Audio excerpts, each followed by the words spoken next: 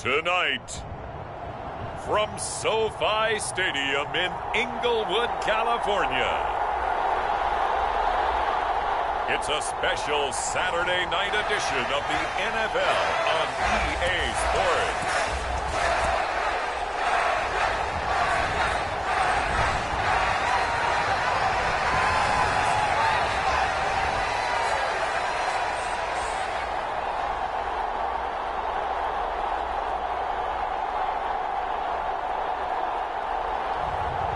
It's the Los Angeles Chargers taking on the Buffalo Bills.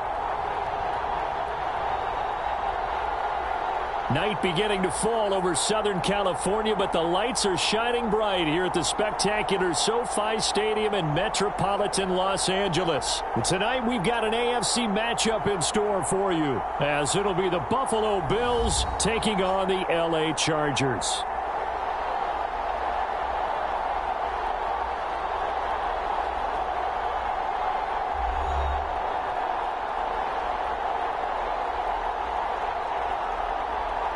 Alongside Charles Davis, I'm Brandon Gaudin here on this December Saturday, Week 16. What a weekend of football we have in store. 4 days worth of games. Had the Thursday Nighter, 2 here on Saturday, a slate of 10 games tomorrow as you're wrapping those last-minute presents, and then 3 more Monday on Christmas Day. So quick question for you, partner. Is it possible that I can count this as a gift to all my friends, right? Rather than...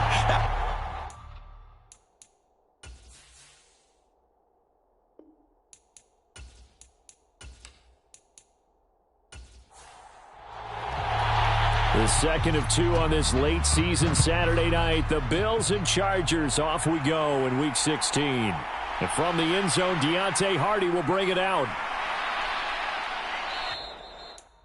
And he'll be brought down at the 28-yard line, so the decision to bring it out of the end zone gets him 3 more.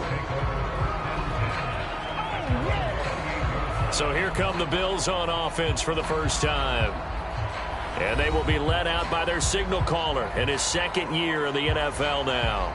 And he ought to have a lot of pep in his step after last week's performance, because he did exactly as you want him to play if you're a coach. 3 touchdown passes, 0 interceptions, which usually means you're making a lot of right decisions out there. And got him to win. They'll come out throwing here on first down. He'll dump this off to Cook. This will be stopped about 2 yards shy of the marker. 8-yard gain, 2nd and 2. Well, this defense for the Chargers, they played really well in the win over the Raiders a week ago. And the way they did it was by getting after the quarterback. Sacked him 7 times in that game. Came from all angles, created a lot of illusions, and especially just beat them man for man.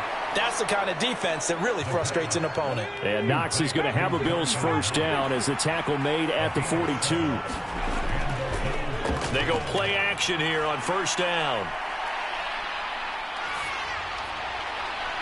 And that's to the left sideline and incomplete. When you talk about the defense for these Chargers, they played really well in the win over the Raiders a week ago. I just consider myself fortunate that I'm not in charge of the offensive line. They gave up 7 sacks last week. And if things don't improve in this game, the head coach isn't going to be looking at the offensive line. He's going to be looking at the offensive line coach. And that's when things get dicey. Well, a nice throw here right side. He hauls it in. And he's brought to the ground with another first down at the Chargers' 32-yard line. A really nice gain of 25 yards. And CD, defensively, you're going against a hot quarterback coming off a 3-touchdown game in their victory a week ago. Well, what's the big key for them to try to slow him down?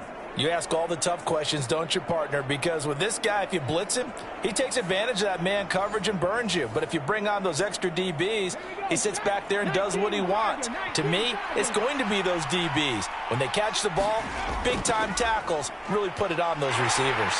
And able to get this to the 31. The numbers for him from a week ago. A boatload of carries, 103 yards, and a touchdown. 10 touchdowns on the season for him, and I don't know whether these goals are written down. I don't know whether they're discussed amongst the team, but I do know this. Every guy who touches the ball as a ball carrier thinks 10 touchdowns is a nice round goal to try and reach in a season. And he's going to get this one down to the 30. Now third down is looming. A pickup of 2 on first down and just 1 yard there. He'll look to throw. Able to find the open man. That's complete. And finally, down he goes as they work it inside the 10 to the 7. They're able to convert on third down, and that sets up a 1st and goal. That's a big conversion there on third down, and this has been a great opening drive. You know, at this point, they'd hate to settle for 3, but they've created a fresh set of downs and a 1st and goal.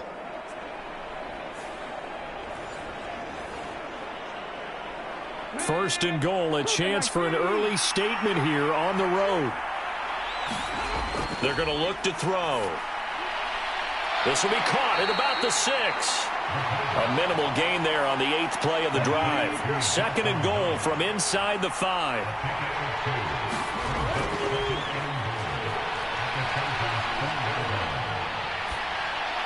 Over the middle, it's complete. They get only a yard there. Now it's 3rd and goal. They'll look to throw again. And he's going to go down. Sacked right around the 17. Joey Bosa in there to get him, and that is now sack number 18 on the season for him. They got to figure this out. They got to figure him out. 4 sacks last week. Now 1 in the first quarter. What do? Well, great pass rushers usually have a go-to move, but the best pass rushers, they have counters to their go-to move. So they'll show you that. Then when you adjust, they counter it and still get to the quarterback. And you don't pile up that many sacks. What do you have, 4 in the game last week? Without having some go-to moves with counters.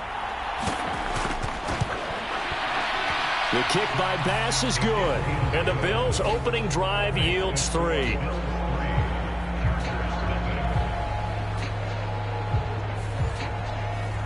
No touchdown there, but if that first drive is any indication, looks like they're going to have a pretty good day passing the football. I would say confidence would have to be pretty high after that first drive, able to throw it almost at will.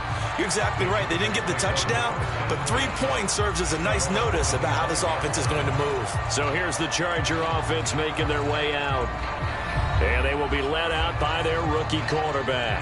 I like this guy, and the reason I do, he tends to stay on an even keel. Doesn't let too much ruffle him. He will manage the game the way it needs to be managed, take what the defense gives him, and then he can strike at times. Had a touchdown pass. Yes, he had an interception last week, but he found a way for his team to win. They'll try and start this drive in the air. Finds the open man. It's Mike Williams. And he's going to be dropped following a pickup of 7 past the 30 to the 32. They'll operate from the 32-yard line here, 2nd and 3. Here's the first carry for Austin Eckler.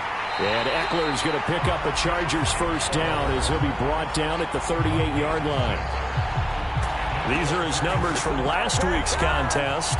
15 carries, 61 yards, and a touchdown. Well, we know they've clinched a playoff spot, but there's plenty of football left to play, and I'm a proponent of continuing to do what you've done throughout the season, especially with teams that are heavy run teams, because if you throttle back too early... And it's out. He put it on the carpet. Now this is picked up by the bit. Look at this. Middle of the field, a breakaway.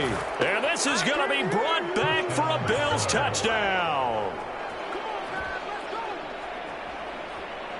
Even the great ones, some of the best, they're not immune to the fumble, and here it really hurts them. If the ball gets away from any runner's body, that's when the defense pokes at it, swipes at it, swats at it, and finds a way to create a big play for themselves.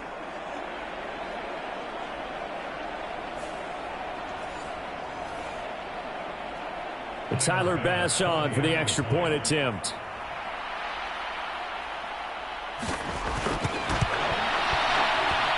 He's got it, and now it's a 10-0 lead here in the opening quarter.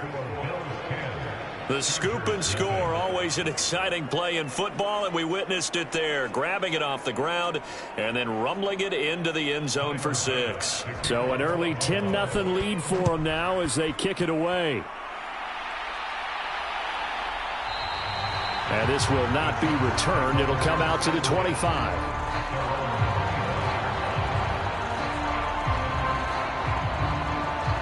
Heading back out, the Chargers offense. We get a peek at the playoff picture in the AFC.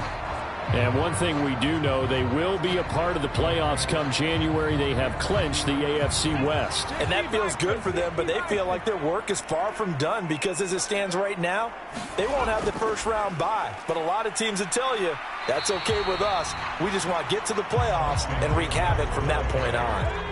3 yards on that last run, so here is 2nd and 7 from the 28. Once more, here's Eckler. And only able to get 2 here. Stopped at the 30. 3rd and 5.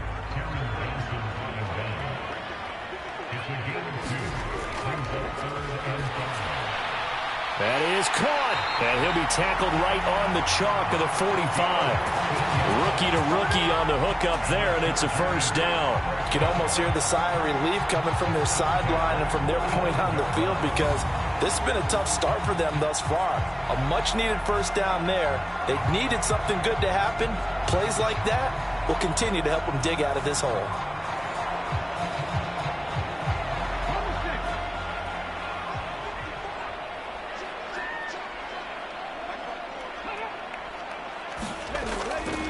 Running on first down, Eckler. And a strong run that time as he's across midfield and down to the 43. 89 yards rushing for him now, and he's carried the ball just 5 times. Well, you're down early. How do you get back in the game, maybe establish the run? I think they're trying to do that. Now I'm with you on that one, and what I like about the message is that there's no panic from the head coach. He's already told his offense coordinator, let's run the football, let's get things settled down a little bit and find our way back into this game. That throw into the arms of Allen. And past the 35, he'll be dropped a yard or 2 shy of the 30. From the 32 now, here's 1st and 10. He'll look to throw. Boy, that is a 7-yard loss. 2nd down now.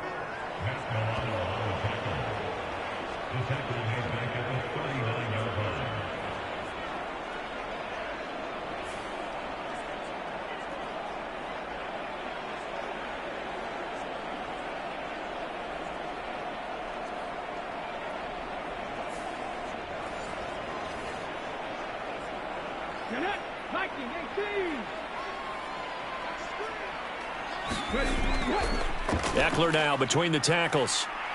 Busting through contact. Just wasn't a huge hole there for him to operate. Stopped just inside the 35-yard line.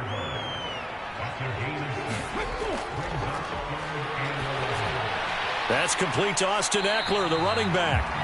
And his bid for the first down coming up short as he's tackled at the 25.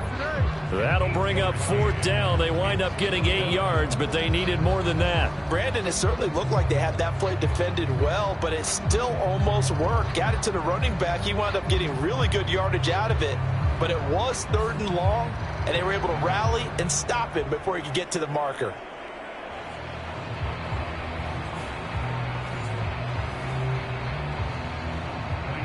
Now Kaimi Fairbairn for the field goal try. From the left hash, it's a 42-yard attempt. The kick by Fairbairn is good. And they get themselves on the board here. It's 10-3.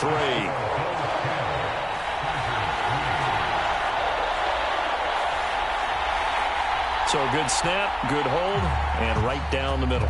Never in doubt. Just the way you used to hit them, partner. You mean like kicking the ball? Exactly. Well, that was in high school. Doesn't matter. I don't care what level. You hit them, they go through. And able to take it past the 25 and up to the 28-yard line. So here come the Bills out for their 2nd drive. And there, of course, was a lot of talk about this ball game coming into play. 2 division leaders in the AFC. Could this be a potential playoff preview down the line? Yeah, and I think when you're talking about the talk about this game coming into play, you're talking about me because I blew up your phone all week prior to this one. I was so excited about this game because to me, it's not out of the realm of possibility that these 2 teams see each other again down the road. I like this matchup. They match up very well against each other. 2nd and 3. He's got it complete to Stephon Diggs. And Diggs will have a Bills first down up near the 40-yard line. Back to throw now on first down. Little pitch and catch to the tight end, Knox. And they get to him after a gain of 6 to the 46. Final 30 seconds of this first quarter, and it's been a quarter dominated by the guys with the football. And that'll be incomplete. Took a pretty good shot as he tried to pull that one in. Couldn't hang on third down. When you talk about the defense for these Chargers, they played really well in the win over the Raiders a week ago. If I'm playing quarterback against this team, after what I saw on film where they had 5 picks last week, all I'm thinking about is taking care of the football, being very careful with it, and making sure I see my guys open before I throw it. I might curl up in the fetal position. That's not a bad idea. I don't think he's going to do that, though. That one goes for 8 yards.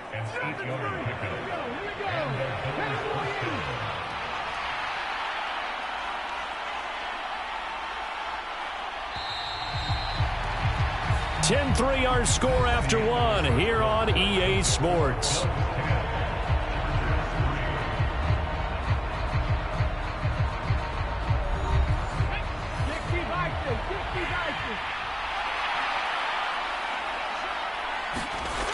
Again, he'll drop to throw.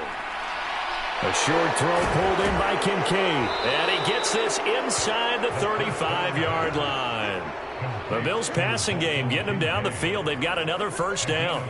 And what a nice example there of a tight end doing exactly what he needs to do. How about how he worked his way to the outside, made sure he secured the catch, and then anything after that, we count that as a bonus. And indeed, he gets enough for the first down. So they'll come up 1st and 10 now from the 33. They'll stick with the passing game as he looks to throw. And this one nearly picked off. Kind of surprising to see a defender of his caliber let it get away, but get away it does, and it's 2nd down. It certainly looks like they still have some fight in them on this series because it seemed like things were headed for the red zone. But if this defense gets 2 more stops, they can keep them out of that area. 2nd and 10.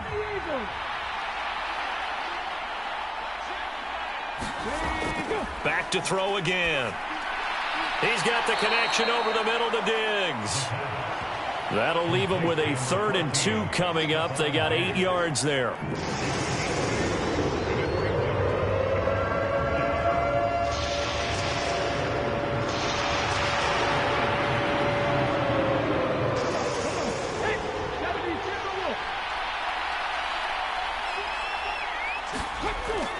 They'll run it. Here's Cook.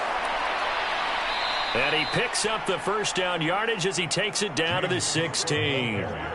It's a 9-yard gain, and it'll keep the drive moving. Just about every coach we talk to says the crowd shouldn't affect us. That shouldn't be an issue. And then the next breath they talk about taking the crowd and taking them out of the game by picking up first downs and keeping them at bay. I think we just saw an example of that there, didn't we? Important to do, especially early in the game like they have.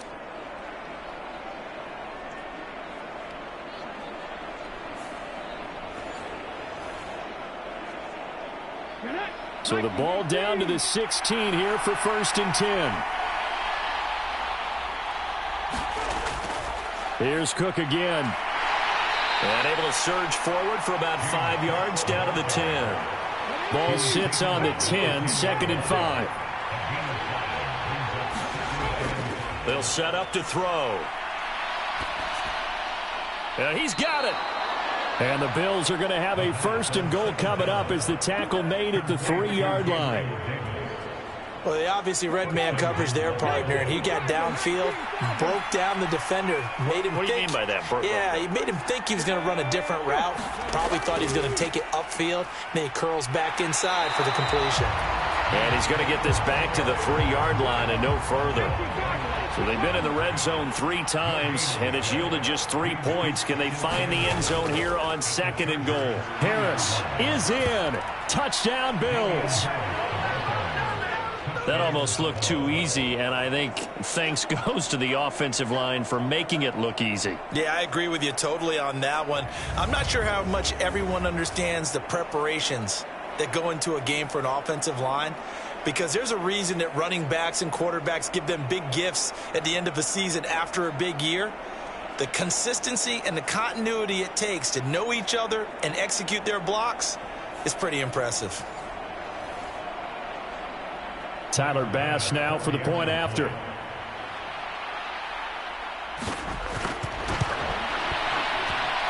It's up and good, and that makes it 17-3. So that one a 13-play drive in total. And it was Damian Harris who finished things off with a touchdown run. After the touchdown, Bass to kick it away.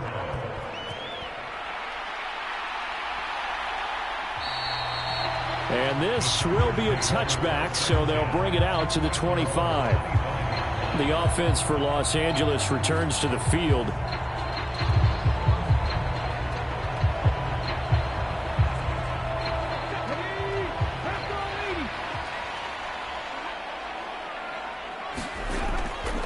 Now a play fake here on first down. This is intercepted. Fighting through. And he'll bring this one back to the 29. So the interception there. And, Charles, I'd imagine that's something you can maybe live with in December, but not come January. And I love how you make the distinction there. You're talking about regular season versus the postseason, the playoffs. Because these guys, they've already clinched a playoff spot, but they know, looking ahead, when they get into the postseason, they've got to take better care of the football because turnovers in that situation, they really become magnified. The play-action fake. They'll look to throw. Blitz coming, and down he goes. Joey Bosa. That is now 2 sacks for him here in this first half. Well, that's 2 sacks in this game, so add that to the 4 from last week. I think that's 6. Good math. Excellent math. And look, he's going to get all the attention. He deserves it. He got home and got the quarterback on the ground. But that's a concentrated team effort because you have a lot of guys who occupy blockers to allow him access to rush the passer. And the job becomes twice as difficult now. After the sack, it's 2nd and 20.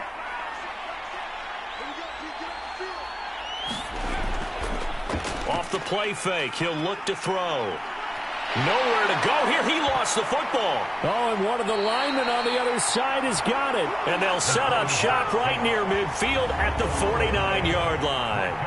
A little careless with the football, and he also had a fumble loss last week, didn't he? He certainly did, and when I'm watching him play, the one thing that comes to mind is always remember, traffic, turbulence, people around you, 2 hands. Get 2 hands on the ball. Grip it tight. I know it looks cool to have it in one hand, but put it away, tuck it away, because you've got to take care of the ball.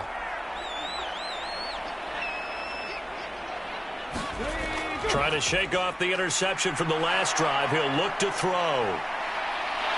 And this turns into a nice gain with a slide at the end. Opted to run for it. The decision a good one. Picking up the first, getting 14 yards on the scramble.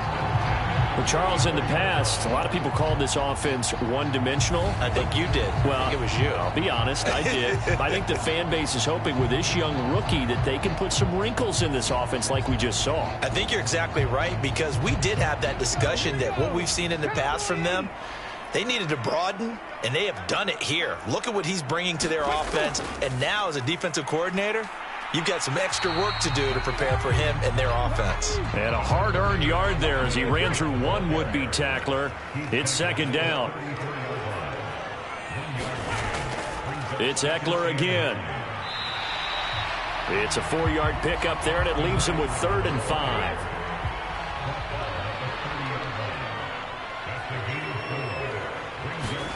They'll set up a throw. On the screen, this is Eckler.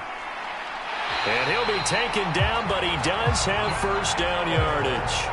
5 yards on the play there as the drive will continue. Let's give a little credit there. The offensive play caller sensed that the screen pass was available.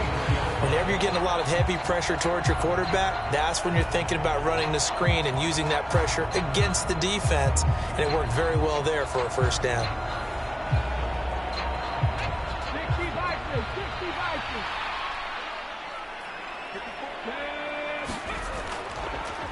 Now a fake on the jet sweep, and they'll instead run up the middle. Spiller trying to get loose. He lost the football. And his guys will take over at the 30-yard line.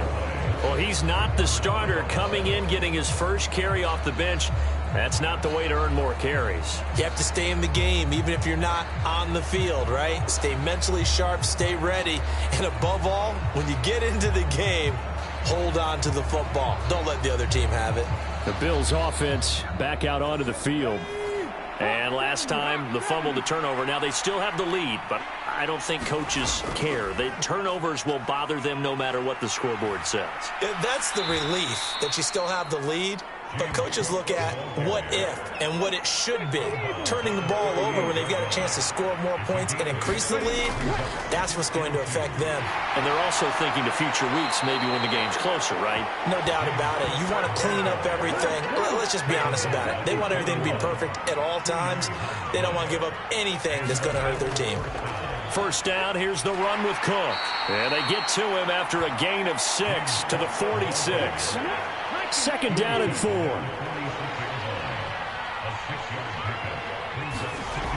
Now they'll switch it up here and look to throw. Working the middle here, that's complete to Knox, the tight end. And now for him on the season, that is his 80th catch, and the result is a first down. Cook up the gut, broken tackle. And a pretty good run there as he gets 7 down to the 33. Here's a 2nd and 3 now from the 33. They'll look to throw. There's Stephon Diggs for the catch on the slant. And he's brought to the ground with another first down at the Chargers 21. Give him 12 yards on that one. It earns him a fresh set of downs.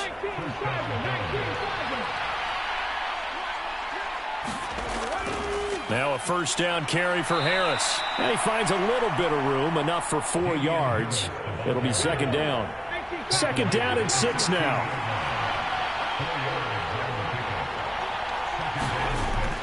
Looking to throw. And Diggs has it. And able to get him down, but he does reach the 5. And we've hit the 2-minute mark in this first half of action. Here's first and goal, and gosh, points here, a chance maybe to put this thing away before halftime. They'll look to throw here. And the timing a bit off that time as that one falls to the ground. A line of scrimmage, once again the 5 as they get ready for second and goal. They'll drop to throw. And this is caught for a Bills touchdown. Justin Jefferson. His 4th touchdown on the year. And the Bills take a 3-touchdown lead.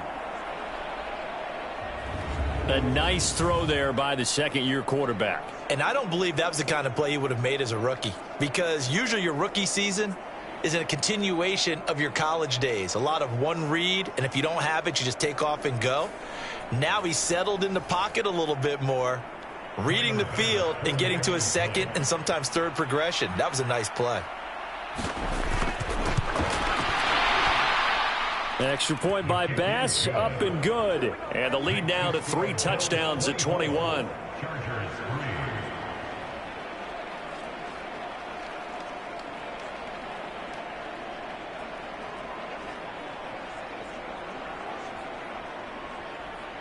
After the touchdown, Bass to kick it away.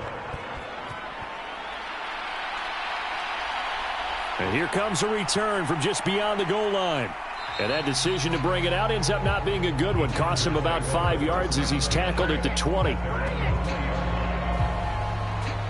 Now this offense and Isaiah Spiller head back out. You can count his carries on one finger. They've only given him the rock one time, Charles. What gives? So we can't draw any conclusions just yet. He has to touch the ball multiple times in order to get into a rhythm and have a chance to have success.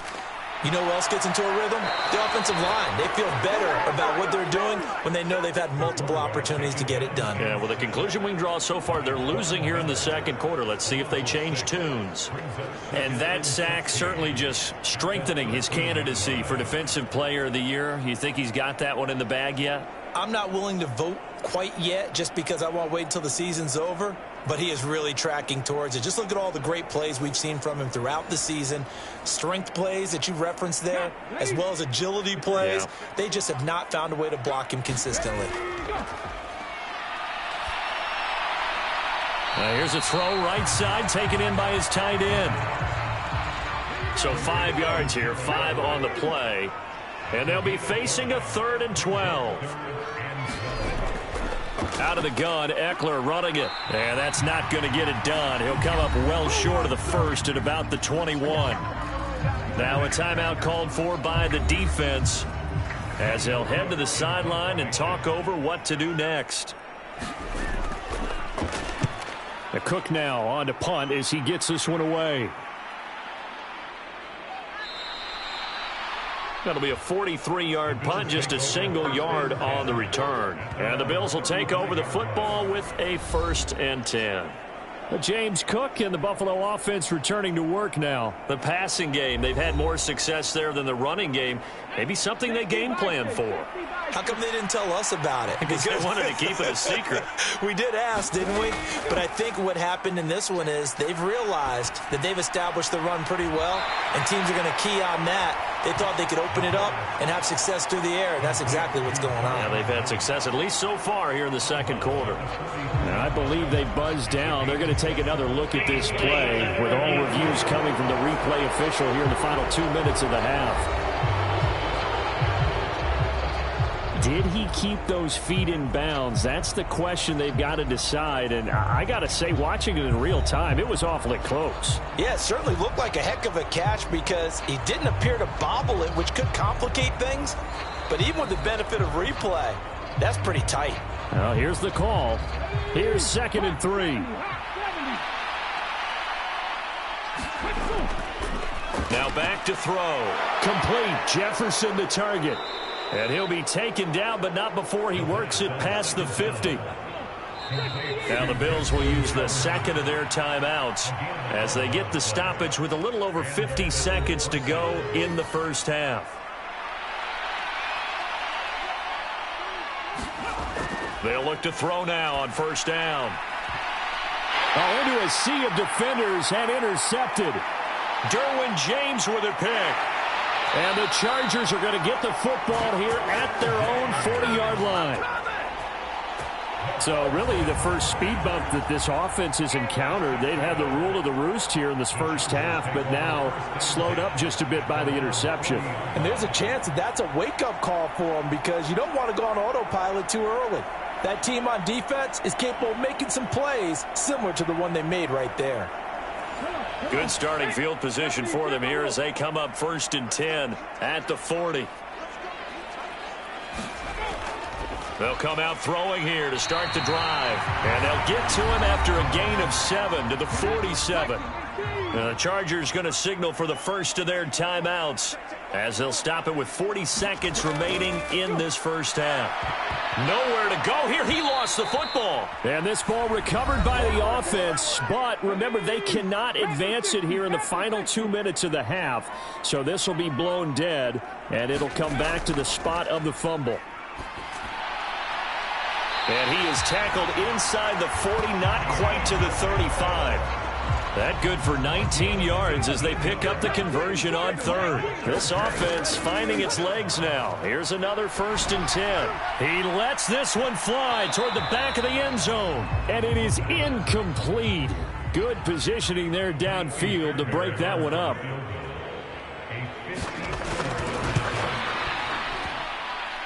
And this won't get there. Won't be online either. It's no good. Off to the right, and this will stay a 3-touchdown game.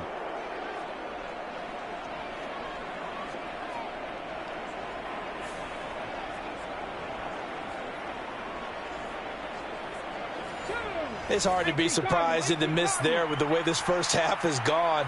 Here they were hoping to get some sort of momentum to carry them into the locker room, but even this doesn't pan out. They start the drive with Cook. And he's going to be taken down here as that will lead us to the end of the first half of play. So we reach halftime in what's been a fairly one-sided game so far. As we'll send you eastward to Orlando. Standing by with that EA Sports halftime report now is Jonathan Coachman. Take it away, Coach. All right, Brandon, thanks very much. We'll get back to you and Charles in a minute. But first, time to give the folks at home a look at what's going on around the NFL. We'll get our tour started out at Venerable Soldier Field in Chicago. And they are seconds away from halftime, all tied in that one. Good stuff going on later in the afternoon as well, especially down in Miami, where it will be the Dolphins taking on the Dallas Cowboys. And lastly, we'll all be tuned in on Monday night for what should be a great one between the Las Vegas Raiders and the Kansas City Chiefs.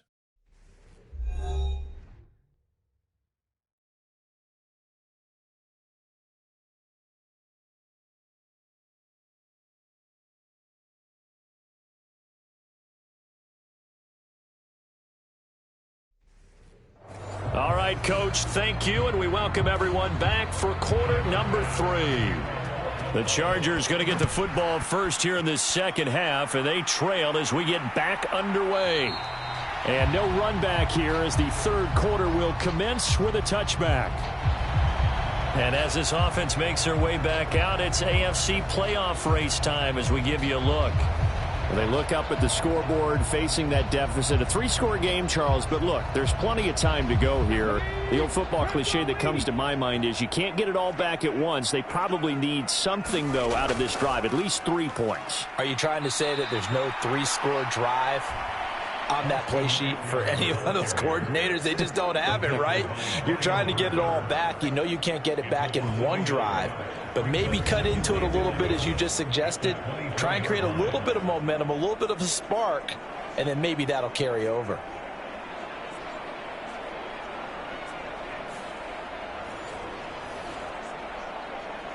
After the loss to start out, here's 2nd and 11.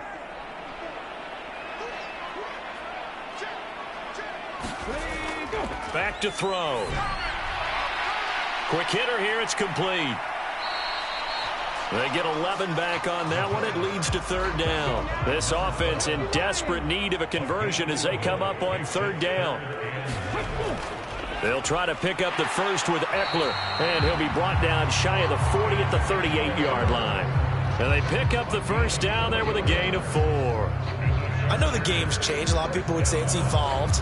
Look, I'm a little bit Neanderthal, okay? I love this. No exotic formations, no misdirection. Just line up and run the darn ball, pick up the first down. I love it. Yeah, 3rd and short, that's what you're supposed to do. Like you said, old school, smash mouth football. So here's a 1st and 10 at the 38. On 1st and 10 is Spiller.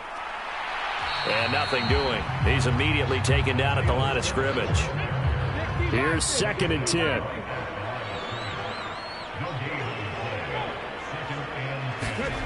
Oh, they're going to run a little pop pass here. And this time he's going backwards. So after the no gain on the last attempt, here they get him behind the line.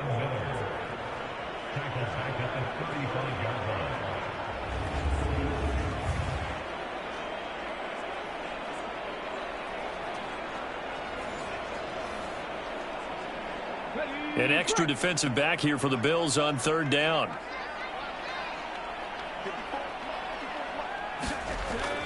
Now they'll throw here out of the gun. And he'll be taken down, but not before he gets into enemy territory. I guess no need to force it when you can do that instead. 1st down, 18-yard gain. He certainly isn't looking at the scoreboard out there because, to me, all he's concerned about is analyzing the field and making most of the time left in this game. Deficit's still there, but he's starting to hit them with some big plays.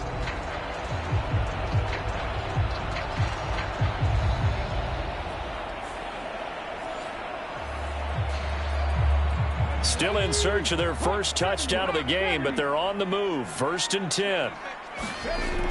Back to throw here. Looking left side, and he's got a man. That's Williams. Now a 2nd and 2.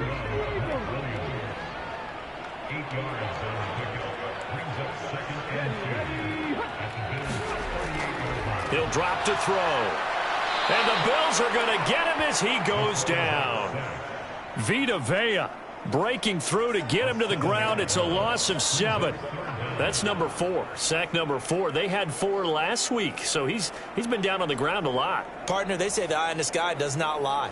And that's indeed the case because they watched the game tape from the previous week, incorporated it into their own defensive scheme, and continued to get after this quarterback. And now this defense will be searching for sack number 5. Out of the huddle now for play number 9 on this drive. This is 3rd down and 8. From the shotgun, he'll look to throw. Under pressure again, and down he goes again. Von Miller bringing the pressure yet again. That's his 3rd sack here tonight. He's looking for another 4-sack game. That's how many he had last week. That's his 3rd. And when I watch him rush the passer, the thing that always comes to mind for me is how well he uses his hands. The martial arts stuff that a lot of guys do in the offseason to work on those, paying dividends for him. He's getting home in a big way.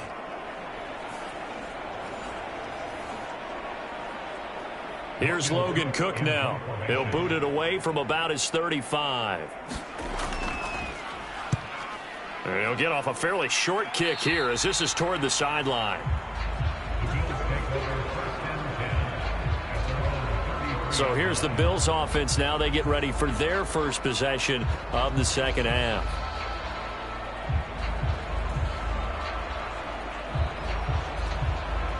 So they'll come up 1st and 10 now from the 33. Here's Cook as they begin on the ground. And brought down, but not before reaching the 45-yard line. 56 yards rushing for him now as he's run it 11 times. How many times do we say in this game is speed kills, and it does it in so many different ways. In this case, you got a back who's quick and shifty, can make moves, make people miss, but also gets to and through a hole before it can close down. That's some of the benefits of that speed, not just outrunning people in the secondary, and that led to a really nice game. Now on 1st down, he'll drop to throw it. That's caught by his tight end, Kylan Granson. And they'll get to him after a gain of 7 to the 47. Ball on the 47-yard line. Here's 2nd and 3. They'll try the middle with Cook. And he's going to be hemmed in and brought down right at the line of scrimmage. They need 2. Here's 3rd down. Diggs going in motion right. 3rd down. Here's a run by Cook. He's going to be a yard short. Needed 2, but only got 1. 4th down. We talk about defenders, specifically linebackers, keeping their eyes in the right spot. He had that eye down the entire time. And you know that's not easily done because they throw a lot of misdirection at you. They try and fool you and get your eyes in the wrong place. But you're right about that one. He correctly figured that one out and made a really nice play.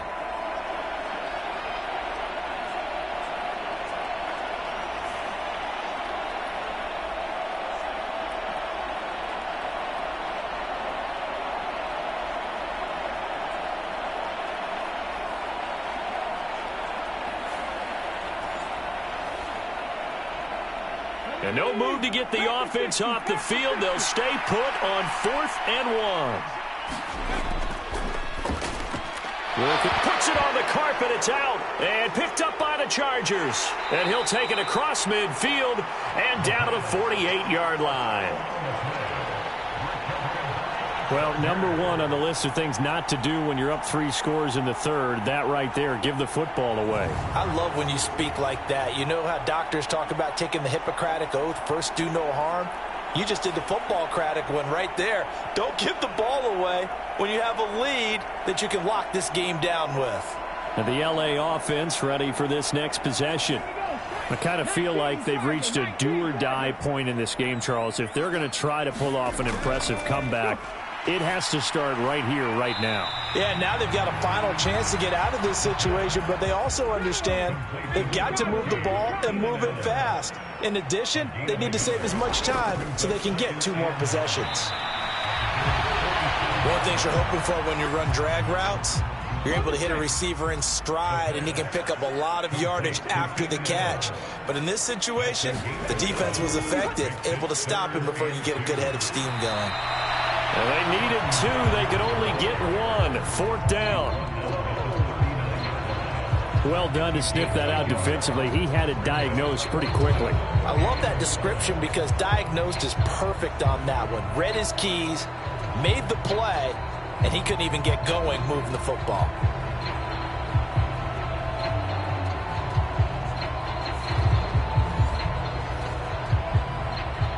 I guess they figure they got to start taking some chances. Here's a big one in this third quarter as he'll go for it on fourth down. They'll run for it with Eckler. And he gets it to the 32. Good enough for a first down.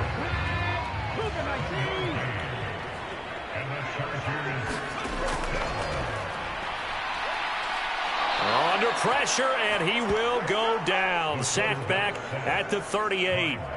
Von Miller, make that now 4 sacks for him in tonight's ball game. I don't know what else can be said about this pass rush. They have been sensational, CD. That is now 6 sacks for them. And how many times do we talk to offensive coordinators and they say a sack is a result of everyone on offense not doing their job? But let's be honest about this one. This is the offensive line unable to counter the pass rush. They've been teeing off all game long. On second down, Eckler. He'll get 2 yards back, but it's going to leave him with a long 3rd and 13. Not an easy spot here. They'll be in search of 13 yards to try to pick up the first. And that's going to be incomplete. The coverage too good there. The contact popped the ball free, and it's 4th down.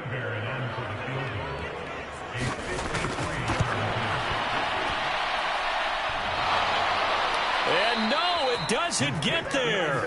Hits the crossbar, bounces back out. He had it on line, but it comes up about a rotation short.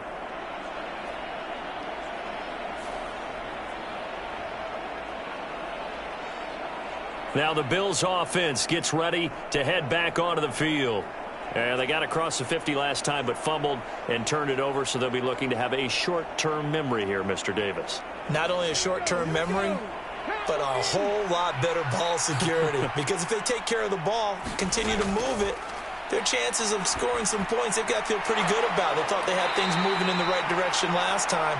Fumbles, they don't just affect you on offense, they affect your overall team because now your defense has to make that stand up.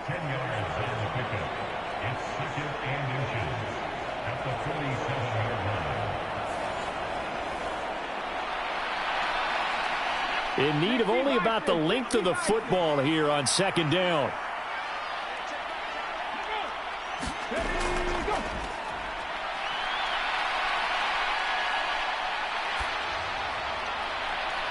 And incomplete on the deep ball. An incomplete pass on second down leads us to 3rd and inches. Up the middle, it's Cook.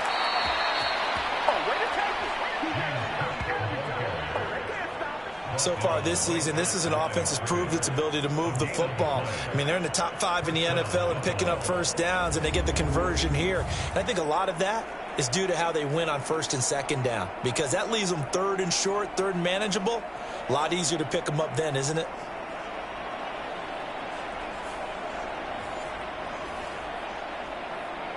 So 1st and 10, and if they score on this drive, might have to start digging in our second half blowout material.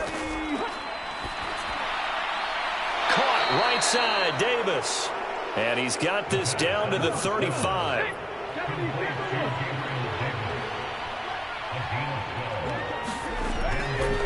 On play action, they'll throw.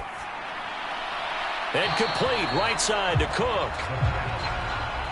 All defenses worry that whenever anyone catches the ball and has a head of steam come out of the backfield, it could turn into a big play with missed tackles or he runs through people. But they were right there waiting, and they stopped him for a minimal gain. From the 34-yard line, here's a 2nd down and 9. Here's a play fake as they set up to throw. And he's got this to Jefferson. And he gets this one inside the 15, just a yard or two shy of the 10. 23 yards the pickup there. The passing game continues to be their friend. Even with a stable lead here in the 4th, Charles, they're going back to that well. Yeah, with their overall philosophy, you know that they trust their quarterback. He's been able to throw it well. They continue to throw these safe passes. Who can blame them? Now a 1st and 10 at the 11.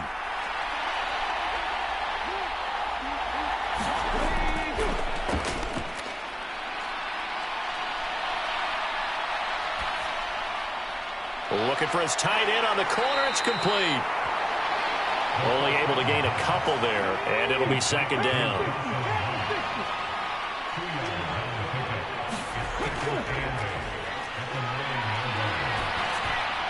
That ball nearly intercepted. The rookie had his hands on it, but couldn't pull it in.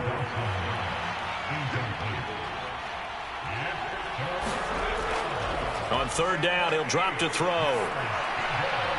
Now a battle for the football. It's caught. It's a touchdown. Gabriel Davis High in the air to bring it in. And the Bills stretch this fourth quarter lead even further, and they are closing in on win number 12 of the season. A lot of people might call this backyard football. Sometimes just understanding who you've got out wide and who you're going to throw it to. Give him an opportunity to go up and make a play, even when contested. Looks like that one worked out pretty well. The trust factor, in effect.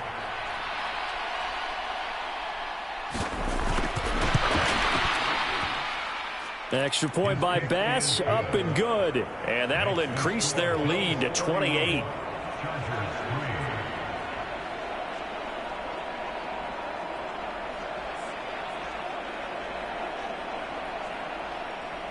After the touchdown, Bass to kick it away. From a couple yards deep, he'll bring it out of the end zone. And they'll start this drive just across the 30. Pretty nice work on the return. Here's the Los Angeles offense as they get set to take possession. Where we stand right now in the fourth quarter, this one pretty much out of reach. And, Charles, I know they're going to be disappointed about several things with this ball game, but the self-inflicted wounds, they've had several turnovers. You would have to think that's going to be something they're going to discuss heavily in the film session in the coming days. You're absolutely right about that, partner, because they're going to have to sit in that film room and watch every error that they made and figure out how to not do it in the future. And mentally, I think a lot of the guys are already starting to think about, okay, how do we put this behind us and get better for the next time out? This, they'll use as... Williams loses the football. Now this is picked up by the Bills. And they have possession, and they have it at the 38-yard line. All right, you've had to put up with me in this booth. I'm going to try and be simple this time and succinct. It simply has not been their night. No, I think that fumble's kind of indicative of how this whole evening's gone, isn't it? Without a doubt. I mean, they've tried, but nothing has ever really taken throughout the game. That's why they're down so big. So here's a 1st and 10 at the 38. Handoff comes to Cook. He'll be hit down at the 33, 5 yards on the play. Here's a 2nd and 5.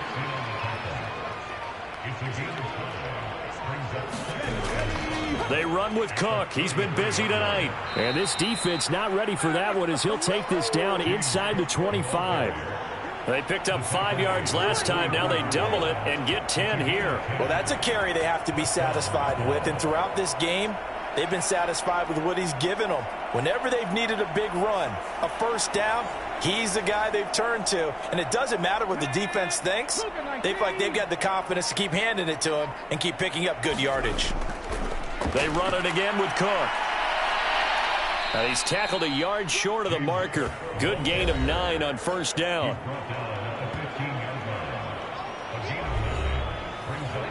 Just need a yard here. 2nd and 1.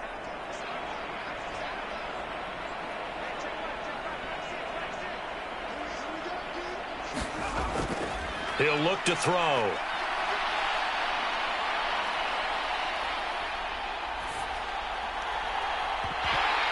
To the end zone, but it's incomplete. Not only did he have a chance to scan the field there, it felt like he had a chance to scan it twice. The protection was that good. Unfortunately for him, the coverage downfield, equally good. They'll look to throw for it on 3rd and 1. And he'll be taken down at the 2-yard line. The defense surrenders a 13-yard pass play there on 3rd and 1. Well, this one probably not the close game you would expect or hope to see in prime time, CD. But, of course, that wasn't their intent in preparing for this one. They said they felt like their offense was ready to put up some points. And, my goodness, it has been a dominant display in front of a national audience. Yeah, they thought it, and it certainly came to fruition, didn't it? And he'll get in. Touchdown, Buffalo. It's his 9th rushing touchdown on the year and 11th overall. And the Bills start to open this lead even wider here in the 4th. Well, this offensive line has really stepped up to the challenge here because those Mastodons, they've been sensational clearing holes all game long.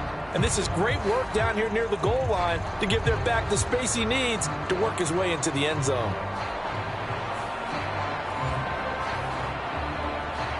Here's Bass now for the extra point.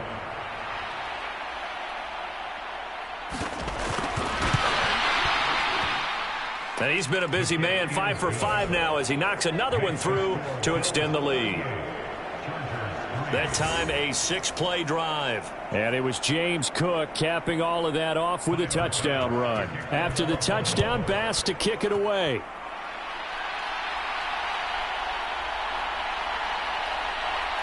And he'll get it up just past the 20 as his guys will go to work at the 21-yard line. And now out on the field, here comes Los Angeles. Well, we said it at halftime that they would need a nearly perfect second half to erase that deficit that they were facing, CD. But unfortunately, the second half has pretty much been a carbon copy of the first. Yeah, that early lead was almost insurmountable the way their opponent was playing. And, partner, they do have some good news, though. This one is getting close to being over, and they can try and hit the reset button starting tomorrow. That's good. The completion there for 7 yards, and that will bring up second down. It's a game of matchups, and that's why you take your receivers and move them around a bunch, especially your best guys. And when they work out of the slot, you often hear the coaches talk about how great it is because it gives you a two-way go. You can break out or you can break in. That makes it hard to defend. His 5th catch tonight, and it's good for a first down. Well, I mean, look, obviously there's no 20 or 30-point play in that playbook, but they can try to end things here on a positive note despite trailing big, and that looks like what they're trying to do here by pushing the ball downfield. Well, let me go with the heavy cliche then, partner. Just control what you can control right now, and all they can control here is how their final plays develop. And they'll get him down after a pickup of 8, 2nd and 2. 2nd and a couple.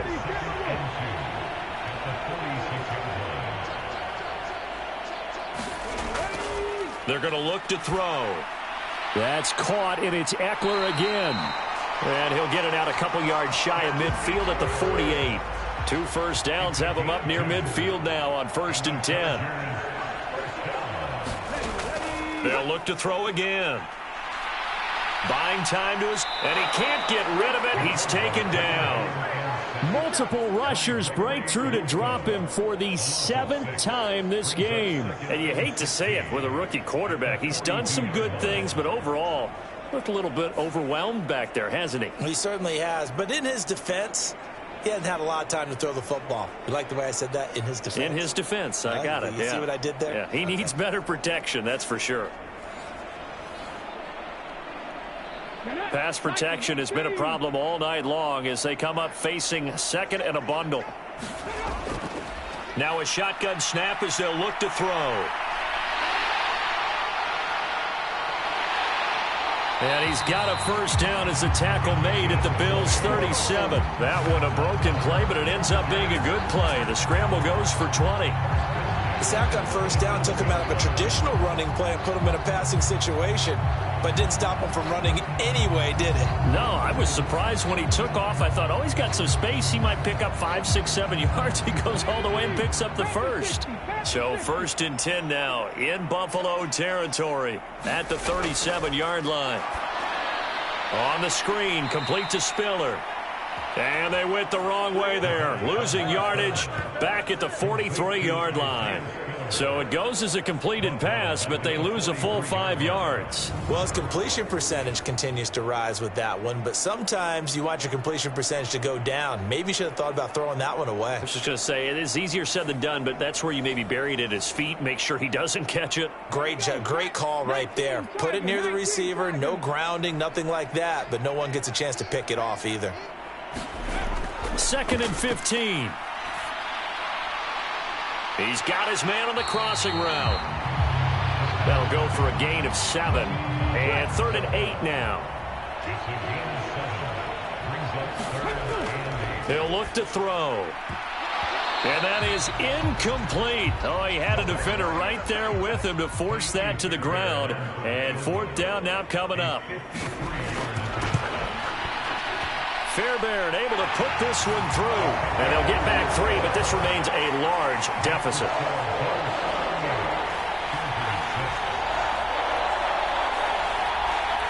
Well, in the grand scheme of things, those 3 points likely not going to matter much, but I guess they get a little closer, a little more respectability. Yeah, you're exactly right. They've been outplayed all game long, but like my mom used to tell me all the time before I went out, dress up a little bit, son. Make yourself respectable. And that's what they're doing here. They're just dressing up the final score.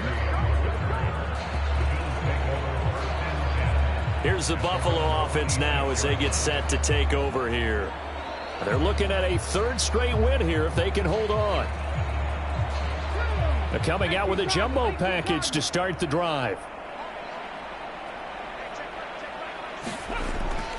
They'll try and wind down some clock with Cook. And he is met in his tracks behind the line of scrimmage. A loss of a full 3 yards, and now it's 2nd down. Hey, a lot of points have been scored in this game against them, but tally that one on the side of the defense. Do you think maybe, possibly, it can be a little bit of a changer for them?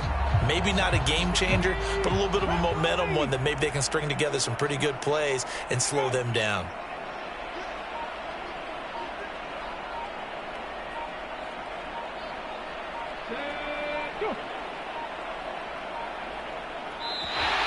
Oh, and they sent the man in motion too late. This is going to be a delay.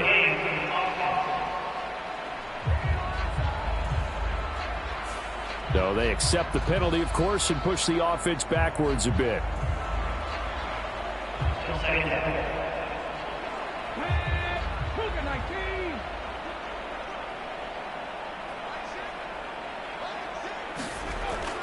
Cook following the penalty, and he is going to be stopped cold behind the line of scrimmage. Just a 1-yard loss that time, but that's not what they needed. Now they're dealing with a 3rd and long. How about that, partner? That happened in a hurry. Sudden, explosive, gets into the backfield, and spills the play. And he was AFC Defensive Player of the Week last week because of plays just like that.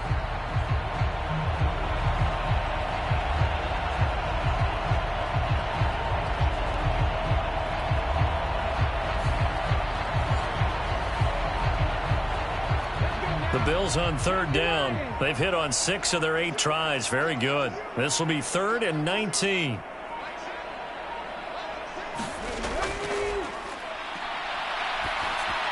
Swinging this out wide here for Cook. And he will make it back to the line of scrimmage, but that is all. 4th down coming up as we reach the 2-minute warning. So it's Bills football here as we get you reset. They've got a 4th down here in a game that looks to have been decided already. Here's the punter, Martin, out to kick it away. So possession goes over here on the punt. And it'll be Charger football here as they take over. L.A. set to take over again on offense. Well, CD, it's all window dressing at this point. I mean, the best they can do is in the game with a nice drive to maybe build some momentum to move forward into their next contest. Yeah, and with how lopsided this game has been, even one score might not do a lot of cosmetic good on the scoreboard, partner, because it's just about looking forward at this point. Get a touchdown here, give yourself some positive momentum and reps to focus on when you get back to practice in the next couple of days. He'll try again with the arm here on 2nd down. And down he goes at the 45 after a pickup of 9. The Chargers going to signal for the first of their timeouts as they'll get it with just over 90 seconds to go in the ball game. Here now, 3rd and a yard.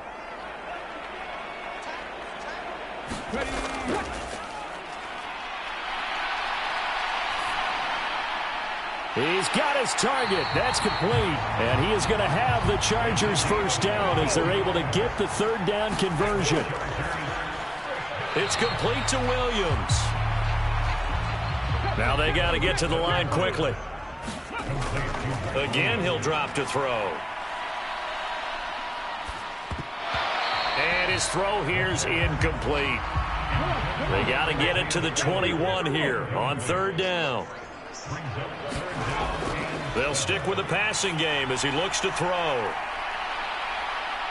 And there's Williams. What a catch. And he's across for the touchdown. Too little, too late.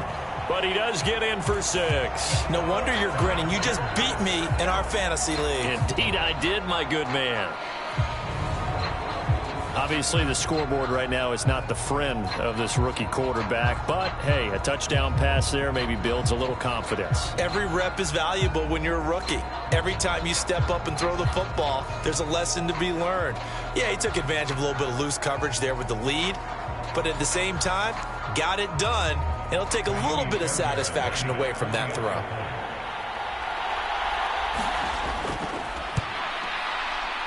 Extra point by Fairbairn, up and good. And that will cut this lead down to 25. So the drive there took 6 plays. And in the end, it was Mike Williams who capped the drive with a touchdown reception. On the return, Deontay Hardy. And a nice return sets him up pretty good here right at the 30-yard line. Back now on offense, the Buffalo Bills. And checking the timeouts, they do have 2 defensively, but no real need to use them as they're not going to be able to stop the clock after that. So 1st and 10 now from the 30. They'll start this drive out on the ground. And nothing much materializing there on the first down run. He'll get a couple, and that's it. Now 2nd and 8 at the 32-yard line.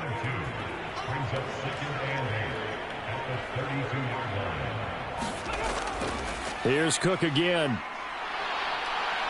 And getting this just shy of midfield, they'll spot it at the 49. So it's a victory here for the Buffalo Bills, and they were really helped by their defense, forcing 3 turnovers. I think what we saw in this one, today's defense. And what I mean by that is in the old days, pitching shutouts was big time. That was paramount. But the big thing was holding people down, holding down their yardage, right? Don't let them throw the ball through the air and gain a lot of.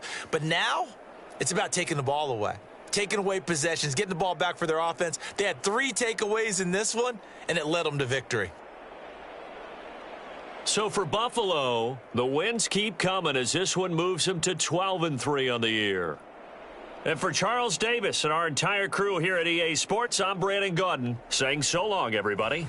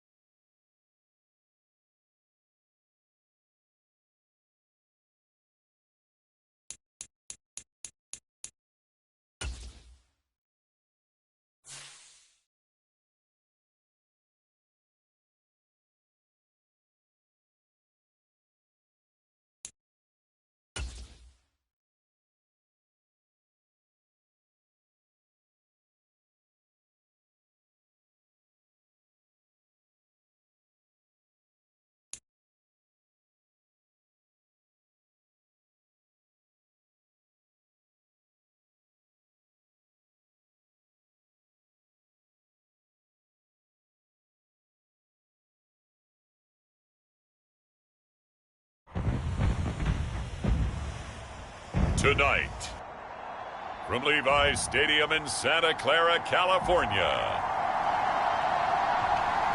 it's a special Christmas night edition of the NFL on EA Sports.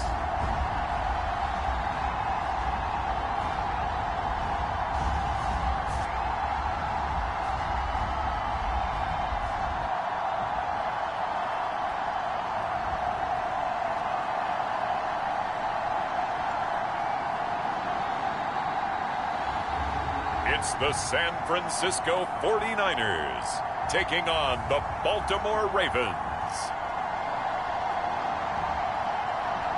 We are about 40 miles or so south of Candlestick Point at a place that first opened back in 2014 as you get a look at Levi's Stadium here in Santa Clara, California. Tonight, it's a compelling late-season clash here in Week 16, as it'll be the Baltimore Ravens taking on the San Francisco 49ers.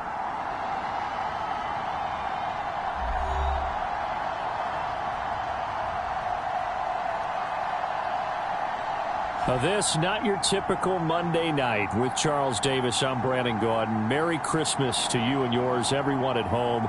But Charles, this, the third of three here on this Christmas day. We saw the 49ers.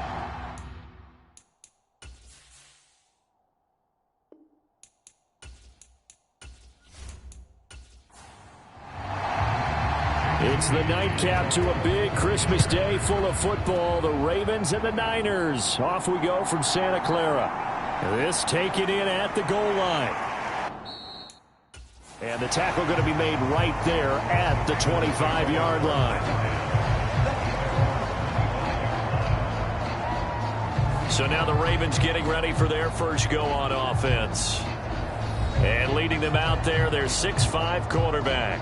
Well, his ratio was good last week. Most quarterbacks are really excited about a 3-to-1 ratio, but it's flipped in the wrong direction. He threw 3 interceptions, not touchdown passes, and he only had the 1 TD pass in that game. So he's trying to turn that around and find a way for his team to win. Jones in trouble here, and down he goes. Javon Hargrave. He continues to wreak havoc in the offensive backfield. Sack number 16 on the year. We talked about prior to the game, and it played out right there on the first play, didn't it? This offensive line is going to have his hands full all night long. Now, you often speak of scripts to start a game. Does this mean that play number 2, they're going to go off the script a little bit? Yeah, what's interesting is that most people, when they script now, they actually script those contingencies in, okay, in case they can't run the play they want to. It's long distance now. Let's go to that play. On the run, this is J.K. Dobbins. And he's able to break out of 1 tackle, but then quickly brought down. That'll get a little bit back, give him 5 on the run, and they'll be left with a 3rd and 13.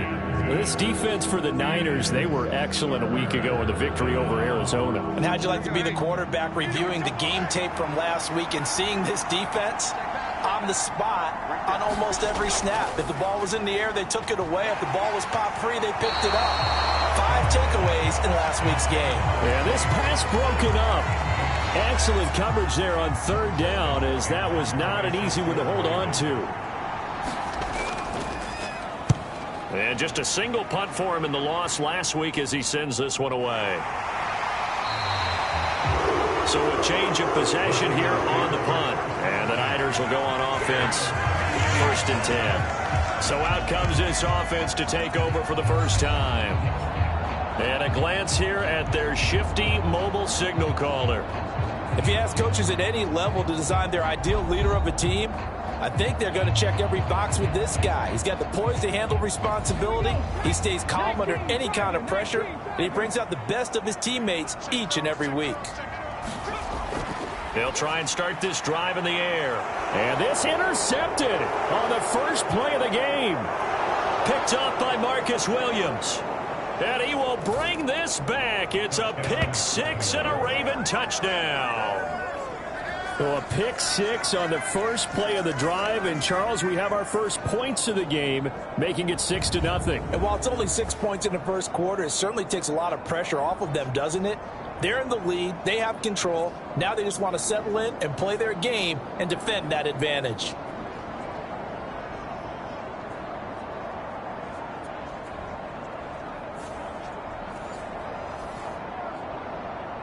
Justin Tucker for the extra point.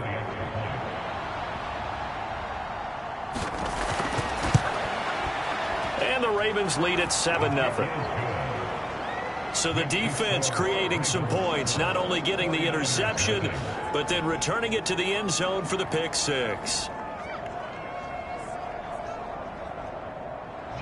So they'll get another shot on offense following that pick six, and now the kick is away. The football will come out to the 25 as McLeod will not return it.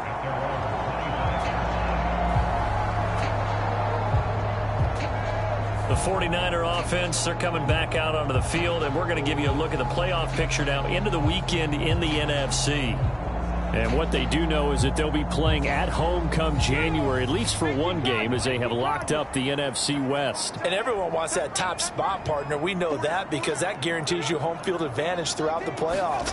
But whether or not that's in the cards or not, you have to be impressed with how this team has played. And he's upended after a gain of 2 out to the 27. They'll break the huddle, come up on 2nd and 8 at the 27-yard line.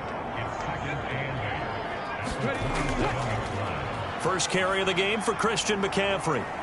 A pickup of about 3 yards as he's taken down at the 31. Here is 3rd down and 4.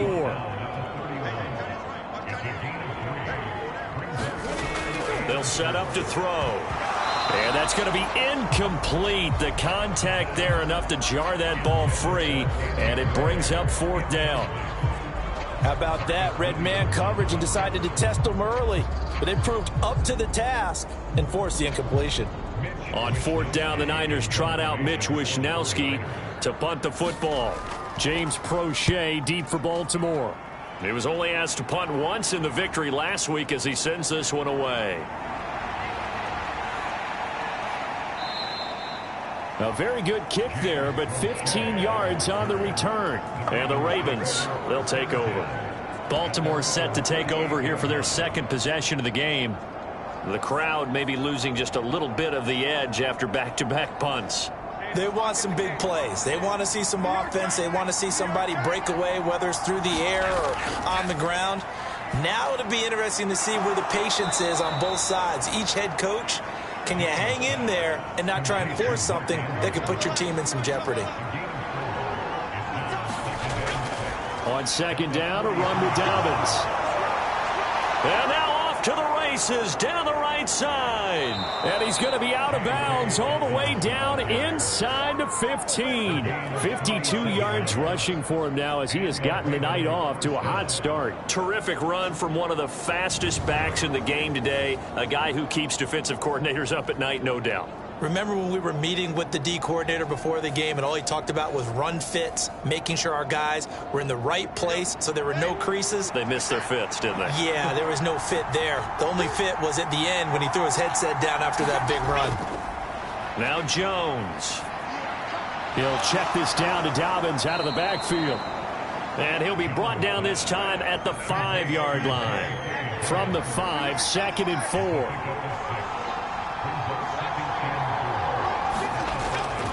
A give up the middle to Dobbins. And he gets halfway there from the 4 to the 2 on a gain of 2. 3rd and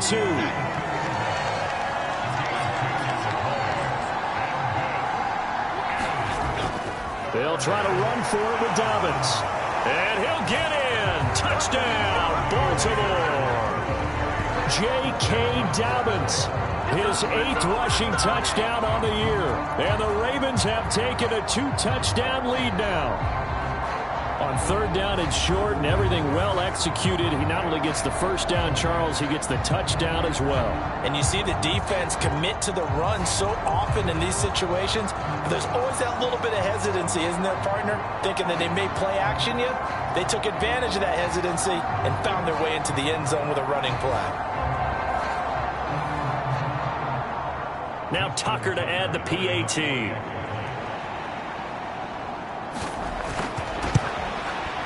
And it's good, and they have jumped out here to a quick 14-0 first quarter lead. The drive summary that time, 5 plays. And it's finished off by a touchdown run from J.K. Dobbins.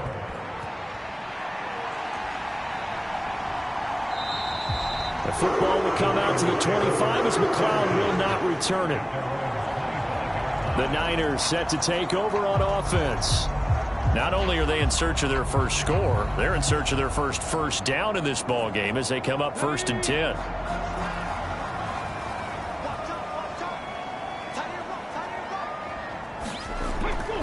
Out of the gun, they'll look to throw. Connects with Kittle underneath. They call it no gain there on the first down play. Yeah, look at this Baltimore defense. Now, they've been excellent against the pass, the number 6 unit in the NFL. This secondary has really developed into one of the strengths of this team. They diagnose, they cover, they run, they hit. What a nice team. Now a 2nd and 10.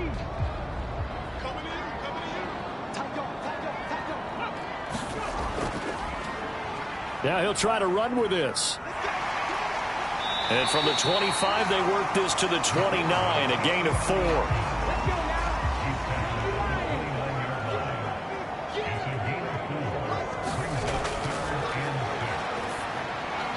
Connects with Kittle underneath. And he'll be taken down, but he does have first down yardage.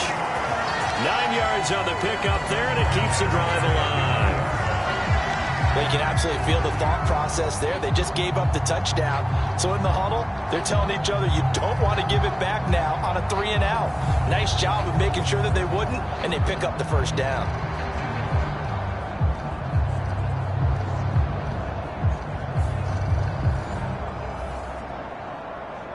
So from the 39 now, they'll come up on a 1st and 10. McCaffrey on the counter, and he'll lose yardage on the play back at the 37-yard line. Tremaine Edmonds, the linebacker, was the one disrupting there defensively. Plays like we just saw there. That's why they're up right now. And the defense, they're doing their job. Yeah, it starts with the guys up front. So when you talk with GMs who are putting together a team, a lot of them say we're going to build from the inside out, because if you control the line of scrimmage, you control the rest of the ball game. And that's what we're seeing here. They're actually playing in the offense's backfield, not necessarily just playing at the line of scrimmage. And space tough to come by there as he'll get maybe a yard to the 37.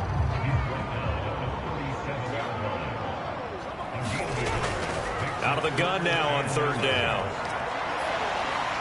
And he'll go down to the ground at the 39, and obviously that's well short of the first. Only able to get back a yard for his efforts, and that leads us to 4th down. That's an early scramble that can be viewed positively by either side. From the offensive point of view, it begins to establish him as a possibility to keep it on certain plays.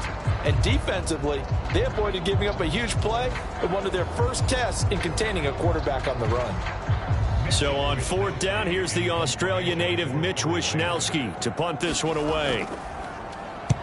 46 on his first kick, this one in that neighborhood as well. A 40-yard punt, 1 yard on the return. And it will be 1st and 10 as they take over. With the football back over to Baltimore and J.K. Dobbins. He's up over 1,200 yards now on the season. Had a touchdown on that last drive as well. Things continuing to trend in the right direction for this offense, but specifically, Charles, this running game. And it all comes back to one word, doesn't it? Cohesion. Because you have to have that. Center, guards, tackles, tight ends. Some of the wide receivers being involved. Maybe a lead runner at times. Maybe a fullback. But all in all, those X's and O's on the grease board that look so nice, that turns into a jumble in real life. And these guys have to know what to do on the run, on the move. They've done it well for them all year long.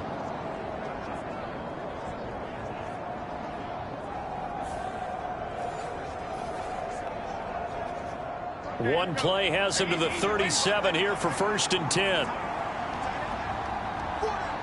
Flowers going to go in motion right. On 1st and 10, it's Dobbins. And they will only muster a yard here to the 38. You look at this Niner defense. They were excellent a week ago in the victory over Arizona. I don't know what the actual percentages are. I don't know the analytics on when you create 5 turnovers or takeaways in a game. But coaches have always told me, when you create a number that high, your chances of winning probably up over 98%. 38-yard line, 2nd and 9. They'll go again with Dobbins. And he'll muscle his way up to the 43 for a pickup of right around 5. 3rd and 4. Throwing, Jones. Able to find the open man. That's complete. And this will move the chains again as the tackle's going to be made at the 49ers 37. Nice 3rd down conversion at even 20 yards. So they give up the completion there. But defensively, Charles, you're going up against a quarterback here who's had some moments, but really a lot of ups and downs in the early part of his career. What's the plan against a guy like this? Well, you want to rattle him first and foremost. Bring some people at him, a couple extra guys in the pocket, see if he can handle it. The second thing, you want to make him think. Show him one look, go to another, disguise a few things, make him throw into what you call your defensive traps, and try to make some good plays on the ball and get a few takeaways. He's going to go out of bounds, but he takes this one down just shy of the 20. Another good gain. That's now 35 yards combined on those last 2 plays. Boy, that completion comes with a high degree of difficulty, especially on the catch. Had to look that one in one-handed, able to do so, and ends up picking up a 1st down as well. F-18, New York, Here's Jones throwing on 1st down. Oh, he tried to fit it in on the slant, and it's intercepted. Picked off by Fred Warner. And the 49ers are going to get it back here just shy of the 20. And this, Charles, definitely not what they were wanting to see. Remember, he threw 3 interceptions in the loss last week, and now he gives the ball away again here in the very first quarter. And you have to think that this was drilled into him all week, too, by his teammates, by his coaching staff. They've told him all week long, we've got to protect the football. They probably crossed that fine line with giving him the right advice and saying it too much, and it turned out that it got into his head a little bit. The drive will start with an option going left. And he goes nowhere. He'll lose yardage back at the 17. To me, that's a superior play by the backer because he was allowed to, I think, run free on it and make that play. His defensive linemen, they covered things down for him because offensive guys, the linemen, what they're trying to do, as you know, is block the guy at the point of attack and then climb to the next level and get the linebacker. When you're not allowed to climb, you got a free hitter, and that's what we saw there, and a really nice play resulted for them. On 2nd down, McCaffrey. And not a whole lot to speak of there as they'll bring him down shy of the 20. Still needing 10 yards. Now it's 3rd down. They'll set up a throw. And he will not be able to hang on through the contact. It's incomplete. The coverage strong, and now it's 4th down. Well, this first half has not gone according to plan so far offensively or even defensively for that matter. They could use a big-time spark somewhere, but it's not going to come on this drive as they have to punt this one away. Here's Mitch Wishnowski now.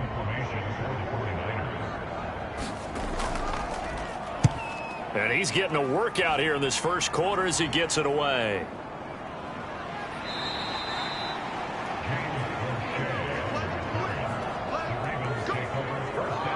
J.K. Dobbins leading the way as the offense returns to the field. And you see his numbers from a week ago. He was up over 100 yards then, and he's already hit pay dirt here once in this one.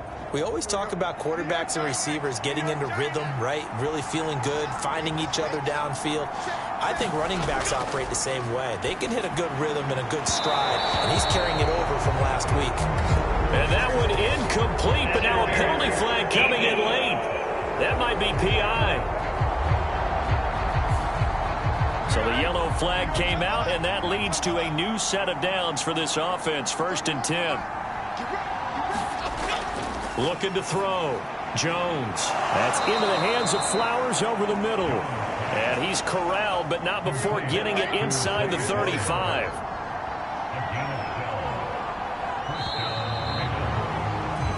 $14-0 the score. This is the NFL on EA Sports.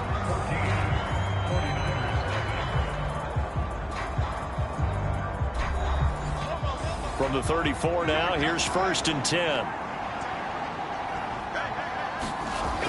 Operating from the gun, Jones. He's got his man, it's Andrews. And taking it to the 15-yard line before he's brought down. A good gain again. That's now 31 yards combined on those last 2 plays. And after that completion, you can understand why so many teams in the league are emphasizing speed on defense at every position. The tight ends have created so many tough matchups now. If you can't run with a tight end as a linebacker, this is going to be the result every time. Back-to-back good plays have them on the move on first down. They'll run up the gut with Dobbins. And he'll fight his way down right around the 12. Defensively, a solid response after giving up back-to-back first downs. Brandon, we talk all the time about those hybrid players, guys who could do more than one thing. And I think if you're playing strong safety in the NFL today, you are a true hybrid. Part linebacker, part cover guy. And coming up, sticking his nose in the mess there and making a nice play defensively. Now Dobbins again on second down.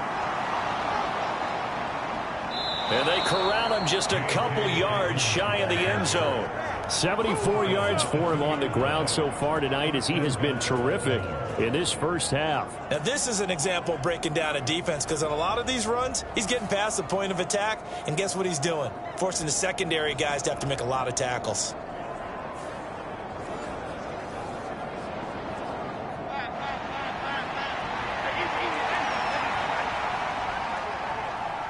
They'll bring a tight end in motion.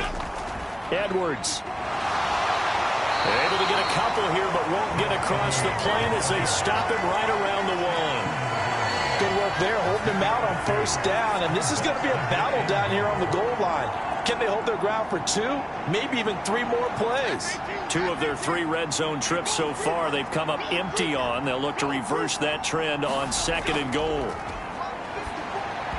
Now, here's a look for the end zone, but that one's going to wind up incomplete. The San Francisco defense trying to hold tough again. This is 3rd and goal. Dobbins, touchdown, Baltimore. So his strong first half continues as he finds the end zone here for the 2nd time. And definitely good blocking at the point of attack, and you just have to love watching the way he can create space down near the goal line, and he's able to take it into the end zone.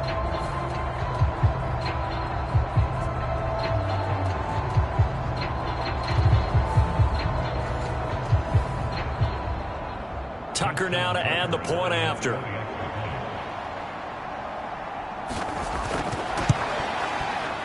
And it is now 21-0. So that winds up a 7-play drive all told. And it's finished off by a touchdown run from J.K. Dobbins.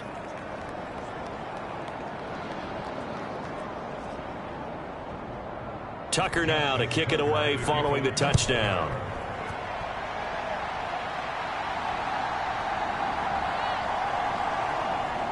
And he'll take it a yard or so past the 20, call it the 21.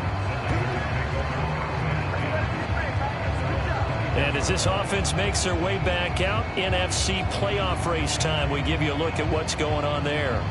And we don't want to call this desperation time, especially in the 2nd quarter, but you're down. You don't want to. No, but let me finish. Okay, my bad. You're down 3 scores already. You've done nothing offensively, nothing on the scoreboard. That's not a good combination. I think you just called it desperation time. I think you did. But let's face it, you mentioned this to me in a break earlier in the game. The energy level hasn't been there right from the start. We've noticed that. They've got to find a way to get on their toes and start punching instead of retreating, to use a boxing analogy. And Debo going to have a Niners first down as the tackle made up near the 35. Ball up to the 35 now as they come up on 1st and 10. Looking to throw. Everything falling apart now. Another one intercepted.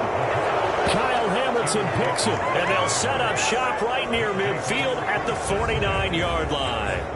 A tough adjustment to the NFL throughout his rookie season, and his problem with turnovers is only exacerbated by his early showing today. That's a couple for him here in this first half, and he's cleared the double-digit mark for the entire season. The football back over to Baltimore and J.K. Dobbins. It may just be the 2nd quarter, but he's in his zone, well on his way to eclipsing that 100-yard mark. And when a back has a game, as we're witnessing right now, his name's going to be in the books, But it's really a collective deal, isn't it? Because that means he's getting plenty of blocking, a lot of help from his teammates, but he's making the most of it. Yeah, he's made the most of it to this point. Nick Bosa. It'll go as a loss of about 8 as he gets in there to drop it. Well, the pass rush has been a real strength of late. They know how to get after the quarterback. Absolutely. 4 sacks last week. That's their first one here. Anything in particular you've seen from them or on film? I think that they're winning athletically up front, winning those one-on-one battles, but also when the offensive line wants to keep everyone in and mass protect, they know how to scheme their way back to the quarterback as well.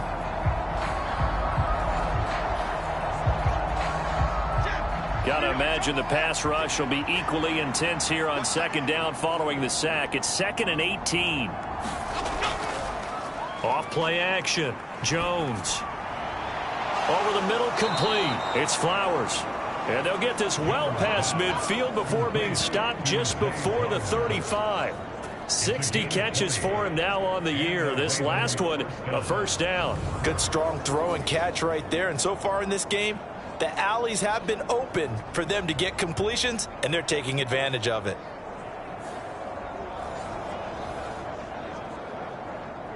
Line of scrimmage, the 37 on 1st and 10.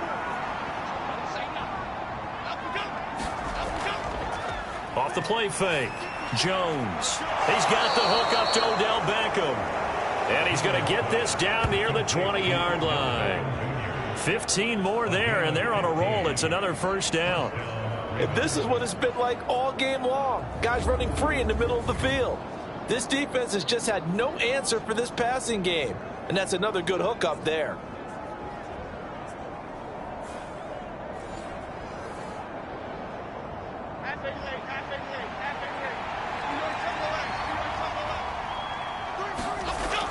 Jones on first down. Got his man complete over the middle. It's Moore.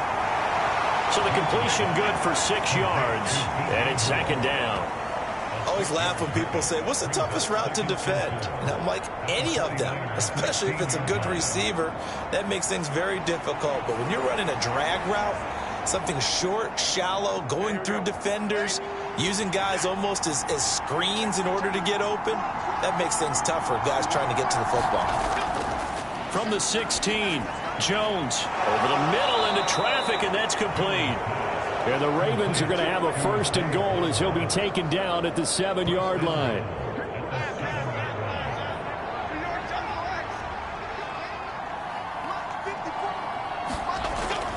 They'll run with Dobbins. And he's going to press this one forward as they stop him right around the 1. 2nd and goal from the 1. Operating from the gun. Jones toward the end zone, but that's going to wind up incomplete. A chance to really put this game out of reach. Here's 3rd and goal. They'll try to run with Dobbins. And I don't think he got there. No, they stop him right where it all started. No gain on the play, and what to do now on 4th and goal. Well, let's see what they do. They're knocking on the door here in the 2nd quarter. And you know what you look at on your play sheet? Your 2-point conversion plays. Because you've drawn up a number of them in today's football. You don't just have 1 or 2 for the game. You have more like 6 or 7. Which one do you like here? Because that's essentially what you're going for right now. That spot of the field, call one of those and go get 6. Tucker's kick is good. And the route is on. It's 24-0. So the turnover leads to points as they add 3 there. Yeah, what a sequence there, and a nice one for them. They force the interception, put together a little drive, and then come away with 3 points.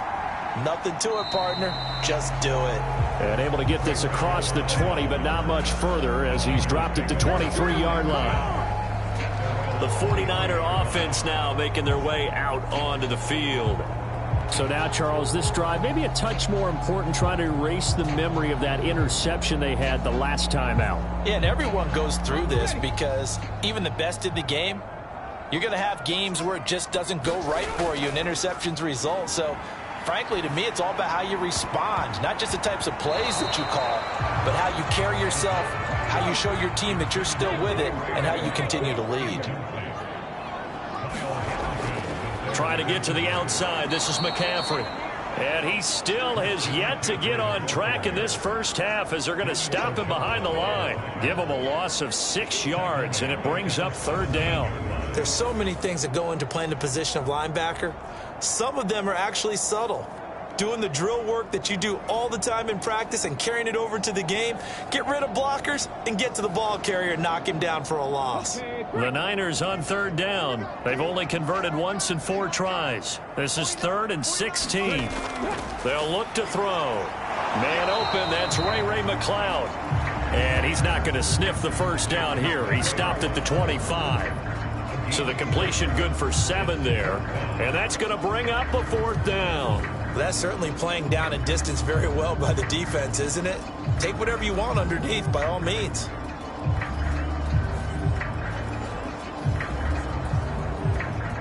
Here's Mitch Wishnowski now on to punt.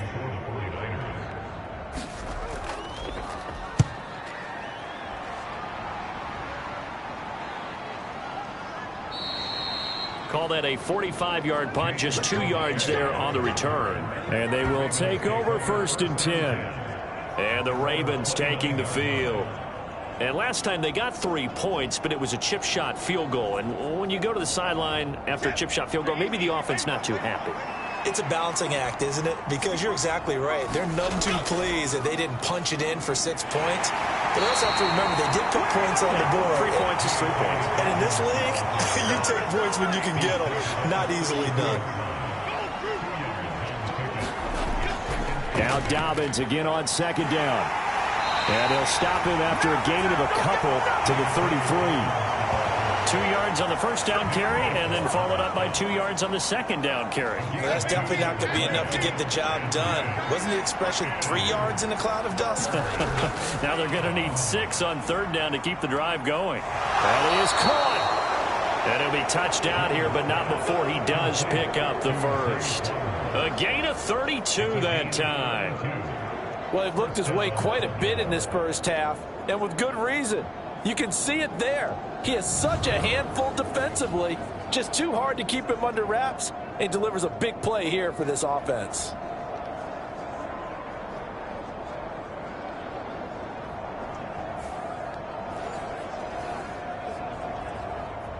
So the big play changes the complexion of things. Here's 1st and 10 just outside the 30. Operating from the gun, Jones. They're unable to connect, but a late flag comes in. And the contact may have come too early.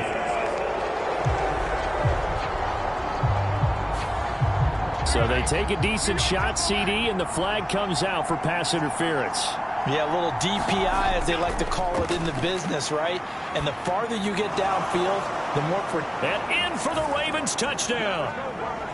J.K. Dobbins on his way to a monster game. 3 first-half touchdowns. And the Ravens continue to pull away here in this first half. Well, CD, you know he's got great options at wide receiver, tight end, but there he looks to the backfield, and it results in a touchdown. I love how you laid that out. So many options. You maybe forget about some of the ones that you should be covering. And they made them pay with that one, didn't they? You forget about the guys in the backfield, they're eligible too. Tucker now for the extra point. And the route is on here in this first half.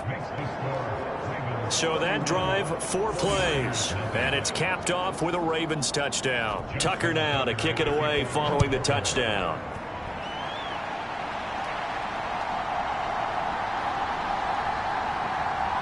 And makes it across the 20 as his guys will set up shop at the 23-yard line.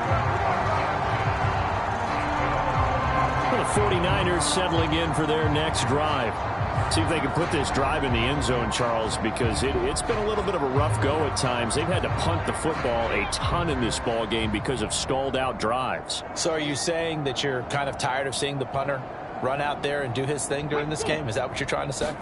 Well, I mean, I'm okay with it. I have a feeling that this offense, they don't want to see the punter again. And frankly, the punter doesn't want to run out there anymore himself. He would love to see his offense put together a drive and give his leg a rest.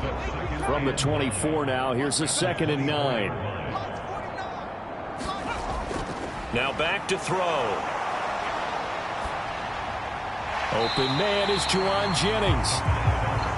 And he's upended at the 33, following a good pickup of 8. And that's going to be incomplete. The coverage too good there. The contact popped the ball free, and it's 4th down. Wisnowski on to punt as he sends this one away. Call it 46 yards on the punt, just a single yard on the return as he was covered quickly. And out will come the offense as they take over. Zay Flowers and his offense about to begin their next drive. Making his presence felt early in this one. First half, already over the century mark. How about the yards per completion, too? That's a pretty darn good number there. Number of catches, but he's shredding defense, is getting big yardage with each and every one of them. A throw on the quick slant going to be complete. And they're able to get this one across the 35. Successful start to the drive, 17 yards, and moves the sticks. So in the second quarter, he's already up over 100 yards receiving now. And isn't 100 the magic number for a really good game for a receiver? So he got a chance to really shatter that and have a profound effect on this game. So from the 36 now, 1st and 10.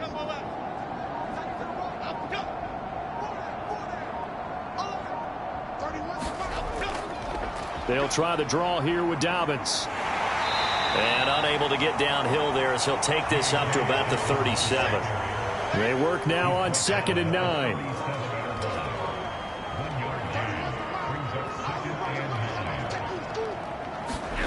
The final shot before break. Jones to the right side, and he's got more complete. And they're able to work this across midfield to the 48. So we have reached halftime here with the visiting Ravens out in front as we send you cross-country to Orlando. Jonathan Coachman is there and has our EA Sports halftime report. Okay, Brandon, thanks very much. Welcome in, everyone, to our EA Sports halftime report. Let's get you caught up on what's going on around the NFL. We'll get started over at Mercedes-Benz Stadium in downtown Atlanta, where you see the final score there. Michael Pittman, 2 touchdown catches in the victory. Next, we'll stay in the NFC South as we head back here to Florida, check on the Bucs at home in Tampa. And they were victorious in that one over the visiting Jacksonville Jaguars. Baker Mayfield, a strong performance there, over 300 yards passing with 3 touchdowns in the victory.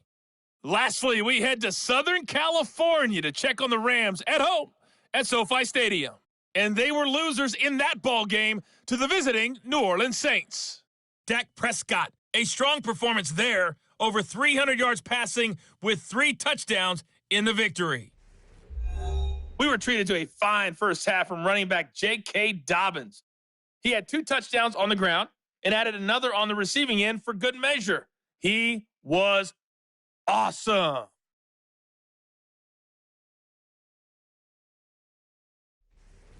All right, Coach, thank you very much as we welcome you back for quarter number 3. The 49ers going to have the football and trailing on the scoreboard as we get back underway on EA Sports. And this will not be returned, so the second half begins with a touchback. The 49er offense set to go to begin quarter number 3. And that first half, one to forget really on both sides of the ball. They got to find some way to string something together here, don't they? Yeah, they're down big right now. So as you mentioned, trying to find something to string together, get some consistency, something sustained, maybe calm their whole team down and find a way to get back in this one. Yeah, because right now you're down big, you're being shut out. Let's see if this is the drive that kind of kickstarts them. Second down and right back to McCaffrey. And only able to get 2 here. Stopped at the 30. These guys have punted 4 times already, and they're staring at a 5th, barring a conversion here on 3rd down. That's caught. He finds Danny Gray. And I don't think he got there, no. He's short by maybe a foot, maybe. Call it 4th and inches. Well, it wasn't a big strike, but that completion put them in really great range. What do we have now, 4th and inches? Yeah, it's not more than a half a foot. You know what I would do here? You would always go for it. I'm one of those guys. Here comes the 49ers punter now, as he'll come on to kick for a 6th time tonight.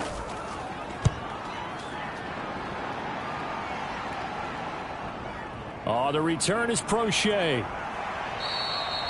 So a good punt, but a solid 12-yard return. The Ravens offense getting ready now for their first possession of the second half. The first half definitely went their way, and this would seem to be a great opportunity to kind of put this game a little closer out of reach with a score here. Yeah, and it's a wonderful opportunity for them, because if they can add 7 more to their lead before the other guys even see the football, that could be the decisive blow in this game. I think that's how they're eyeing it. That's how they're approaching it. Javon Hargrave, the former Eagle, there on the stop. 2nd and 7. Another run here with Dobbins. And a 5-yard gain gets him to the 42. They'll come up now 3rd and 3. Here's a give to Dobbins.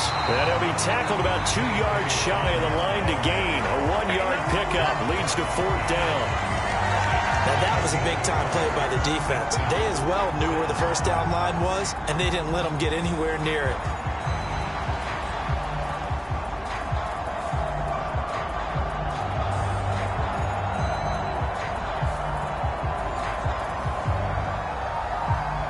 The Ravens send their punter out now, as he'll kick it away for the 2nd time.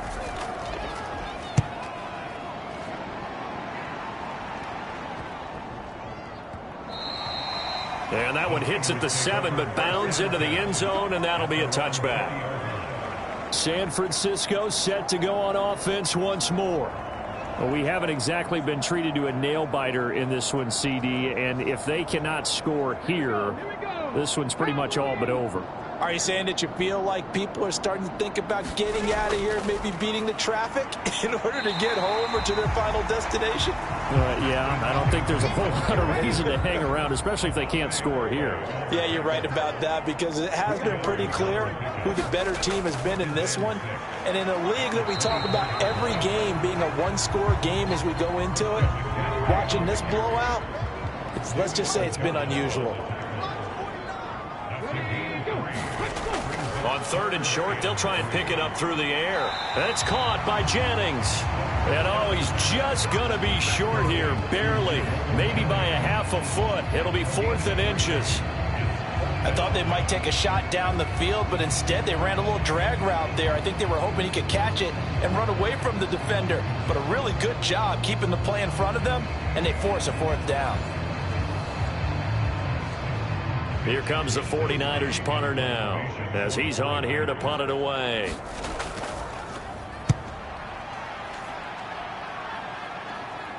Fair catch called for and made right at the 25-yard line. A 40-yard punt, no return. Baltimore's offense set for this next possession. No points last time out. They were forced to punt, if you remember, but no time to dwell on that. They've still got the lead here and a chance to add to that here. 1st and 10 as this new drive starts. Moore, the man in motion. The drive will commence with a run by J.K. Dobbins. And the result here, a pickup of 8. Leaves him with 2 to go on 2nd down.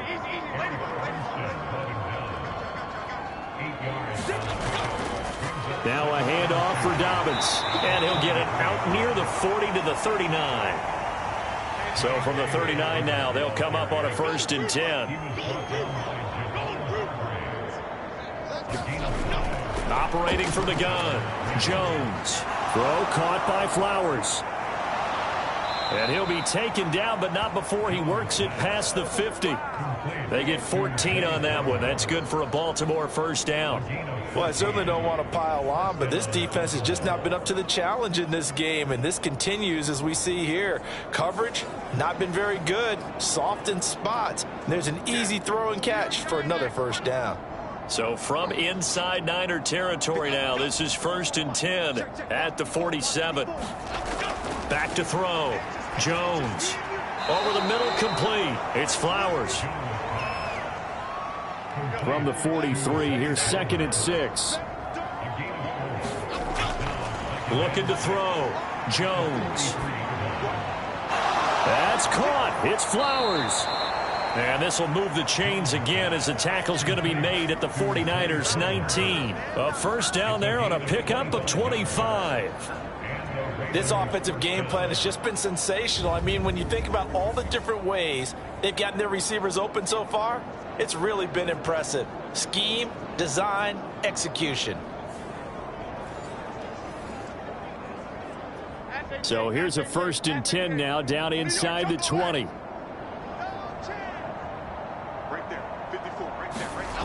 Back to throw again. Oh, hit as he throws there, incomplete. 2nd and 10.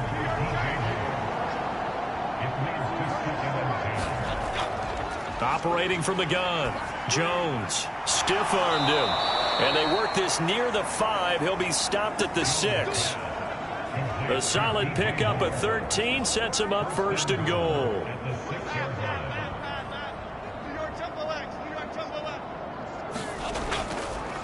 They'll run. It's Dobbins. And he will force his way into the end zone for a Ravens touchdown. J.K. Dobbins. A 6-yard touchdown run. And the Ravens are pouring it on. And let's not forget he had the receiving touchdown earlier. Now a trio of rushing touchdowns. Quite a performance. Diversification. That's all you can talk about. His ability to do everything leaves him on the field on every down on offense because you can hand it to him, as we've seen. Would you say 3 rushing touchdowns? And, of course, throw it to him where he's caught 1 as well. Now Tucker to add the PAT.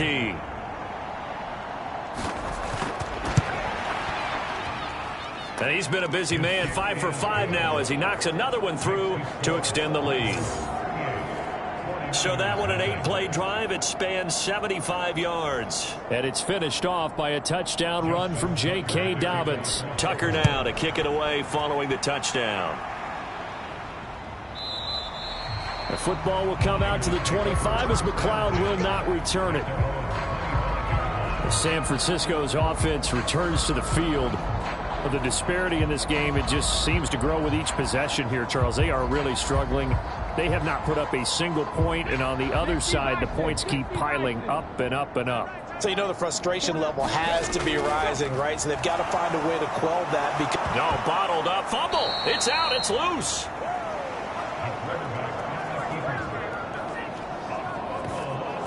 Call it luck or skill, whatever the case is, they're feeling good about just keeping the football there. Yeah, the biggest thing that they're calling it now, our ball. I mean, they don't care if it was luck or skill.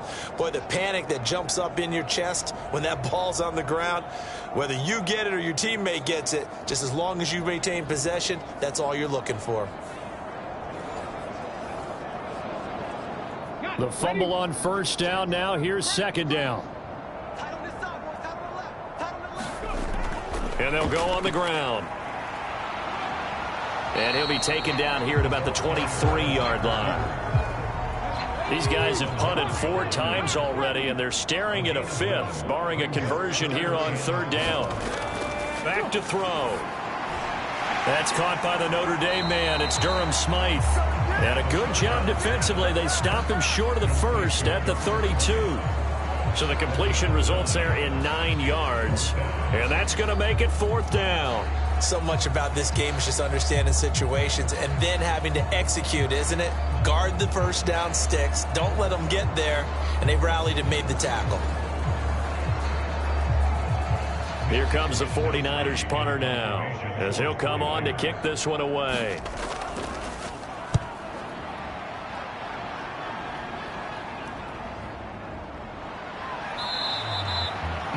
42-yard punt, 6 on the return.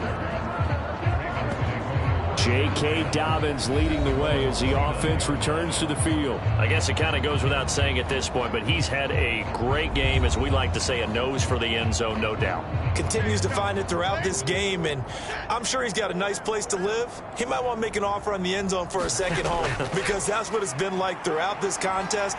He knows how to get there, and boy, he looks happy when he does. He's already bought all the property in the end zone. That's the problem. He's going to sell to himself now.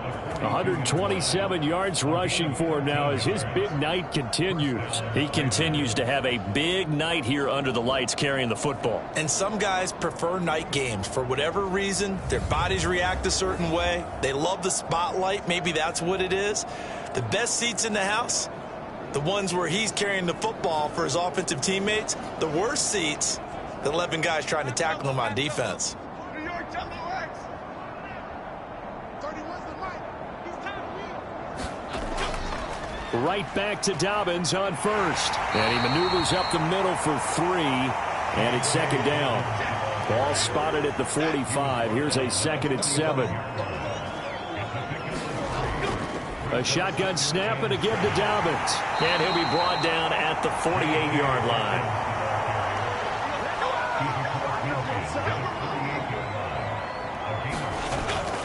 A give up the middle to Dobbins. It's a 6-yard pickup, and it gets him to 2nd and 4.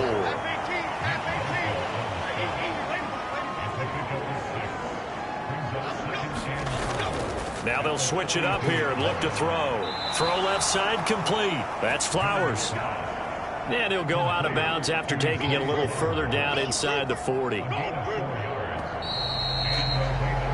And they're not going to get to the line to run another play. So we will switch ends as the third quarter has come to a close. This is the National Football League on EA Sports. So here's a 1st and 10 at the 38. Dobbins running out of the gun. And for one of the first times tonight, he's going to be held up at the line of scrimmage. Here's 2nd and 10. Off play action. Jones. Targeting Moore, and he's got him on the crossing pattern. And this will move the chains again as the tackle's going to be made at the 49ers 19.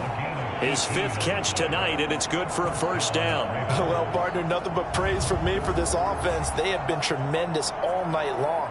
They knew what they had to do to unlock the defense. And let's face it, this has been a master class in offensive football that we've been here to witness.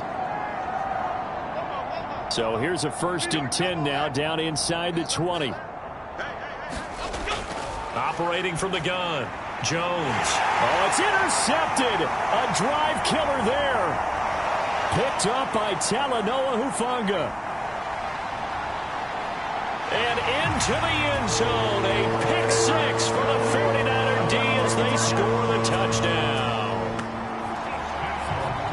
Well, partner, this defense now with multiple interceptions in this game, but this time they say turnabout is fair play because, remember, they had a pick 6 on the other side, and now they get a pick 6 of their own. Yeah, they actually added to some of their nice play throughout this ball game. A good effort by them to secure another interception on this one. A better effort to take it all the way back for 6. And how about an exceptional effort to match their opposition's pick 6 from earlier in this game.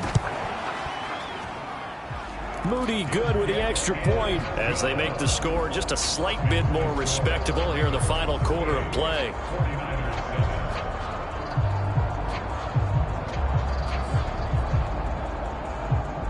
So they throw the pick 6. They'll get another shot at it now as this one's in the air. Duvernay going to sit on this in the end zone, so it'll come out to the 25. And now Baltimore gets set to take the field. We find ourselves here in the midst of a one-sided affair. A lot of fill time down the stretch, Mr. Davis. So we could talk about food because that is something that you and I both enjoy. We share that. We enjoy our time at the table. So maybe the best steakhouses in the city, but in all seriousness, the performances that we've seen this year, we've seen a bunch of great ones. And it's going to be hard to parse who's going to win the MVP. Yeah, it really is. Is it going to be a runner? Is it going to be a thrower? Can a defender finally win it this season? Those are the things that we could probably discuss. And collectively, this is about as dominant of a performance as you could have hoped for on both sides of the football. Might have to put it #1 for what we've seen this season. And Dobbins is going to pick up a Ravens 1st down as he'll get this out past the 35-yard line. So from the 36 now, 1st and 10.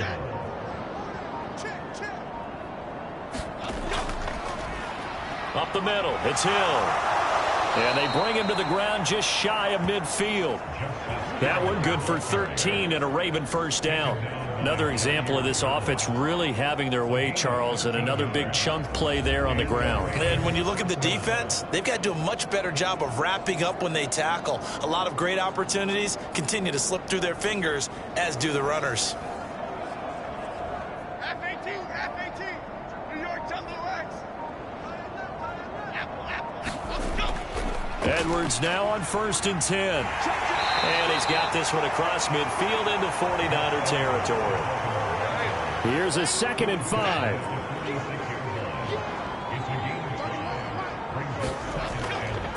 Now Dobbins. And he'll get it down on the play to the 37.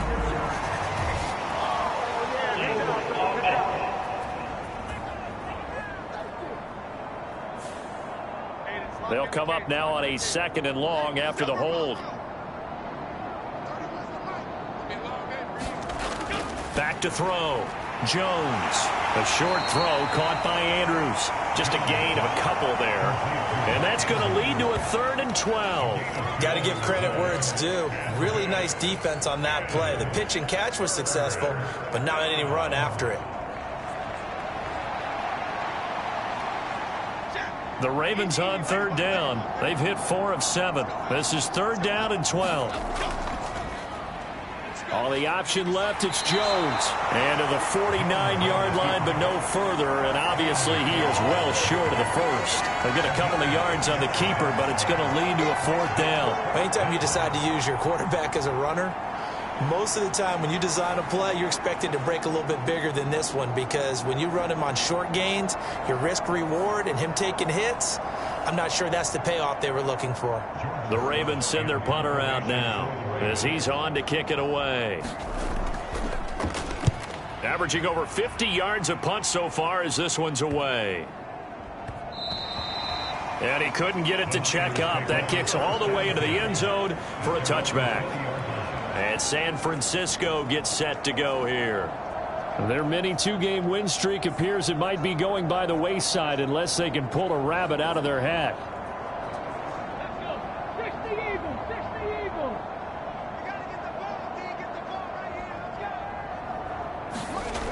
They'll come out throwing here on 1st down. He's got the hook up to McLeod. And he is brought down at the 22 after a gain of 2. And it brings up 2nd down. From the 22, here's 2nd and 8. They'll drop to throw. Got him in. The ball comes out. And this is going to get out of bounds. So they will gain a bit of yardage on the play, actually. And they'll hold on to the football as well. I don't know about you, but I could hear and feel the sigh of relief all the way up here in our booth. That was palpable. The sideline, the friend there. No doubt about it. If the ball goes over the sideline, able to retain possession, no turnover. I know his coaches are screaming, just hang on to the ball, man.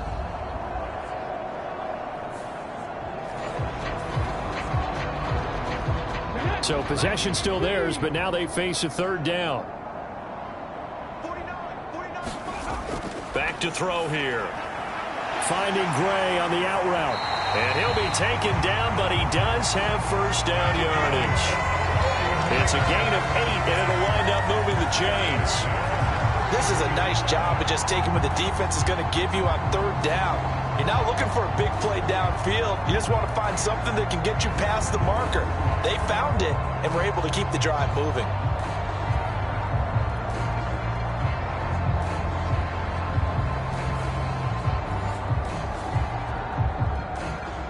So they'll come up 1st and 10 now from the 33.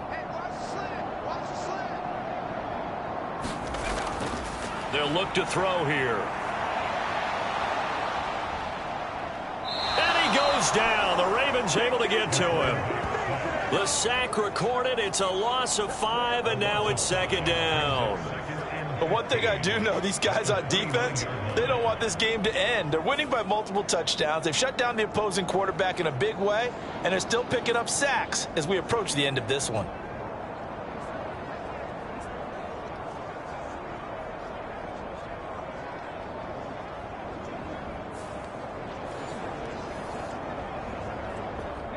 Coming up now on a 2nd and 15 following that sack. From the shotgun, he'll look to throw. Able to complete this one to McLeod. They'll wind up getting 7 on the play. And 3rd and 8 now. He'll look to throw. And he's going to be intercepted for the 3rd time thus far.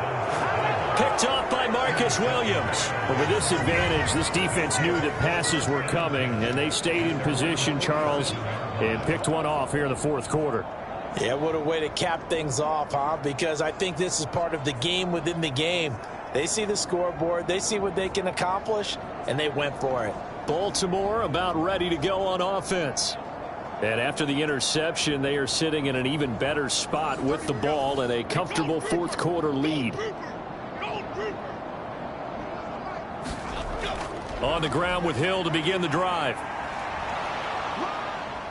And he'll take this ahead for about 4. 2nd down coming up.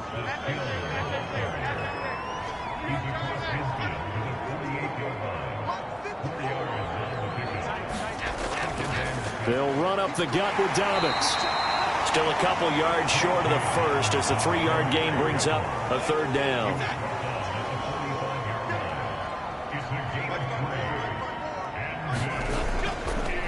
Off the play fake. Jones. Got a man. It's caught inside the 10. Touchdown. DJ Moore. His 3rd touchdown now on the year. And the Ravens look like they're going to get back in the win column as they extend their lead here in this 4th quarter. When coaches come into a game preaching total team effort, CD, I think this is the type of ball game that they're dreaming of. It was pretty apparent early on that they were clicking in all 3 phases. It's been fun to watch. Yeah, sometimes in the NFL you end up with matchups like we've been watching here. And when you go back through the early drives, you can just see that one squad was on a different level in this game. Safe to say, we have been disappointed watching their execution throughout this contest. The drive there only spanning 3 plays. And it concludes with a touchdown reception by DJ Moore.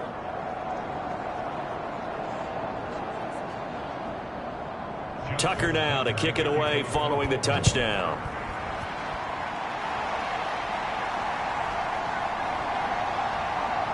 And just shedding him off there. And he returns this to the 22.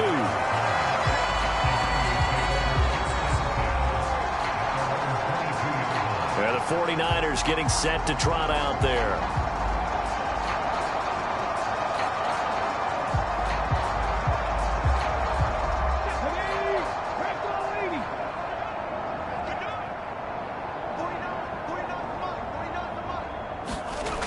Trying to shake off the interception. He'll look to throw.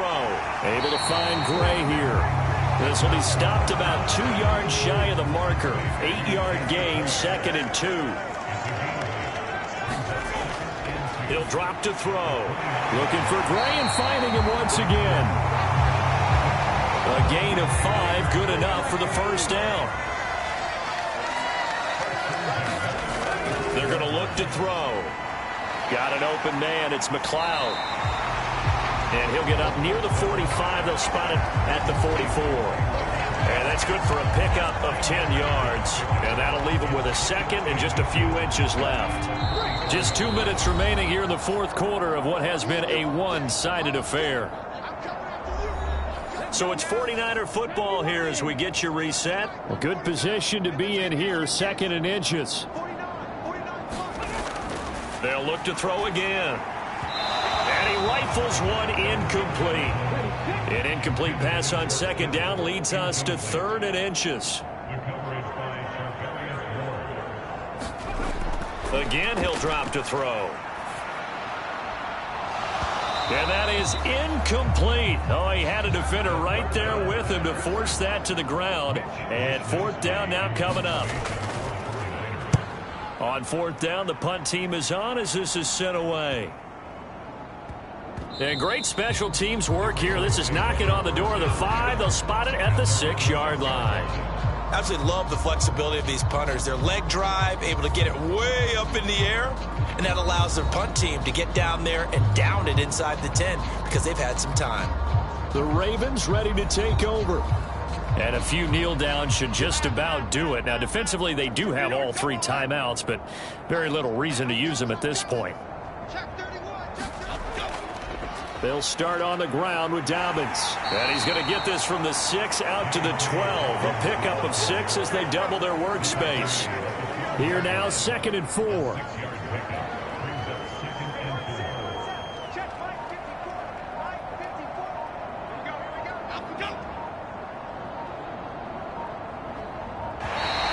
Oh, the motion comes too late, and this is going to be a delay.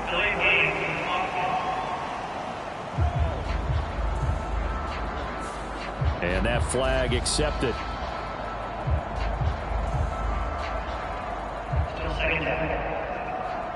Following the delay, here's 2nd and 9.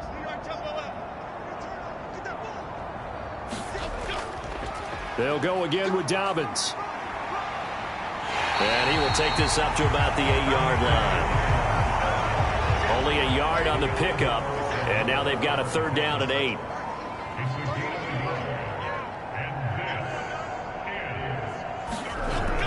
Operating from the gun, Jones. He's got his target. That's complete. And he will have a Ravens 1st down as they're able to get the 3rd down conversion.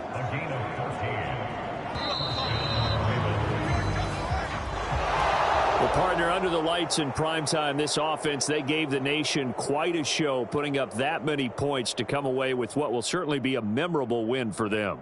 And, Brandon, I think it's as simple as this. Some players, some teams, they're just meant for the big stage. And when they get a chance to play in this type of atmosphere where all eyes are on them and all the lights are shining brightly, they show up and they show out.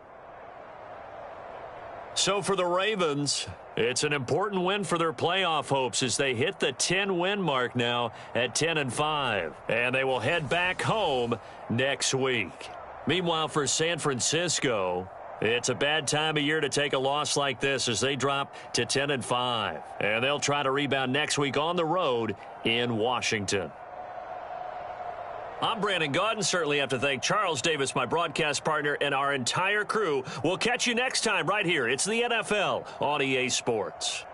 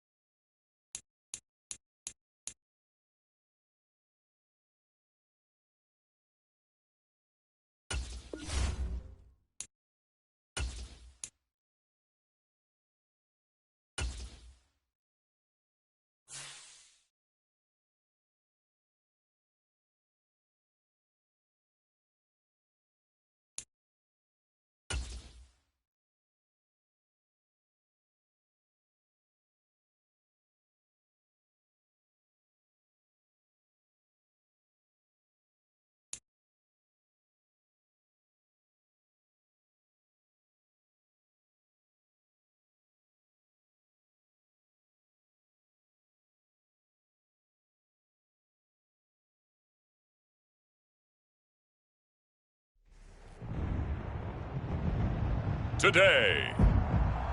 From MetLife Stadium in New Jersey, it's Week 16 of the NFL on EA Sports.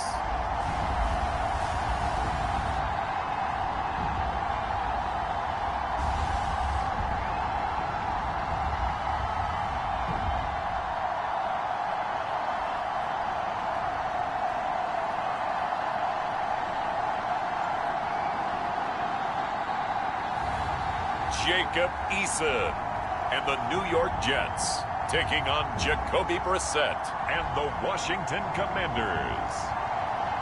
Well, we are about a $50 cab ride away from Midtown Manhattan at MetLife Stadium in East Rutherford. It is Week 16 in the NFL, and we've got a good one in store, as it'll be the Washington Commanders taking on the New York Jets.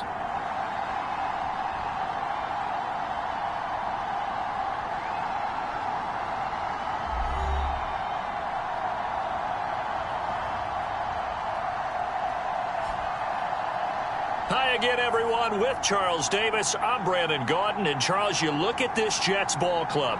They come in off a loss last time out, but they've been playing better than 500 ball the last couple months. 5 wins in their last 8 games. And meanwhile, for the visiting Commanders, they've been in a great...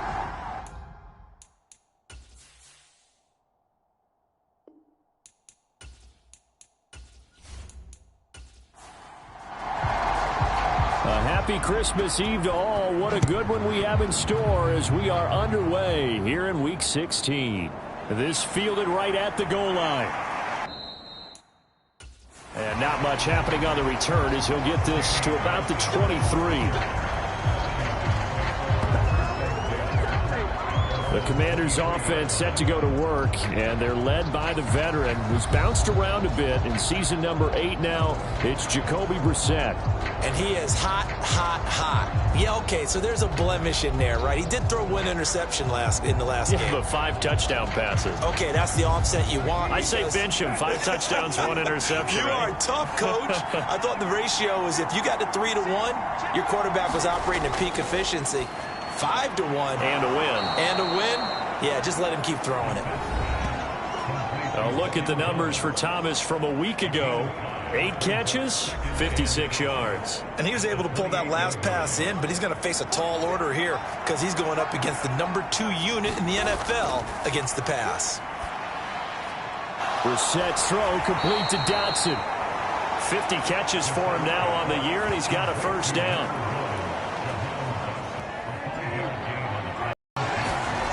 Here's Brissett. A quick throw there going to be batted away and incomplete.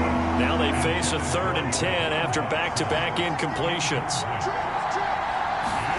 Brissett sets to throw it. And that is incomplete.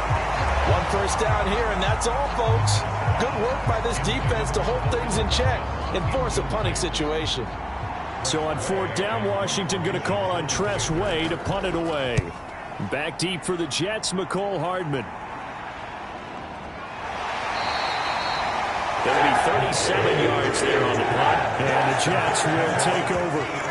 So now we'll get a look at the other offensive unit as they come out for their first possession.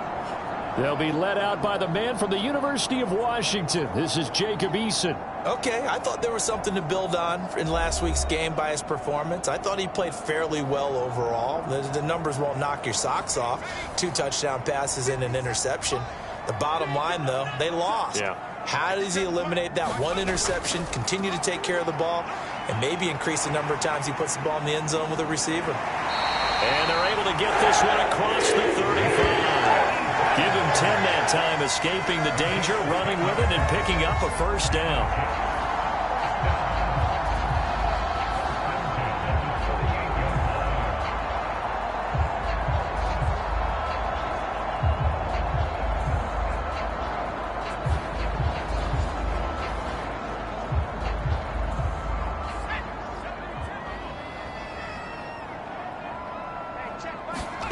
Eason sets to throw it. And that's hauled in by St. Brown over the middle.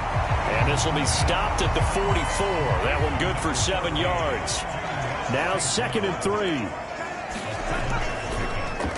First carry for the Iowa State man, Breece Hall. And he'll be brought down at the 48-yard line. That one, a first down pickup of 8. The Jets at 10-4 on the year. Well, they were losers last time out, trying to turn things around here in this one. And it always helps to have a home crowd behind you, giving you encouragement as long as you give them something good to cheer about. So you know they just want to come out and play well for their faithful, and I expect them to do just that. They'll throw on first down with Eason. And that is incomplete. He couldn't hold on through the contact. Brings up second down.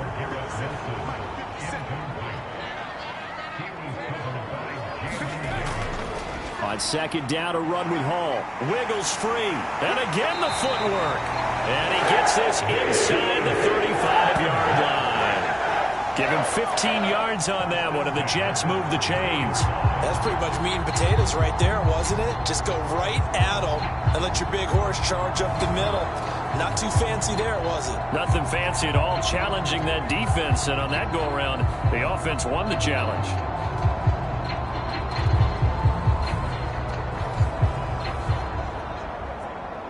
So they'll come up first and 10 now from the 33.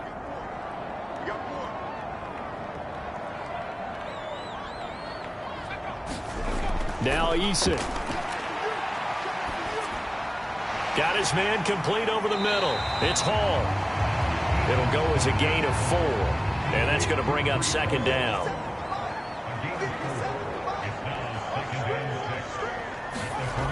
Throwing is Eason. Flush to his right. And he will slide to a stop. He does have the first down. 8 yards on the pickup there, and it moves the sticks.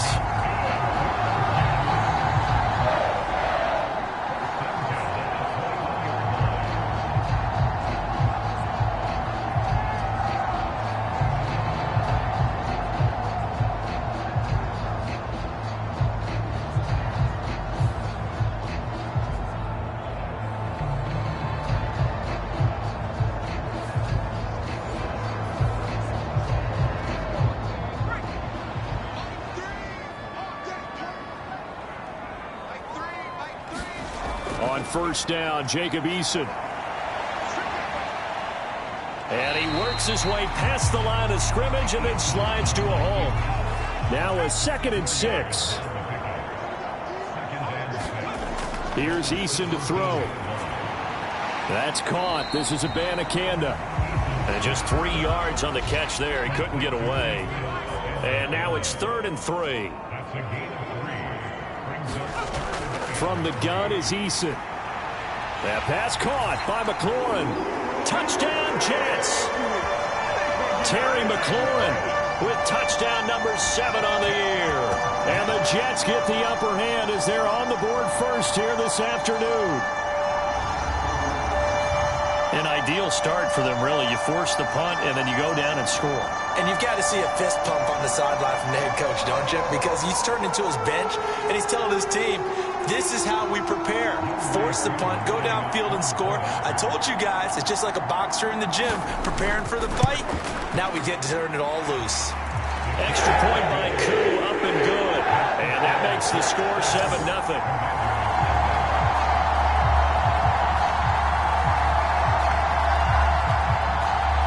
The Jets kick team out now to boot this one away.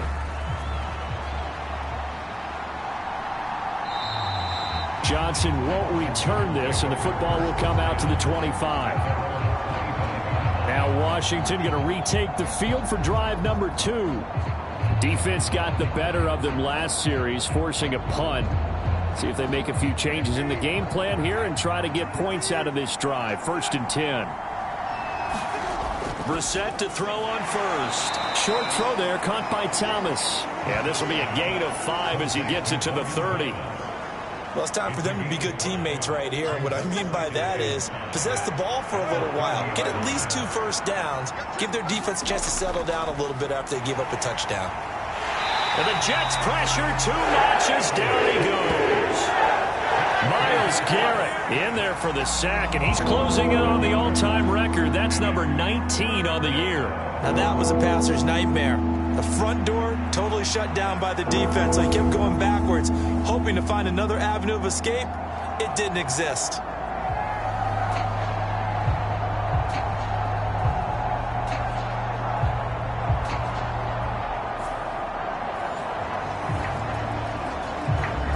And the Jets D, they call on a couple extra defensive backs on third. Brissett. And it's intercepted. Picked off by Stephon Gilmore. Racing to the end zone. And he brings this one back. It's a pick six and a Jet touchdown. Well, mistake there by the offense, Charles. They tried to pick on a Pro Bowl corner in coverage there, and not the smartest decision. He reminded him that he was a Pro Bowl corner with not only the pick, but the pick six. And those guys who have that designation, sometimes they get a little bit bored in games because people try to avoid them.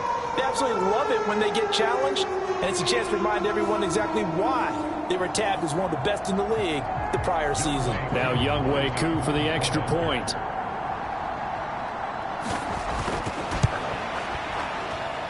And it's good, and they have jumped out here to a quick 14-0 first quarter lead. A heck of a play there defensively, getting the interception, navigating his way into the end zone for the touchdown. So they'll get another shot on offense following that pick six, and now the kick is away.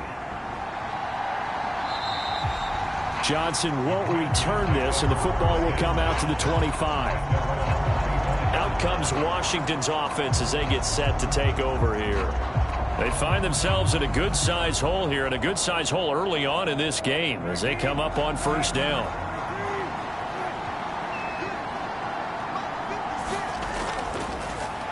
Now a first carry here for Robinson. And he'll manage to pick up about 4. It's second down.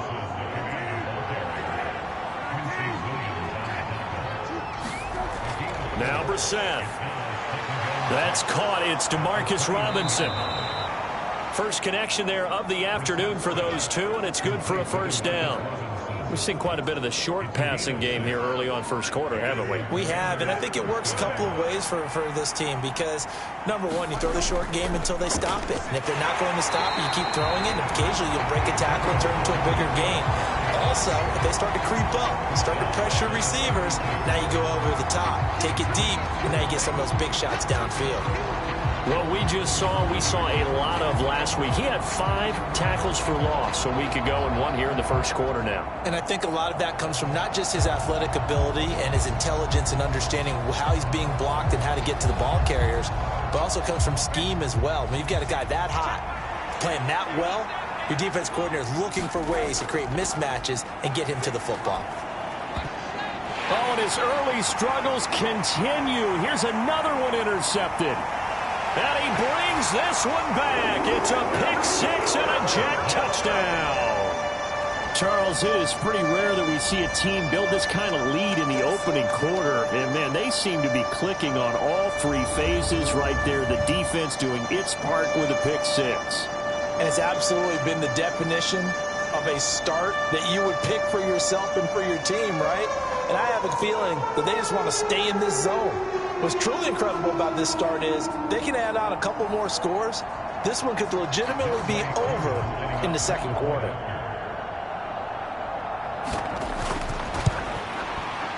Koo able to connect on the extra point, and that makes the score 21-0. So the defense creating some points, not only getting the interception, but then returning it to the end zone for the pick six. So how about this for a start? 21-0 here in the first as they kick this one away. Johnson won't return this, and the football will come out to the 25. So out comes Washington's offense to take over. Well, CD, you kind of feel like they're in a bit of a danger zone right here because now you're down 3 scores, and I know we're in the first half, but the way this offense hasn't been able to generate anything, you feel like they probably need to get something going on this drive, right? Yeah, and sometimes I overuse if this is an important possession. But I think this has to be the possession where they come up with an answer because only a few teams in league history have ever come back from a 4-score deficit. And if they don't score here, that's what they could be facing the next time they get the ball. Now a throw here, hauled in. They'll be dropped after a gain of about 6 across the 30 to the 31. Throwing, Brissett. He'll be taken down. The Jets get in there for the sack. Myles Garrett, now 2 sacks for him already here in this first quarter of play. 3 scores down, not even a halftime yet. They're not getting much generated offensively. They've got to figure it out. It's tough because this defense just seems to be playing with so much confidence right now. They really are. They are on their toes, and they're getting at them.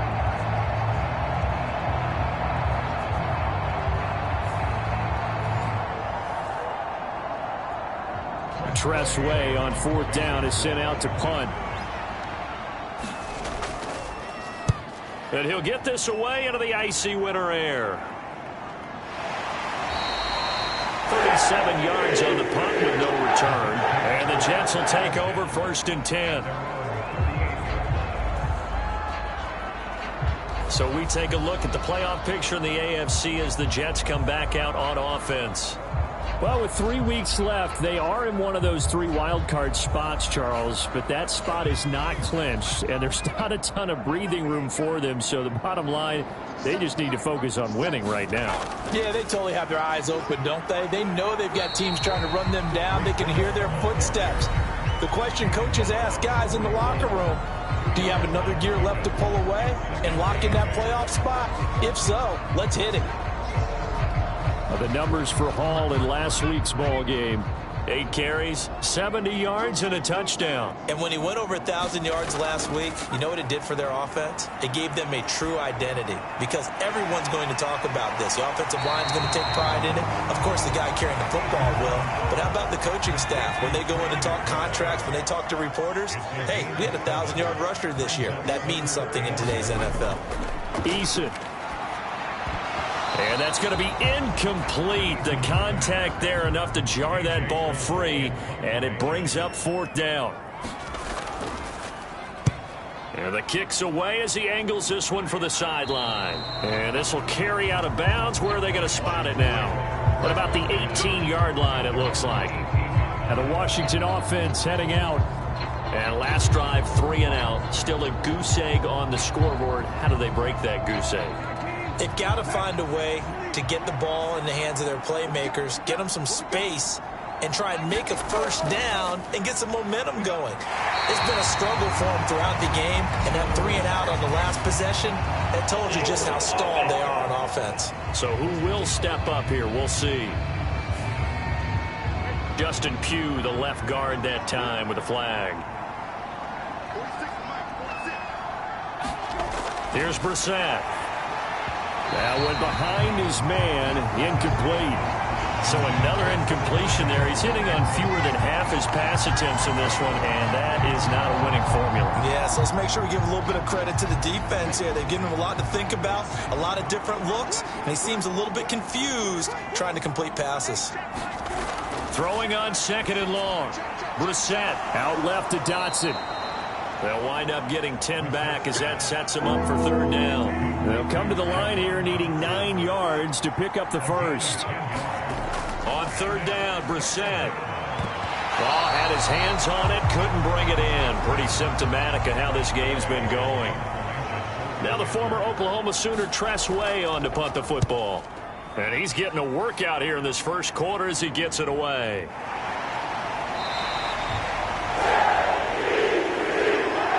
$21-0 our score after 1.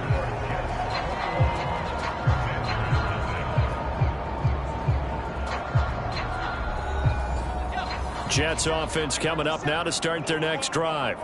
Obviously not the intended goal last drive. They had to punt the football, but still they've got the lead here and now a chance to add on to that lead if they can get points on this drive. 1st and 10 upcoming from the 41. Here's 2nd and 6.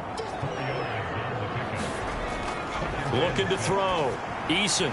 A short one here, caught by McBride. And taking it across midfield and inside the 45. Second catch for him today, and it'll wind up a 1st down. I like how they work the tight end on a nice little under route there. And if you're going to give him that much space, He's not going to catch the football. He's going to run away from you a little bit, and that's exactly what he just did there, picking up extra yardage.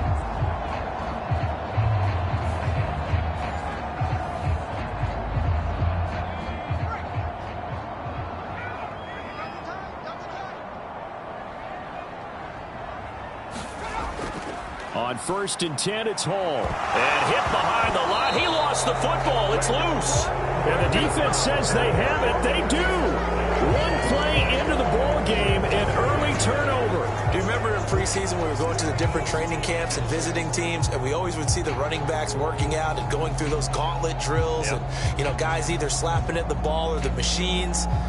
You got to learn to take care of it. Yeah, they lost it there. Big fumble.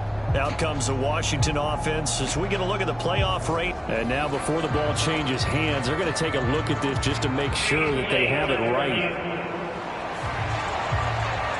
Now the question, was the knee in fact down before this ball comes loose? And is the video convincing enough to overturn it? A lot of factors here. Remember, you also need clear possession of the football afterwards. This is a tough one to overturn.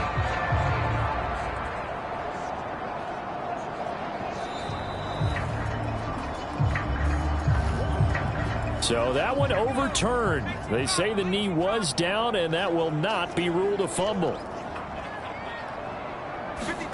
Eason on 2nd down. He gets it underneath to Hall. And he'll go down here at the 35-yard line. 3rd and 2.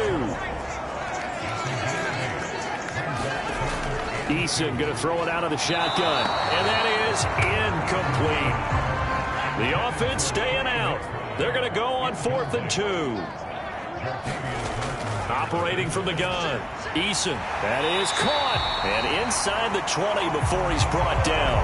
Facing a 4th down, they come away with 18 yards and the first down conversion. 4th and 2, they got it. That was kind of that gray area. Is that a feel thing, whether you go run or pass there offensively? I think it's a feel thing. It's a tendency thing about what you like to do yourself on offense, as well as knowing how strong they are against the run on defense. Got to make a decision, and they made the correct one. So this offense able to convert on 4th, and now a fresh set of downs here. 1st and 10. They'll stick with the passing game as he looks to throw. Now throw out wide, going to be incomplete. Now a 2nd and 10.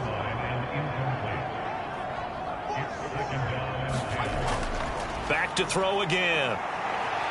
And he can't find anywhere to go with it, and he goes down. Jonathan Allen able to get him for a loss of about 3. That's a step in the right direction defensively here because you're facing this sizable deficit. They're going to need more plays like that. A good sack, though. Good effort there. And what you're hoping is, as you said, a step in the right direction, and that means it's something to build on. So you get the first one, and hopefully that can ignite them, and now they can make a few more plays and get back into this game. This offense so far on 3rd down, just 1 for 3 thus far. This is going to be 3rd and 13. Out of the gun, they'll look to throw. And he'll only get this to the 14 as he'll come up well short of the first down. Decent gain on the scramble is 6, but now it's 4th. I thought he did a pretty good job there to get back what he could, but let's face it, that sack on 2nd down, talk about throwing a wrench into the works. It certainly did. Yeah, he did everything he could there trying to pick up some positive yardage, and he did, but not enough.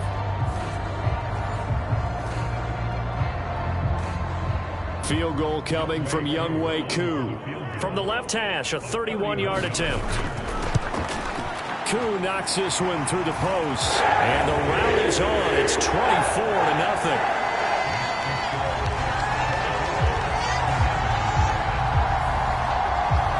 So everything else has gone right in this first half. Kind of follows that it would for their kicker, too, as he adds 3 more onto the lead. Yeah, and the way that this one's gone, definitely not looking like he's going to have to worry too much about pressure kicks late in the game. He can go out there free and easy, just work on his form, and he knocked that one through. A look at Washington as they come onto the field. They trail here by 24 points. Got to get going soon, you'd have to think, as they come up 1st and 10.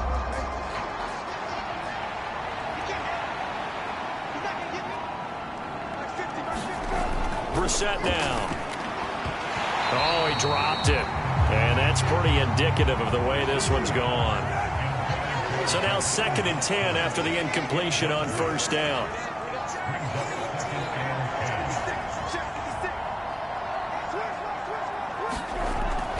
Second down and a run by Robinson. And he'll take this up near the 35, maybe the 34.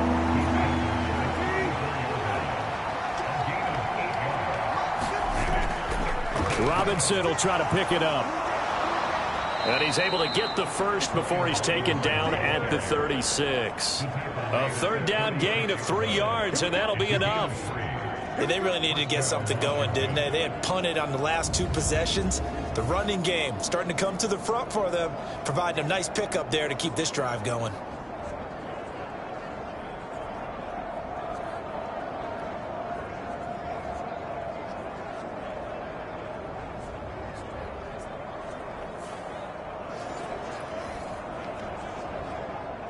So from the 36 now, 1st and 10. To throw, Brissett. And that is incomplete. Oh, the coverage a little too good there, and it's 2nd down. Brissett. And for the 3rd time here in this half, it's intercepted. Picked up by Jordan Whitehead. And they take possession 2 yards away from midfield at the 48-yard line.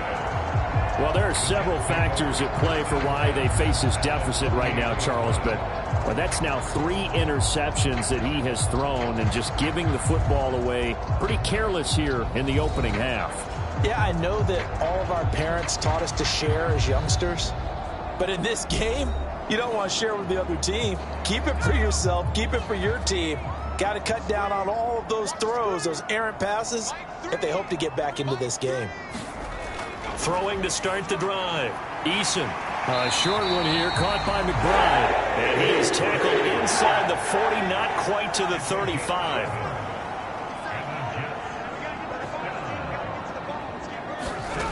First and 10, Eason. And that one drops down, incomplete. Good coverage there, forced the ball free, and it's 2nd down. Throwing again, Eason.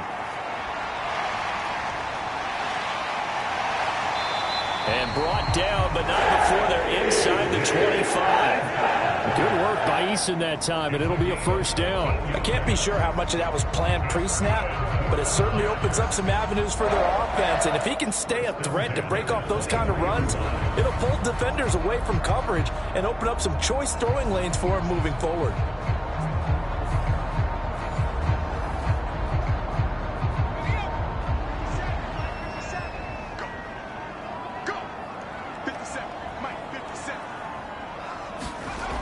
Throwing on 1st down. Eason, throw to the right here, taken in by McLaurin. And they'll get him down after a pickup of 8, 2nd and 2.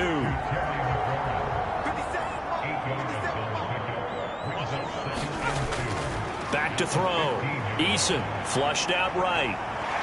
And he will slide to a stop. He does have the 1st down.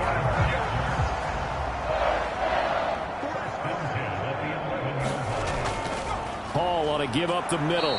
And they go the wrong way on this one. Losing yardage back at the 12. He'll lose a yard there, and it's 2nd and 11. Defensively, he has been a presence in their backfield in the first half. Had a sack earlier, and now he comes up with a big tackle for a loss.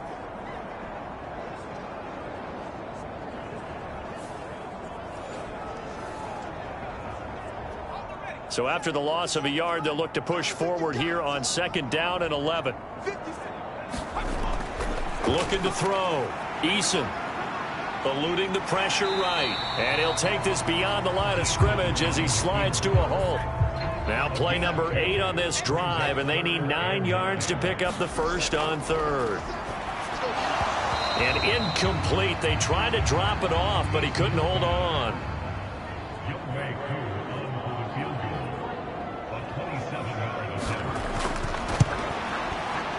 Koo knocks this one through the post. And the lead increases even further. It's 27-0 now. So the defense able to force the interception, and the offense working their way into field goal range and able to get 3 out of it. Yeah, and give them credit for that. They took the ball, maneuvered it downfield, and while they couldn't get exactly what they wanted, which was a touchdown, they did get 3 points out of it, so they paid off what the defense gave them. Both sides to be thrilled with that. The Commanders' offense returning to the field. Well, still early in this one, Charles, but the last time this offense was out there, they threw their first interception of the ball game, so trying to avoid repeating that mistake here on this drive. And to put a positive spin on it, at least it happened in the first half and not in a close game in the fourth quarter, but you're absolutely right, partner. One of the last things this offensive quarterback wants to witness again in this game. Kind of an obvious question, Charles, but anything you try to avoid after your first pick, or you say it's 1 interception, we're still in the first half, I'm going to do the same thing? I think you want to avoid playing scared, and put it into the mind of the quarterback that you've lost confidence in him. Make sure you get some throws that he's going to be able to complete, make him feel good about himself, and continue to run your offense. That'll leave them with a 3rd and 2 coming up. They got 8 yards there.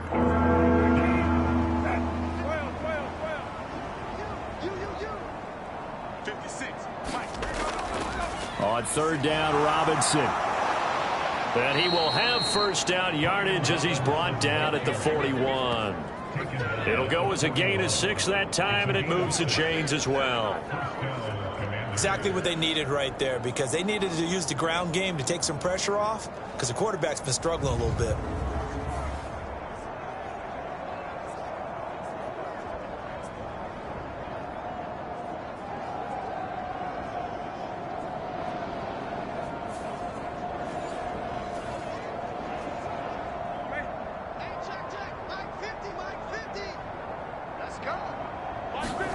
On 1st and 10, Brissett. Pass complete. He's got Hendershot. It'll go down as a gain of 6, and it'll be 2nd down. Completion was given up, but that's why you play zone defense, so that you can have people around the ball when it's caught, and you don't give up much run after the catch. Straight ahead, it's Robinson. And he is met at the line of scrimmage, and he goes down right there. No gain on the play that time, and they'll look to convert on what will be a 3rd and 4. In search of 4 yards here to pick up the first down. From the shotgun, it's Brissett. Pass taken in by his big tight end. And that's going to be another first down as the tackle made at the Jets' 43. A nice pickup there of 11 yards, and it'll move the sticks. Now that's the kind of big play you'd like to see. This first half, it hasn't gone their way, and they could use a shot in the arm, something to perk them up a bit. And they get one here in the passing game.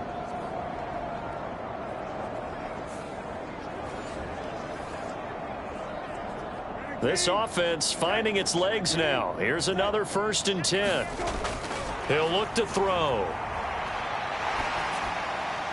Now throw right side here, going to be incomplete. Well, they've been back on their heels a little bit here on this drive, but a chance to exhale just a little bit there with incompletion on first down. Now they have to gear up, try and get 2 more stops, and escape this drive. Quick throw there is incomplete. It's been a pretty long drive. This will be play number 9, and they need 10 yards out of it on 3rd. They'll drop to throw. Over the middle, complete to Samuel. And that's going to be another first down as the tackle made at the Jets' 32-yard line. Give them 10 yards there as this offense is on a roll. This drive continues to plunge forward. And I don't think there's any question that this offense is going to need to hit on a few more plays like this. It's been a difficult first half for them, to say the least. And I do believe if they want to get back in this game, they need to start right now. It's kind of like making adjustments. If you try and wait until the half, it's probably too late. They need to get going right here. Brissett again. Got a man. It's De'Ami Brown, complete. That's good. The completion there for 7 yards, and that'll make it 2nd down. And Washington now going to use the first of their 3 timeouts as they get the stoppage with a little over 50 seconds to go in the first half. Brissett now on 2nd down. This will be caught once again by Brown. Now the Commanders going to burn the 2nd of their timeouts as the clock's going to stop with 47 seconds to go in half number 1. Took nearly the entire first half, but a first red zone opportunity for him here. 1st and 10 right at the 20. Brissett's throw complete here to his receiver, Brown. Here's 2nd and 3. They'll look to throw again. Caught out left side by Robinson. And the Commanders are going to be set up with a 1st and goal here as the tackle made at the 9. Now a timeout signaled for, and they'll get it with 10 seconds to go before halftime. This is 1st and goal and a golden chance to get a score back here before halftime. From the gun, here's Brissett. And he'll go down. Brought down at the 20-yard line. So we are at halftime here on Christmas Eve, as we'll get you down the coast to Orlando for Jonathan Coachman and our EA Sports Halftime Report. Coach.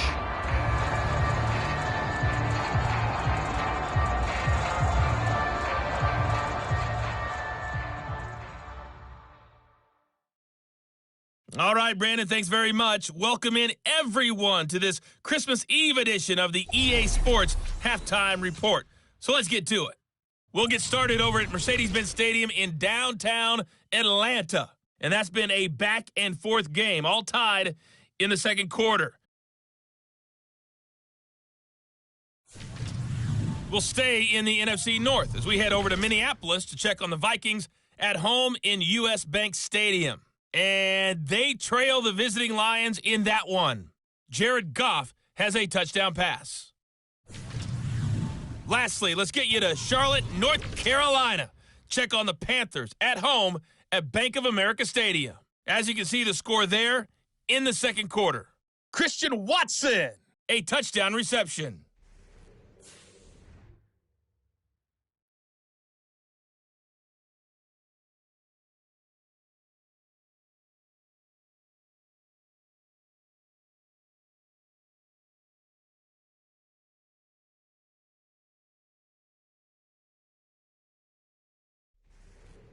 All right, Coach, thank you, and we welcome everyone back for quarter number 3. And the Jets set to receive this third quarter kickoff, and they have the lead as well as we are underway in the second half. Taken at the goal line. And he won't quite make it to the 25.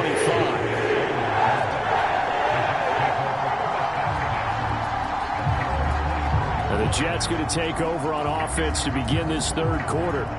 And it's hard to imagine that the first half could have gone any better for them. So what's the approach here in the second half? Just continue to play smart football because they got the other team down and they feel good about the position they're in.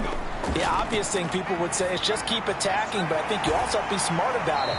Avoid turnovers. That's about the only thing that can derail you at this point. Attack, but make sure you take care of the ball. That'll go for a gain of 7, and it's second down.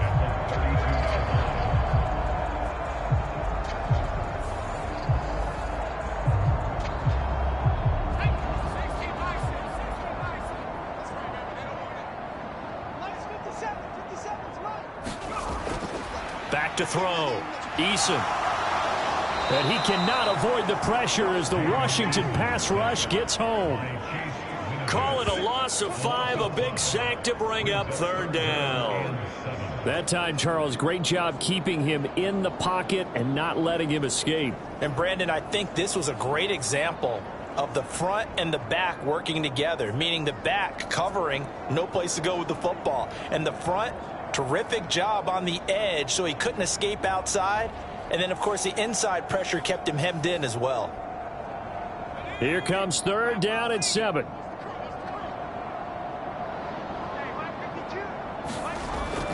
Operating from the gun. Eason. And the pressure gets to him again. Jonathan Allen able to get in there for his second sack of the afternoon. To me, the defense was looking a little gassed near the end of the first half, but they come out of the locker room with a little extra spring in their step. Wonder what they did at halftime to get them so motivated. I don't know, but that sack looked good. Now let's see if they can build on the momentum of that play.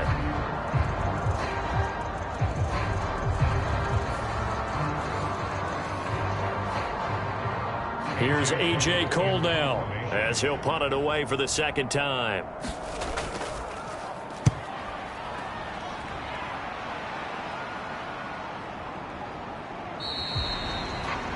A 47-yard punt, maybe a couple on the return. And the Commanders will take over with a 1st and 10. First possession of the second half now for Washington. The CD, they certainly know the hole that they face as they begin the second half. They have to do what precious few teams have done in NFL history. That's try to come back from a 4-possession deficit. And, partner, you know, as that team gathers, they're saying to each other, you never say never, right? Because if you're on an NFL roster, that's how you have to think. You can always come back and win a ball game. And let's face it, we saw a certain Super Bowl, a 25-point lead late, that wasn't enough to put someone away. But that being said, this task is near impossible. Let's face it.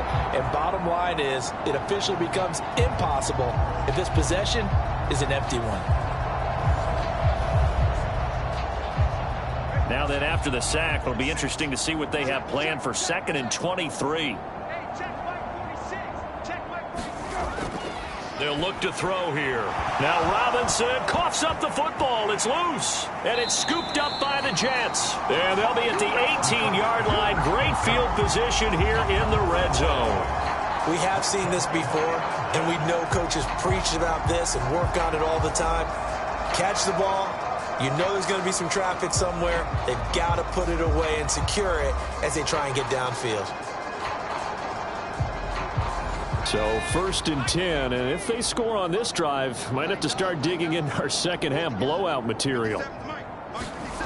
Following the fumble recovery, Eason, and that's going to be incomplete. Too tough to hold on to that one. It's 2nd down.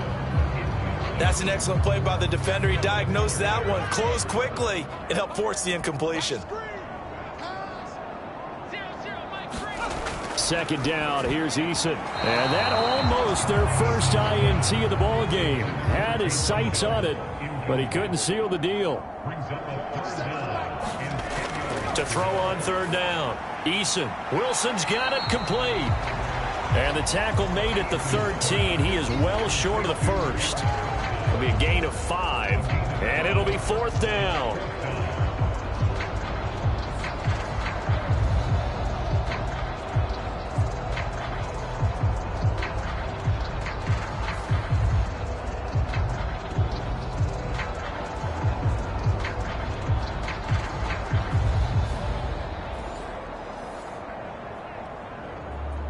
Field goal coming from Younghoe Koo. From the left hash, a chip shot here. Koo knocks this one through the post. And that will extend their lead even further.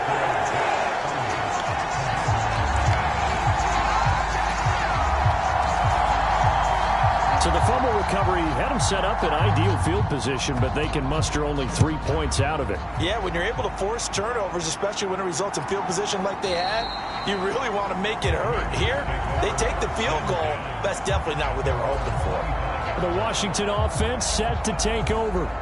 Well, this has been a tough one for them, Charles. They've struggled really on both sides of the football. And one thing that's really plagued them, the turnovers. They've had issues keeping the football in their possession.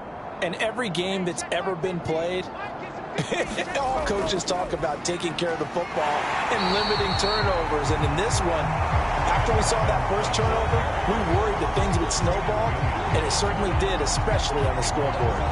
This defense is just flat getting after it. They have not given up much of anything in the run game. Case in point right there.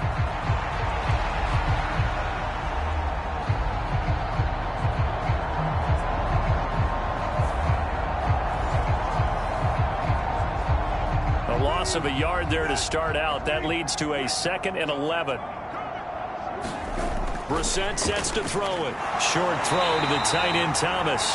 So give him 5 yards there on the pitch and catch. And now 3rd down and 6 to go.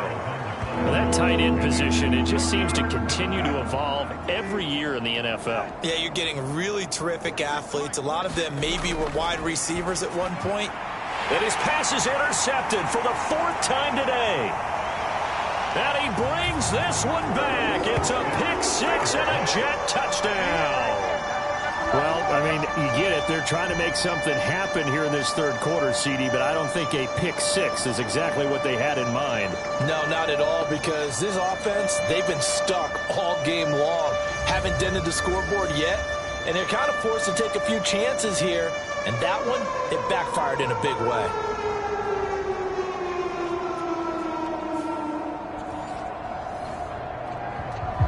coup for the extra point.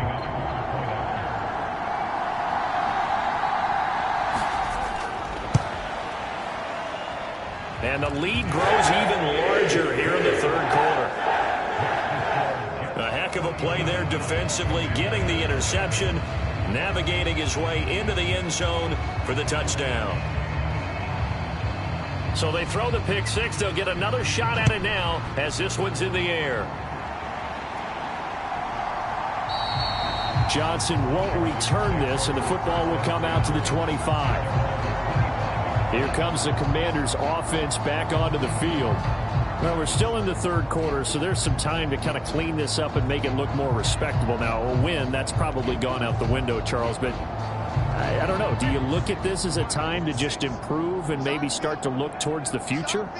I think you have to find something to play for, something to grasp onto until the clock runs out. But, Brandon, we've been around this game a long time. This is an outlier. You don't get many blowouts like this no matter how the game looks on paper going in. This one has turned out to be everyone's worst nightmare realized. So now a fresh set of downs, 1st and 10 after roughing the passer. To throw is Brissett. This will be caught by Brown. And taking it across midfield and just shy of the 40. Right about 20 yards on the pickup. Officially, they'll say it's going to go for 19. Well, a lot of ground left to make up, obviously. A lopsided contest, and we're already in the third quarter.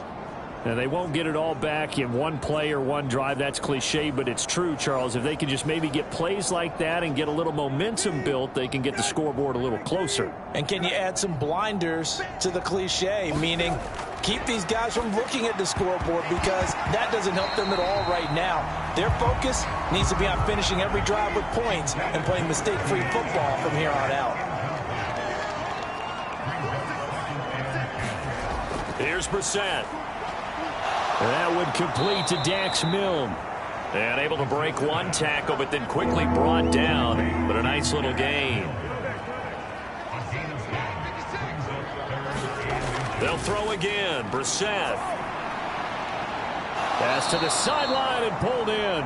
And he'll go out of bounds inside the 15-yard line. 5th catch of the afternoon, and that gives him a first down. Normally on 3rd down and short yardage, you're thinking of throwing to your tight end. It's just going to be a simple chain mover. But this time they let him roam down the field, and a nice dart picks up the first down and then some.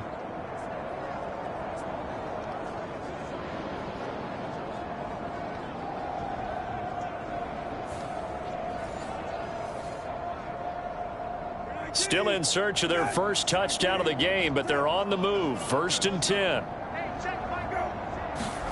From the red zone now, Brissett. He's got Thomas yet again, complete. Give him a gain of 5 on the completion, and it'll be 2nd down.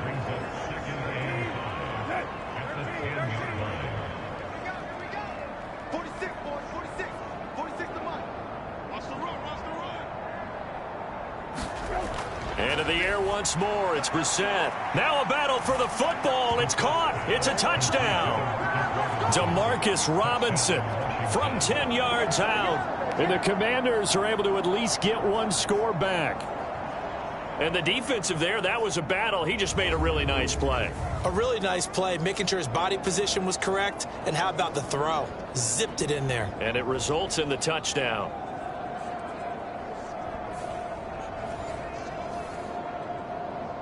Chris Boswell now for the extra point.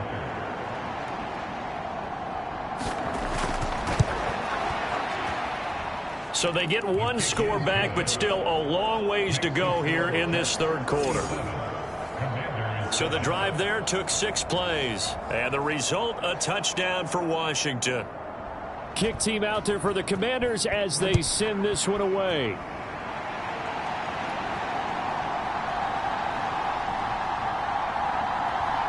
And a nice return sets him up pretty good here right at the 30-yard line. And New York set to take the field. Still well in control of this ball game despite giving up that touchdown a moment ago. So 1st and 10 now from the 30.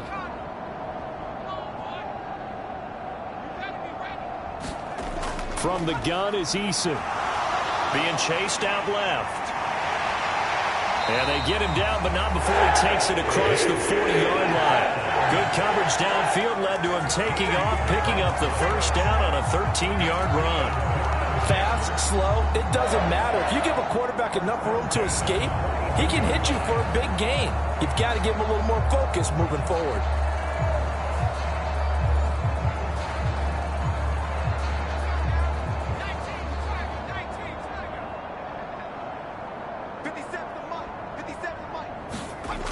On first down, Jacob Eason. That's into a crowd and intercepted. Picked off by Jamin Davis. And he will bring this one back. An interception return for a Commanders touchdown. Well, maybe a small measure of revenge for this defense because they've been thoroughly dominated so far, but a brief bright spot there with that pick six. Seemingly coming up for air after being dominated as you described. They get a nice play there. Probably not going to change the balance of this game, but they have to feel a little bit better about themselves after that one.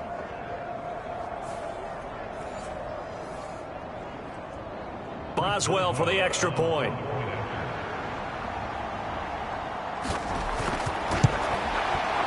Now that shaves a bit off the lead. It's now a 23-point game. So the defense creating some points, not only getting the interception, but then returning it to the end zone for the pick six. So they'll get another shot on offense following that pick six, and now the kick is away.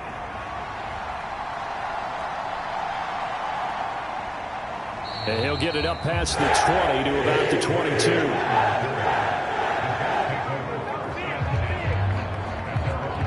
Now the Jets offense, they get ready to head back onto the field. Still operating with a comfortable lead despite the score a moment ago as they begin 1st and 10.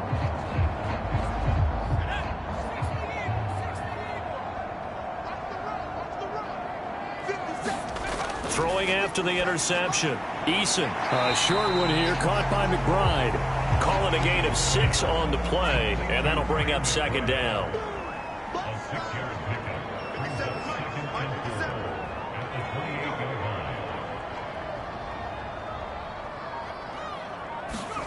Now Eason.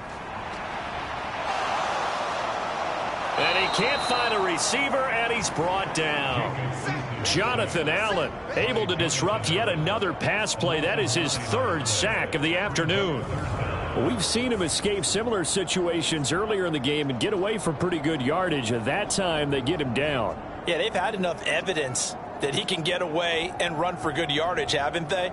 That time it felt like, okay, enough of this. Let's play it the right way and get him on the ground before he does any damage. 3rd down and 13. Throwing is Eason. Middle of the field, he's got McLaurin. And he'll be stopped short of the 1st down as they rally to tackle him at about the 28. That'll give him 8 that time, and that'll bring up 4th down. One of the feature points of the in route is being able to make a nice throw to the middle part of the field. And for a quarterback, that's one of the better throws and better looks that he'll get. But he has to be careful not to wait too long and let his receiver wander into some tough territory. If he's late with the ball, he can get his receiver hit and hit hard. And on 4th down, on is the punt team sending this one away. This is fielded at the 27.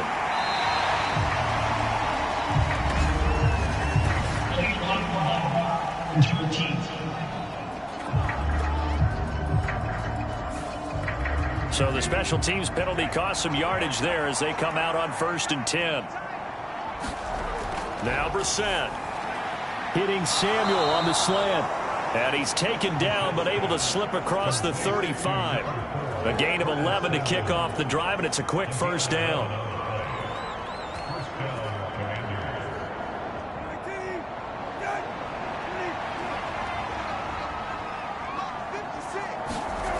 Brissett. And his throw here is incomplete. 3rd quarter action, and we appreciate you spending your Christmas Eve right here with us. 2nd and 10. A give up the middle to Gibson. And he's across the 40, 3 extra yards to the 43.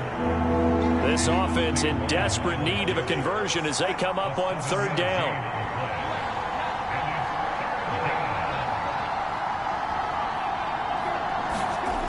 Here's Brissett. And this pass broken up. Excellent coverage there on 3rd down, as that was not an easy one to hold on to. Here's Tressway now, as he'll punt it away for the 4th time today.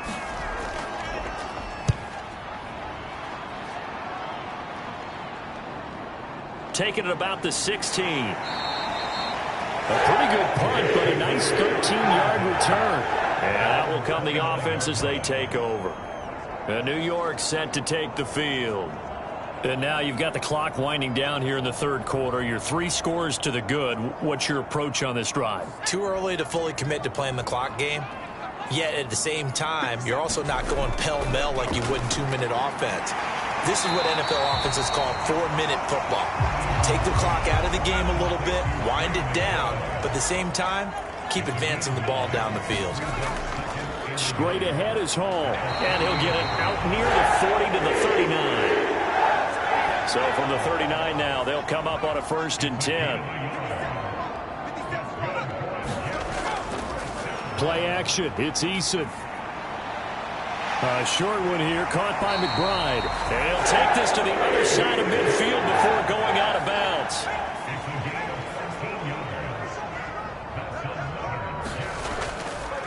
They go play action with Eason. Goes right back to McBride. Call it a gain of 3 on the play, and it'll be 2nd down.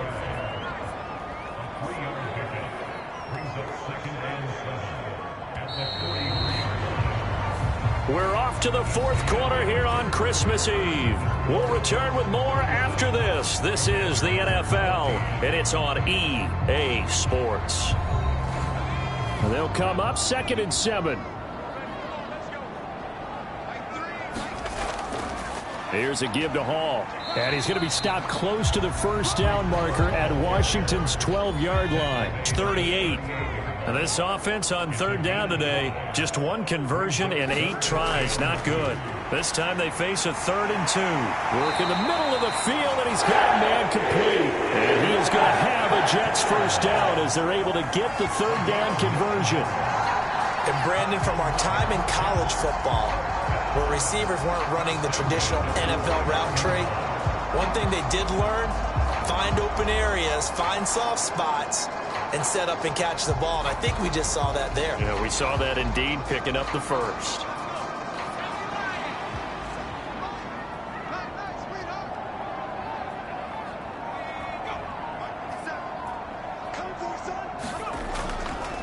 A handoff for Hall.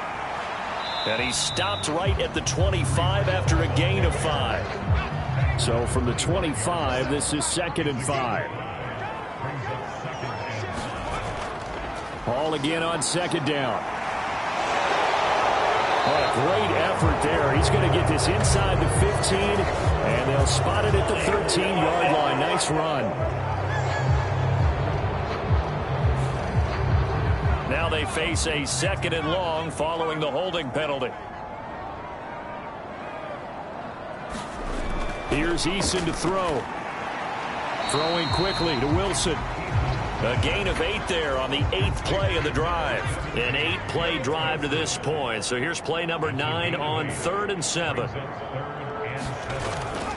On 3rd down, here's Hall. And he will not get what he needed as he stops short of the 1st down at around the 22. 4 yards on the pickup there, but it's going to take him to 4th down. But that call makes sense because they've been throwing it well on this drive, and once again they show passing formation, showing the shotgun. Then they ran out of it. That's a nice play by them defensively, though, to hold it to a short gain.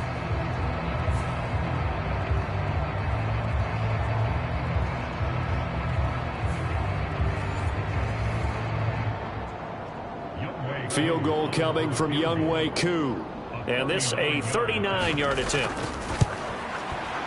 Koo knocks this one through the post. And that will extend their lead even further.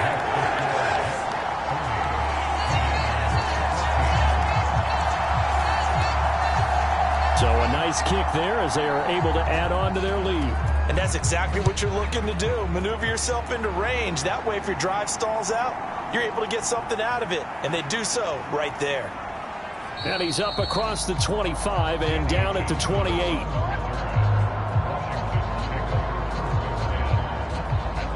The Commanders' offense set to take over. Where we stand right now in the fourth quarter, this one pretty much out of reach. And, Charles, I know they're going to be disappointed about several things with this ball game, but the self-inflicted wounds, they've had several turnovers. You would have to think that's going to be something they're going to discuss heavily in the film session in the coming days. And now here is another interception. And he'll bring this one back to the 29. Well, there's two sides to this coin. I mean, on one side, 5 interceptions now thrown for him. That's tough. But, man, this defense, they have been ball hawking and impressive. But, Charles, let's flip it back over. If you're coaching a quarterback that's struggling this much at this stage of the game, do you maybe try to get him out? I would think about it, and I think about it awfully hard. But also, you might want to look into his eyes, see what he has. He might be one of those players that you don't want to affect his confidence by actually pulling him out of the game. So you have to know your player. You have to know the situation.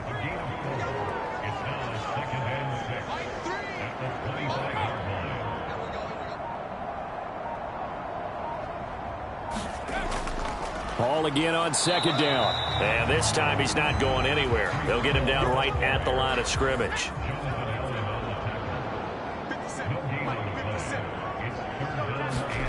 Eason sets to throw it.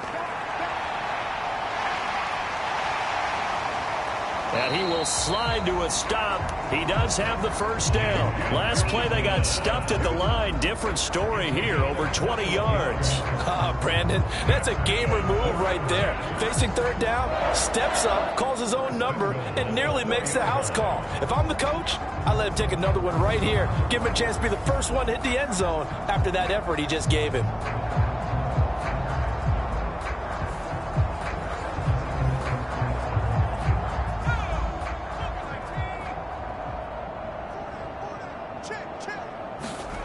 Eason.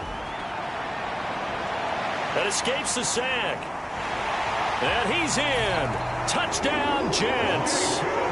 Jacob Eason taking it in from 4 yards out. And the Jets look like they're going to get back in the win column as they extend their lead here in this fourth quarter. I'm not sure what other ground there is to cover here. I mean, this offense has been amazing. Just total domination, Charles. They've clicked so well, and if you really focus in on the offensive line, they've protected well when they wanted to throw the ball. They've moved people off the line of scrimmage when they wanted to run it. Smiles all the way around. This offense has been really good in this one.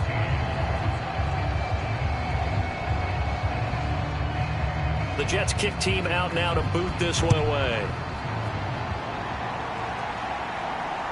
This taken in at the goal line. And he's up past the 20 to the 22-yard line.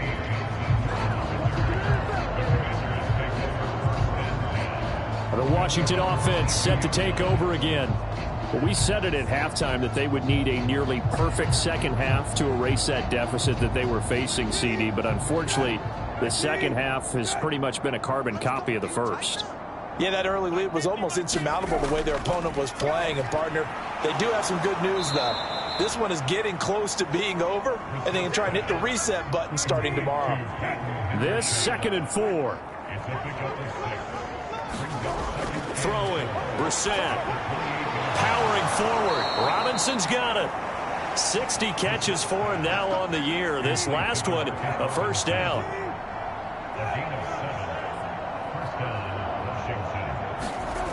Brissett now. And my goodness, another interception. Picked off by Stephon Gilmore. And they'll start with great field position at the 41-yard line. Well, they've got the huge lead. Now they have another interception on the defensive side. Seems like everything they touch in this one, Charles, turns to gold. And they have to be awfully happy right there to get what appears to be one more for the road. It helps seal away one of their best efforts of the season. The Jets offense now works their way back onto the field. You just kind of feel for the defense right now, this deficit. They have not been able to stop them the entire game, Charles. And some hands on hips, some long faces out there on the defensive side. They're like, oh, my gosh, we got to face these guys again here. Yeah, people don't understand how hard it is when you're on the side that's being dominated to keep your head up and continue to play hard. And that's what they're going through right now, trying to find that pride inside of them to allow them to continue to fight, even though they're down huge in this game. So 1st and 10 now from the 30.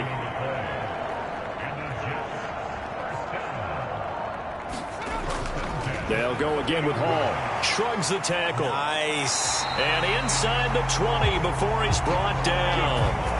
70 yards on the ground for him now as he's done that on 15 carries. No doubt those are the types of carries they're looking for here, Charles. The lead in the 4th quarter. This is when coaches that have a reliable running game, they breathe a little easier on the sideline. Yeah, they love the idea that they can take the air out of the football at this point of the game. That means they're really counting on that offensive line, counting on the runners, taking care of the football. Because you're going to tell your quarterback, hey, no time to be a hero. We're not going to throw it here. Just eat up that clock. And if you have the ball, they can't score. Eason's throw into the hands of McLaurin. And he takes it inside the 10 to the 8 before he's out of bounds. 10 more there and another first down.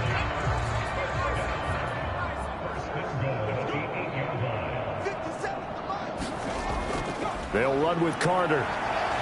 And he's going to take it in for a Jets touchdown. Michael Carter, his 2nd rushing touchdown on the year. And the Jets extend this 4th quarter lead, and they are getting closer and closer to win number 11. Well, where our booth is here, we can see all of the writers to our left. And their post-game stories, Charles, they have been filed for some time because this game, boy, is it lopsided. Yeah, we can see our guy Scoop. He's even got his fedora tipped over his face. I think he's taking a nap now. Nothing left to write for him, but how gratifying has it been for them to see what they've done in practice and carry it into a game and see the execution be so good. They've got to feel fantastic about what they've accomplished in this one.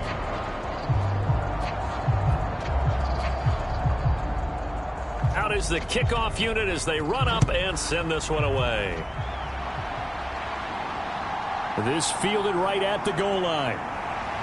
And he'll take it a yard or so past the 20, call it the 21. Now we get another look at Washington on offense. They're sort of seeing themselves spiral out of control. Let's see if they can get things back on track. And this is where the coach is walking that line of being calm and really being firm with his team. I had one tell me once, when we were having a tough patch, this too shall pass, this too shall pass. And if we kept having a rough patch, he said, but you got to do something to make it pass. And that's what they have to do. They've got to get some control back, get themselves reasserted, and calm things down. See if they can get calm and reassert themselves here.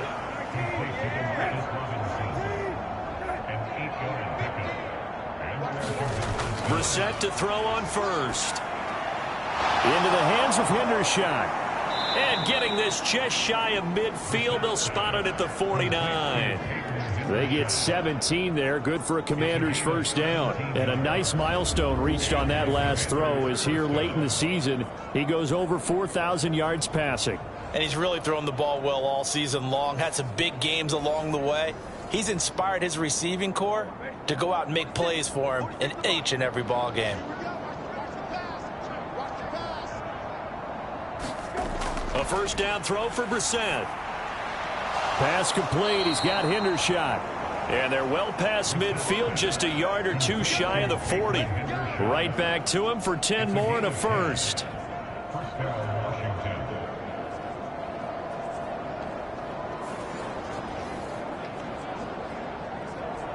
Just 2 minutes remaining here in the 4th quarter of what has been a one-sided affair.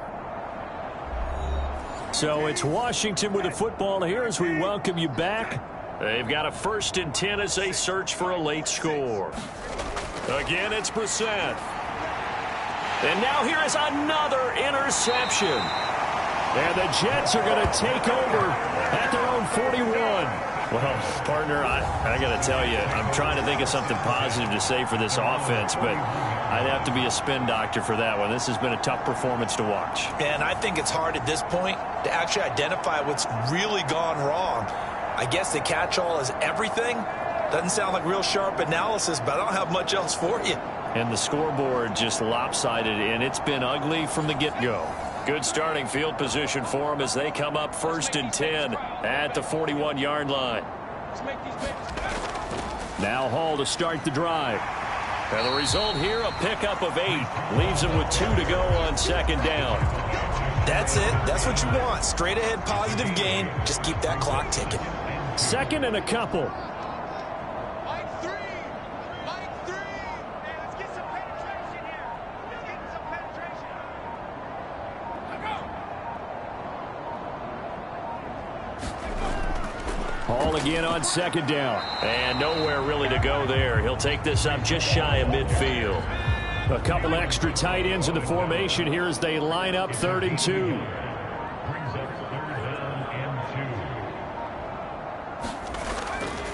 They'll run with Hall. And he's got enough for the first across midfield to the 48. Only 3 there on the pickup, but that's enough to move the chains.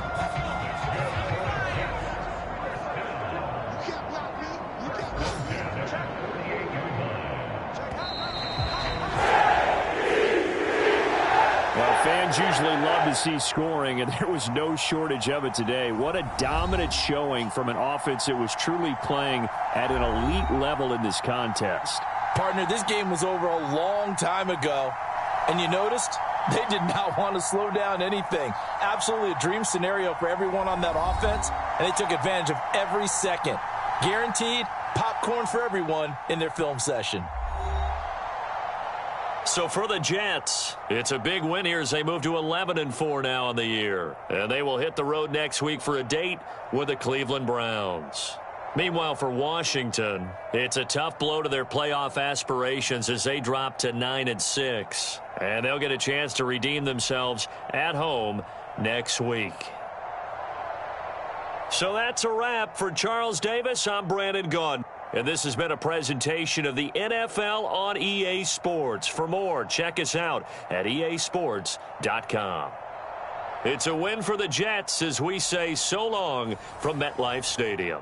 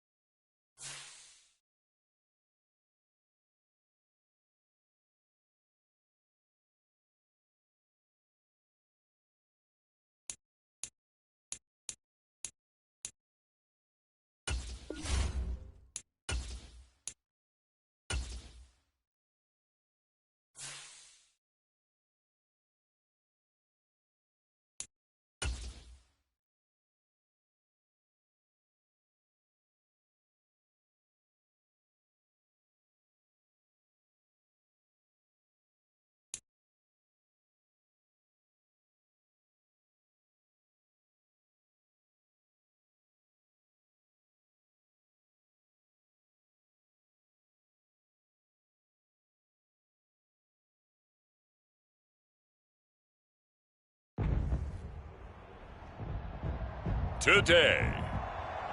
From Lincoln Financial Field in Philadelphia, it's a special Christmas Day edition of the NFL on EA Sports.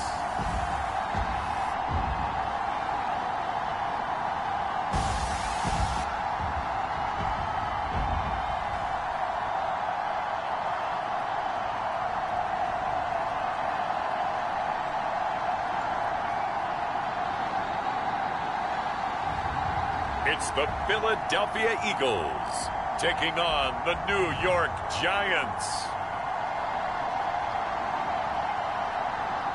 Opened back in 2003. Have a look at the Lincoln Financial Field, where 70,000 are rocking and ready to go in Philadelphia. Well, straight ahead, we've got a rematch from last year's NFC Divisional Round tilt, as it'll be the New York Giants taking on the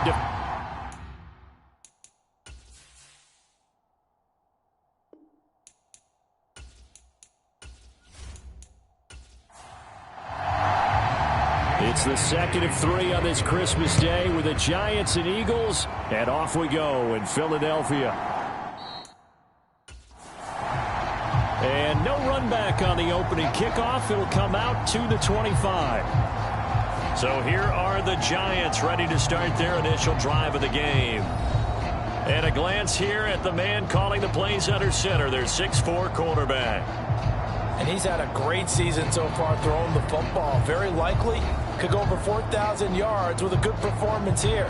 And even in an age of passing first, that is no small accomplishment.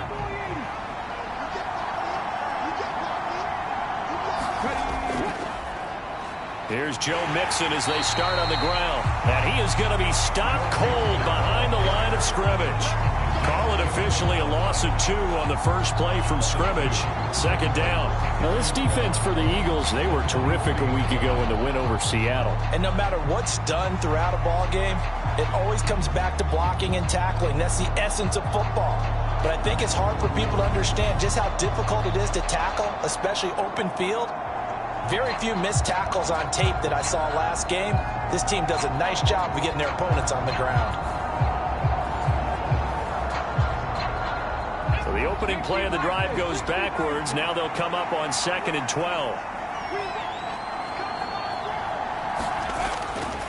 Again, it's Mixon. And not much doing there. Maybe a yard up to the 23.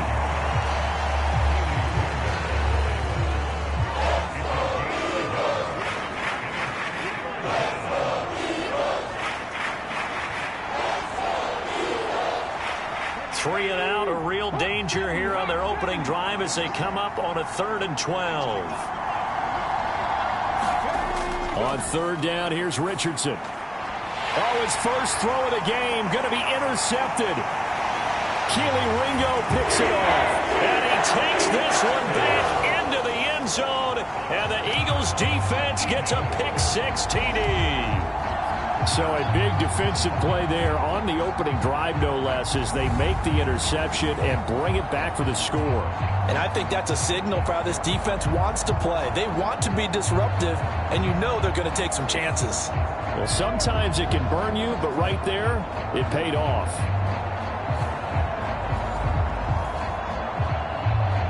On for the extra point, Jake Elliott.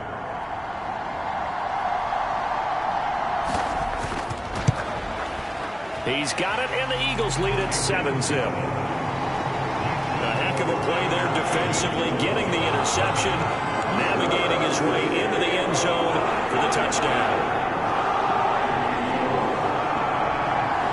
So they throw the pick-6. They'll get another shot at it now as this one's in the air. And no thought to bring this one out. He'll just go down to a knee, and they'll take over at the 25. So the Giants getting the football back here for their second drive as we grind toward the end of the season here, and they haven't had the season that they had hoped. So let me ask you to play GM. Where might they look to make some changes? I think when you look into the upcoming draft, think hard about them drafting multiple offensive linemen. They've got to get stouter up front. And as a GM always tells me, Charles, this is a big boy league, and big people always end up winning games for you. 2nd and 10. Back to the air with Richardson. Now this will be caught. It's Isaiah Hodgins. And he takes us up to the 40-yard line before being corralled. He'll get 15 and a Giants first down. So, Charles, take nothing away from this young man under center, because I know people think he's got a very bright future in this league, but I have to figure the defensive coordinators love the thought of squaring off against a rookie quarterback. And especially if they have guys they can put together a game plan with that's going to confuse, disguise a lot of coverage, make this kid think a little bit. Because in college, he's seen a lot of things. Let's not get it wrong here. But at the same time, in the NFL, you can do so much more because of the athletes you have, because of their football IQ. And don't forget, you're going to throw a couple extra rushers at him as well. See if he can handle the pressure when those guys come at him.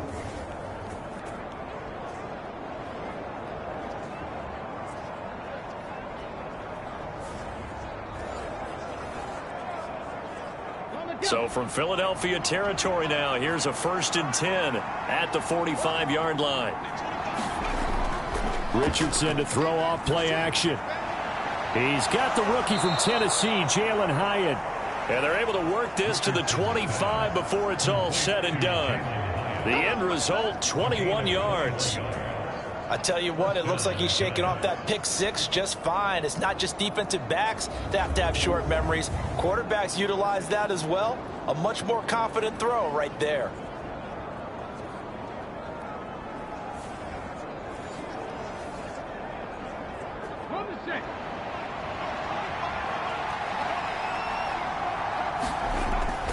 Mixon with a first down carry. This will be a short gain of 3 before he's brought down at the 22.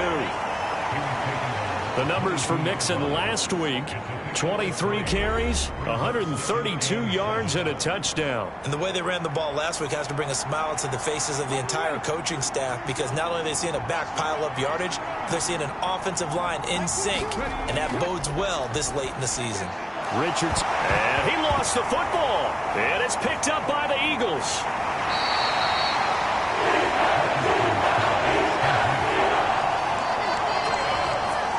Always costly to cough up that football. These defenders, they become so adept, though, at jarring it free. Yeah, it's amazing that there aren't more fumbles caused, because now, if you're an offensive player, you go through ball security drills every single day. It's really not out of line to think you should take the ball to bed with you and just hold on to it. But the bottom line is, no matter how much you try to protect it, these guys are pretty good at finding ways to knock it out. Hurts and the Eagles come up here 1st and 10 at their own 18.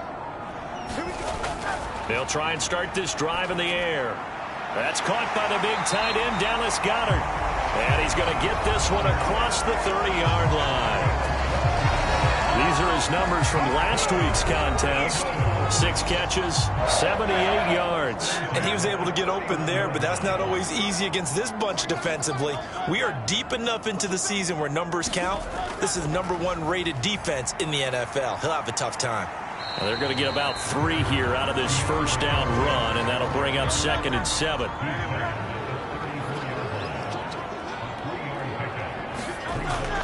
They'll stay on the ground with Swift. He'll get about 4 as he's past the 35 to the 38-yard line. The heavy set out there. 3 tight ends in the formation for 3rd and 3. And they'll try and run the option to pick it up. And he'll be tackled about 2 yards shy of the line to gain. A 1-yard pickup leads to 4th down. Typically on the read option play, when we talk about responsibilities, we're talking about what the quarterback has to go through. How about the inside linebacker, though? His job on this play, shadow the quarterback and hold him to a short gain. Did it to perfection.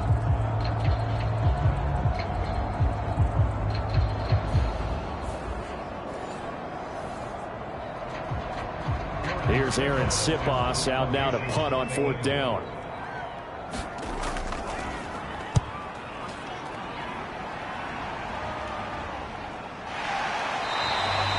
A 40-yard punt, no return, and it'll be Giant football 1st and 10. And New York set to take the field.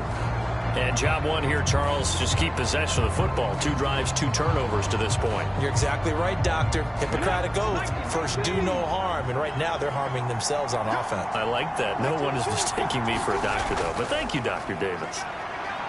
He is taken down at the 21 after a short gain of 2. Counting down toward the midway point in quarter 1. Richardson now on 2nd down. Open target here, Darius Slayton. And he's got it past the 30 before he's hit and dropped. His first catch there, good for 10 yards and a first down.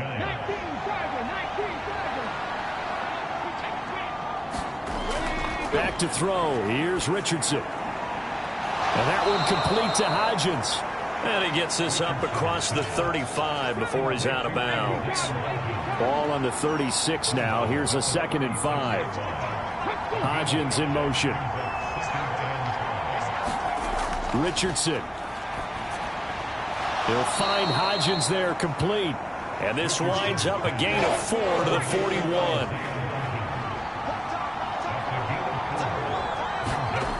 Richardson on 3rd and short. He's going to get that to his running back out of the backfield. And he will have a Giants first down as they're able to get the 3rd down conversion. Well, they've certainly done a nice job spreading the ball around on this drive. This time he gets it out to his back, and it's another nice play and another first down. They've got the defense on their heels a little bit. They're reacting instead of being aggressive and making plays.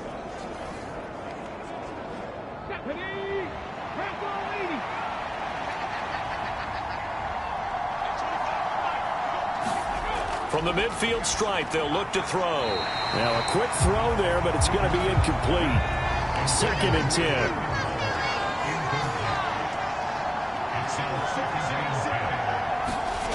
10. Richardson on 2nd and 10. Short throw going to be caught by Waller. Some extra space following the display of power. Down just inside the 45. This will be the 8th play of the drive here. 3rd and 4. And Richardson looks to throw once more. Pass taken in by his big tight end. And he will have a Giants first down as he'll be marked down a yard or 2 past the marker following a gain of 6.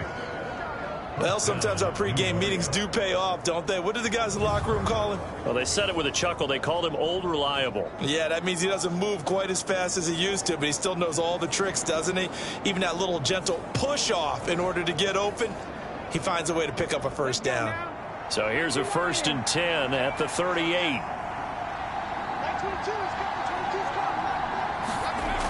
Now Richardson. Throwing middle, and it's complete. And this will leave him a yard short.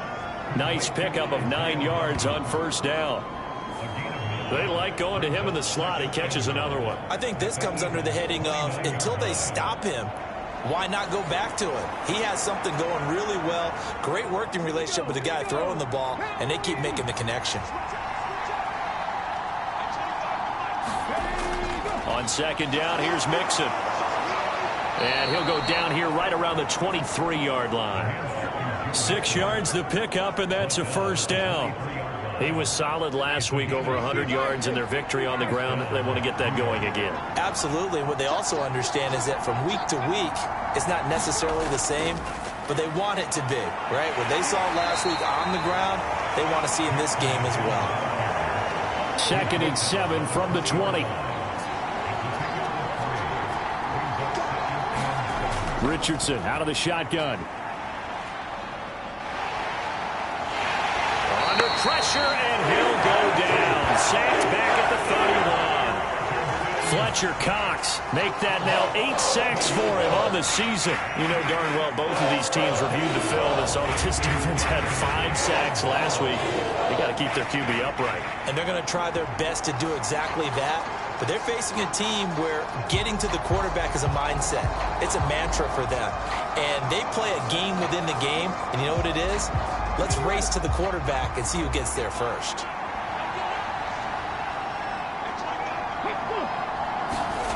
Now on 3rd and long, they'll look to throw. And that's going to be incomplete. The coverage too good there. The contact popped the ball free, and it's 4th down.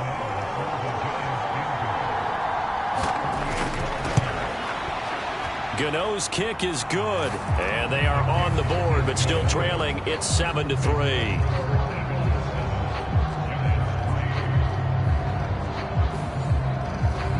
So, Charles, they are on the board after that kick. So 3 drives, 3 points. Obviously not the start that you were hoping for, but they're able to erase that 0 off the scoreboard.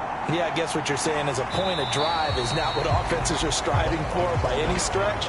They're happy they've got 3 now. They hope that that unlocks their offense for bigger points down the road.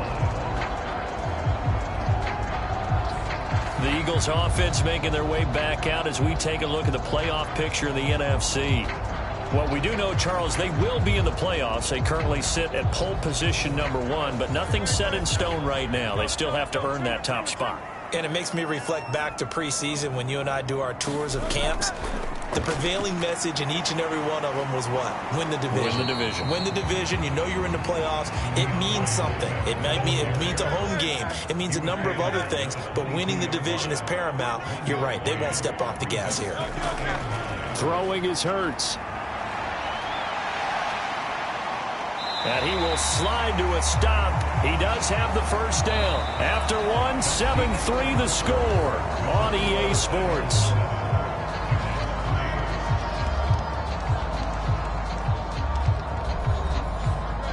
And the Giants will go with 6 defensive backs here on 3rd. They'll try and run here with Swift. By the skin of their teeth, they are able to convert on 3rd and inches.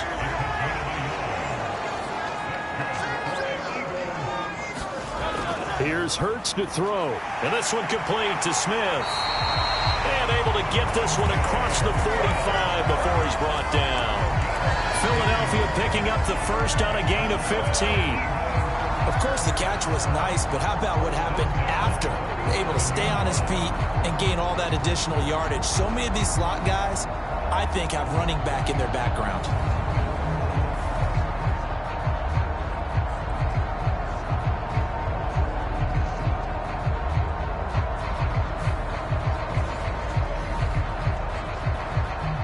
Couple of first downs on the drive already as they'll go from the 47 now on first down.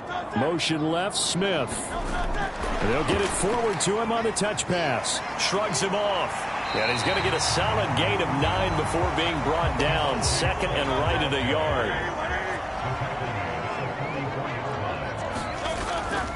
They go play action with Hurts. Step, and he's going to have to eat this one as down he goes. Kayvon Thibodeau able to take him down. It's a loss of 3. I think a lot of time when we see a sack, you say, well, you blame it on the offensive line, the quarterback, but here, maybe you just tip your hat to the defender. What a play. Yeah, and I think sometimes they just get a sense of the play before the ball's even snapped. Kind of like a sprinter anticipating the gun in a race. They're off, and guess what? The quarterback's down.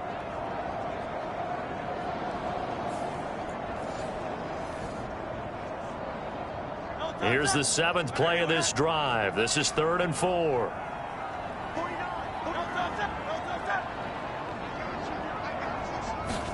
Hurts. Able to find the open man. That's complete. And they're going to have another first down as the tackle's made at the Giants' 35. The 3rd down conversion is successful. Give them 12 yards that time. Would it be safe to say that as precise as routes are supposed to be run in the NFL, maybe they're not quite as precise in college ball? That's accurate, yes. And I think we saw a college route in the NFL there. Just find the soft spot, find the dead zone, and find the first down. And that's what he just did. On 1st and 10, it's Swift. And this will be a gain of 5 as he gets it to the 30. Ball on the 30 now. Here's 2nd down and 5. Hurts sets up to throw it. It's caught. Smith. And Devontae going to pick up the Eagles' first down as he'll take this down to the 22-yard line. They'll throw on first down with Hurts. Over the middle here to Brown. And he's tackled a yard short of the marker. Good gain of 9 on first down. 2nd down and a little more than a yard here. Throwing from the gun, it's Hurts. And he fumbled it. It's on the ground. And the Giants have it. It's picked up. And he's free going down the left side. It's a foot race. And this is taken into the end zone. A fumble recovery and a Giants touchdown. Oh, backbreaker. That'll drive the coach, the offensive coordinator, just crazy. You get it all the way down there in the red zone, can't capitalize. Instead, they go the other way on the fumble return for a touchdown. How about the aggressiveness of the defense, though? They're not about to just fall on a fumble, are they? Scoop and score is their motto, and they just did it. Graham Gano on for the extra point.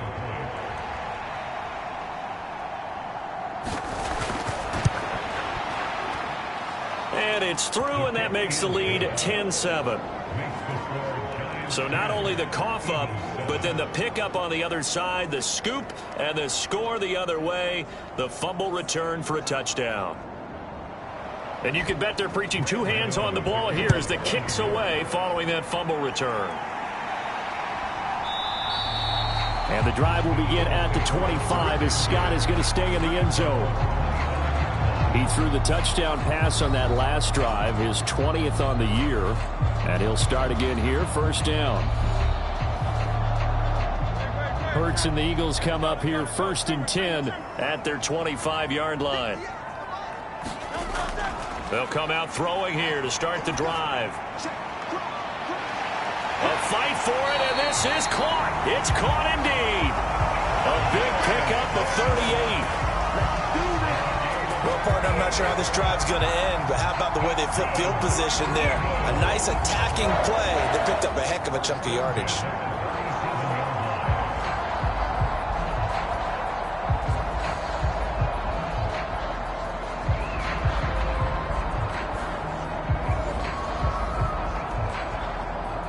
So how about that for a chain mover? They're all the way down inside the 40 now for first and 10. On the option to give to Swift here. And he fights forward for a modest 2-yard gain, second down.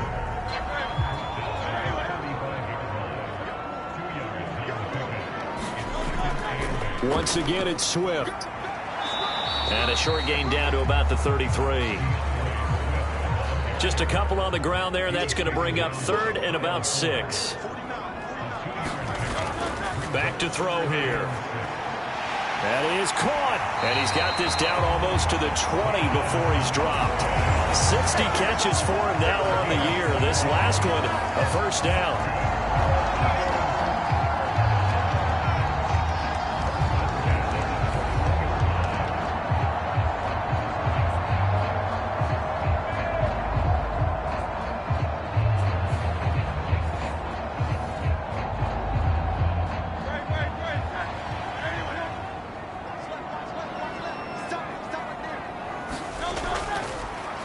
Penny, a first down carry. And he stopped immediately there.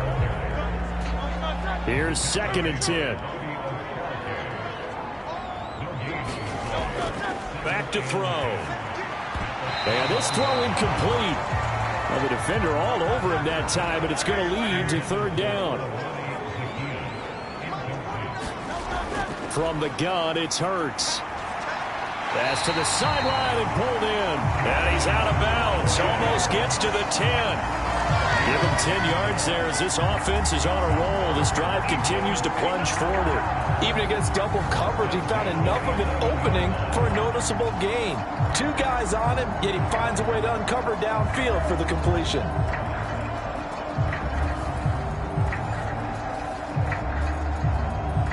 Now a first and 10 at the 11. They'll look to throw here. And this is caught. Touchdown, Philadelphia. Olamide Zaccheaus, his first touchdown on the year. And the Eagles are able to move back in front. All the receivers in the league are plenty good enough. Otherwise, they wouldn't make it in the NFL. But the ones that go to the Pro Bowl, they have refined route running ability.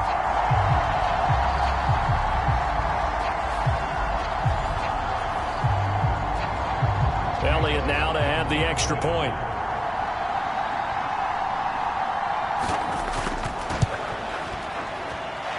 And that makes it 14-10. So that one an 8-play drive. It spans 75 yards. The result, Philadelphia in the end zone.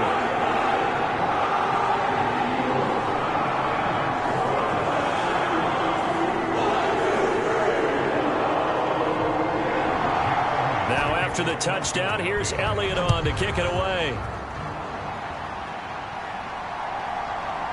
From a yard or two deep, here comes a return.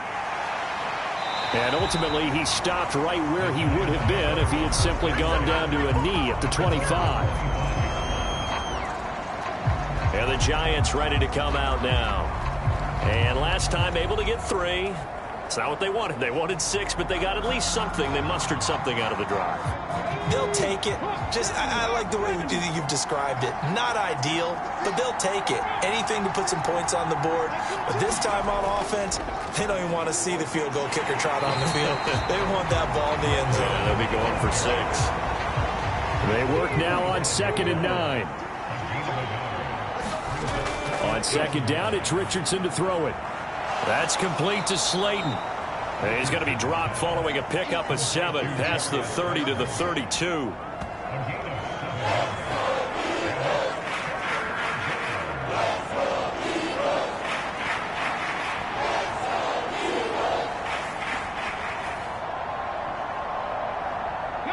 The offense on 3rd down, they've hit 2 for 4 thus far.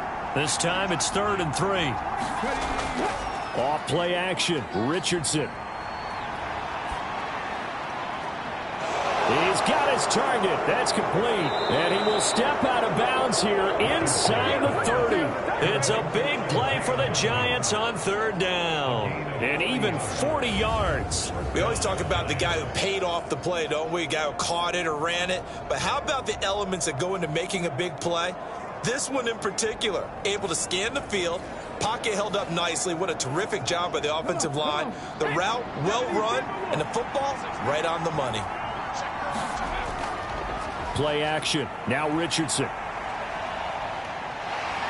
Nowhere to go here. He lost the football. And it's picked up on taking it right down Broadway. And he's into the end zone. It's a fumble return and an Eagle touchdown. And give some kudos to the defensive coordinator, I think, here. They bring the blitz, they dial it up, and it turns into 6 points for them. It's so nice to hear you actually give kudos to the defense. It is so nice. You're such an offensive guy like that. I love it. He dialed things up, and boy, a big play resulted for his guys. Well, you like the credit to the defense there, right, my friend? Yeah, do I ever?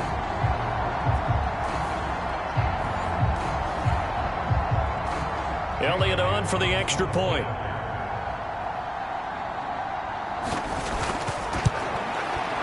It's good, and it's 21-10. The scoop and score, always an exciting play in football, and we witnessed it there, grabbing it off the ground and then rumbling it into the end zone for 6. So here's the kickoff now as they'll get it again following that fumble return for a score. Taking it about the 1.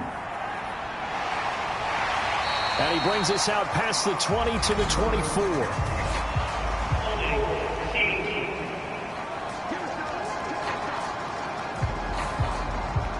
They were trying to create some space to run. They created the penalty. And you work on it so much. You work on it so hard. But it's tough to simulate game speed in practice. That often runs you into a penalty. And not a whole lot of room to operate there on the first down run. He gets maybe 3. I think if they want to start getting back into this game, it behooves them to get better on first down. Yeah, certainly not what they were looking for there out of the opening play of this drive. So from the 17, here's 2nd and 7. Richardson looking to throw. And Waller taking it in over the middle. And he works it across the 25 before being tackled.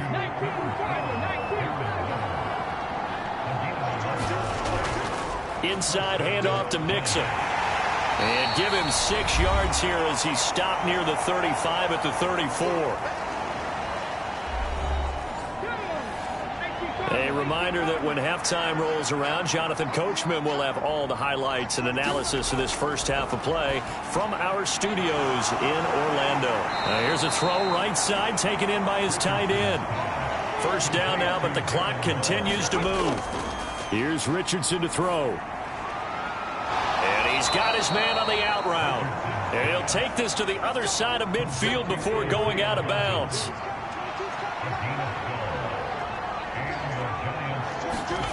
First and 10, Richardson looks to throw it. A quick throw knocked away. It's incomplete. After the incomplete pass, here now is 2nd and 10. They go play action with Richardson. Caught along the left side by Hyatt. And he has another first down as they'll get the ball down to the Eagles' 31-yard line. A solid gain of 15 yards and the sticks move. And this has been a nice answer to the touchdown drive against them a few minutes ago because they've come out and reestablished the tempo. A nice throw there, and they're putting together a very strong drive as a response.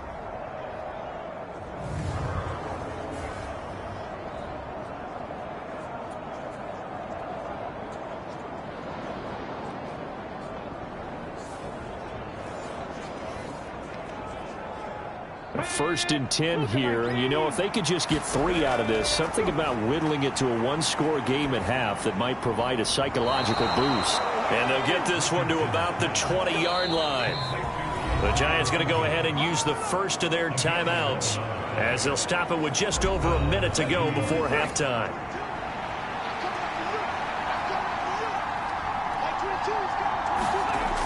Back to the air with Richardson. And this will be incomplete. Physical play on the football there, and it's 2nd down. Throwing again, it's Richardson on 2nd down. Oh, it's intercepted. A drive killer there. Picked off by the linebacker, Miles Jack. And the Eagles are going to get it back here just shy of the 20. And when a team advances as far as they did, got over the 50-yard line, don't you think that drive deserved a better ending? I think he needs to get with his coaches on the sidelines, make some immediate adjustments, and that's what you do. You don't wait. You do it from series to series because drives like that end with a turnover, that's multiple times they picked him off already in this opening half. Already at the line, this Philly offense set to go. And we'll see how this is played. Offensively, they've got the lead. Not a whole lot of time left. What do you think, Charles? Well, it's tempting to try and add to your lead, but a mistake there, that can change things in a big way. I say go ahead, take the knee, get on out for the half. 2nd down. Here's Hurts. Nowhere to go here. He lost the football. And this ball recovered by the offense, but remember, they cannot advance it here in the final 2 minutes of the half. So this will be blown dead, and it'll come back to the spot of the fumble. On 3rd down, Penny. And he's going to get this to about the 20, but that is well short of what he needed. The Giants going to burn their 3rd and final timeout as they stop it here with just under 40 ticks to go in this first half. 44 on his first punt, and this is a good kick as well.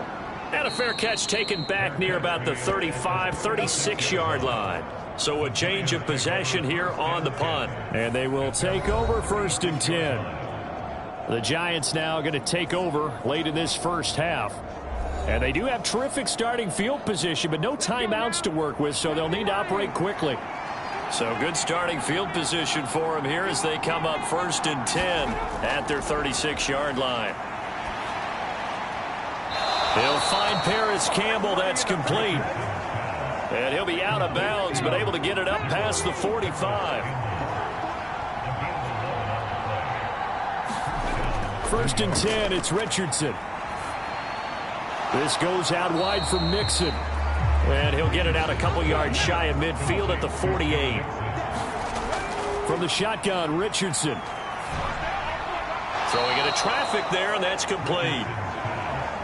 Nifty running there, but it'll come on what should be the final play of half number 1. So we've reached halftime here on Christmas Day. As we'll send you down the coast now to Orlando, that's where we find Jonathan Coachman, ready with our EA Sports Halftime Report. Coach. All right, Brandon, thanks very much. We'll get back to you and Charles in a minute. But first, time to give the folks at home a look at what's going on around the NFL. We'll get started over at Mercedes-Benz Stadium in downtown Atlanta, where it was the visiting Colts who were able to pick up the road victory. Michael Pittman, 2 touchdown catches in the victory. Next, we'll stay in the NFC South as we head back here to Florida, check on the Bucs at home in Tampa. And they were victorious in that one over the visiting Jacksonville Jaguars.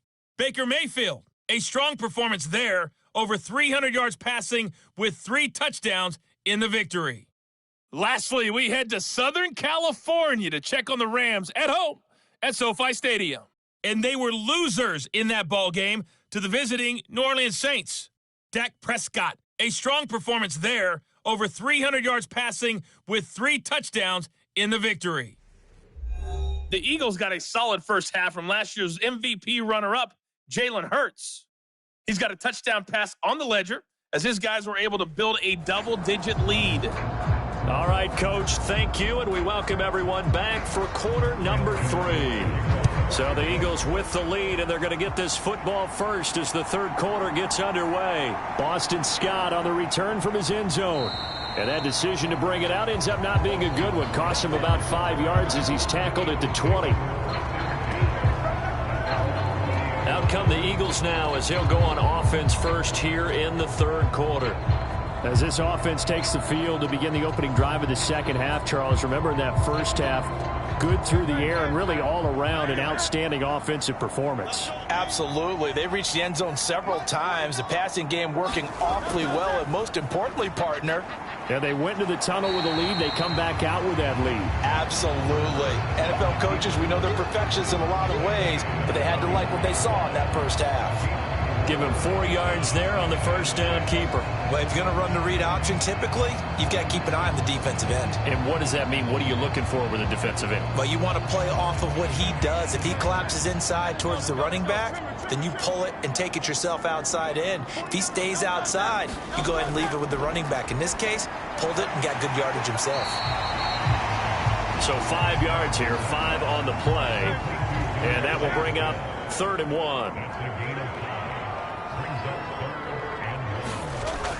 They'll try and run for it with Penny. And he's able to get the first before he's taken down at the 36. They give him 7 yards on the play, and they do pick up the conversion on 3rd down. Brandon, what were they thinking on defense there? They looked like they were playing for the pass. That was 3rd and short. Yeah, it was an easy pickup because they handed it to him. That was way too easy. Just looked like absolute confusion defensively. Not sure why they were in that set. Yeah, I'd say you ought to have a few men in the box there.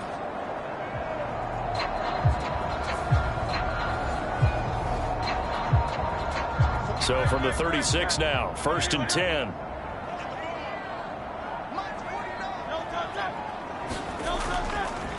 Again, it's Penny. And nothing much materializing there on the first down run. He'll get a couple, and that's it. Ball on the 39. Here's the 2nd and 8. He'll look to throw. Over the middle to Smith. And he gets this one to midfield before he's brought down.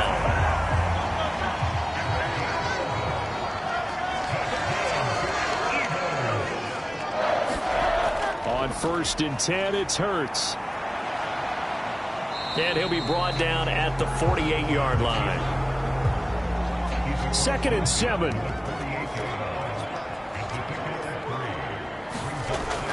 They'll drop to throw. This to Arnold on the short pass. And they're going to have another first down as the tackle's made at the Giants' 29-yard line. He goes for 18 there as the drive will continue. Whatever the discussions were at halftime to try to slow down this offense, it has not worked to this point. Yeah, I have a vision right now of everything that was discussed at the half just being torn in shreds or being erased off of the Microsoft Surface tablets because none of it is working. They are really locked in on offense.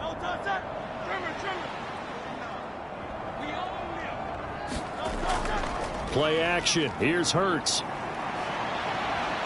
A short gain here, maybe a yard to the 29. Here's a 2nd and 9 now from the 29.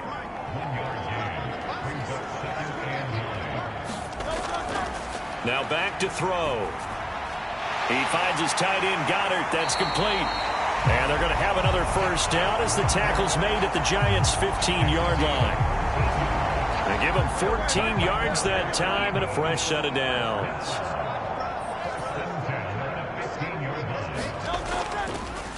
They run the option here on 1st and 10. And he's brought down just outside of the 10 at the 11. Now a 2nd and 6.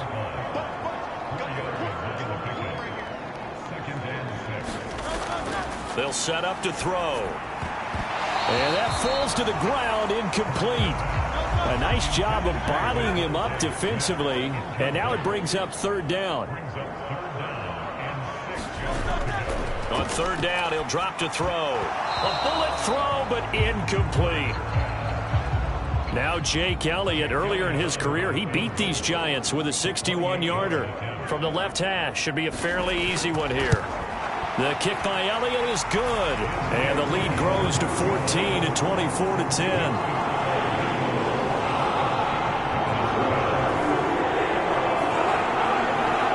They picked up right where they left off in the first half. First drive after the break, they come away with 3 and increase that lead. Yeah, and you just want to keep building on that lead, don't you? Whether it's 6 points or 3 points, take everything you can get, keep maneuvering, keep adding to it, keep making it difficult for them to come back. Now we take a glance at the offense as they work their way back out for their first possession of the second half.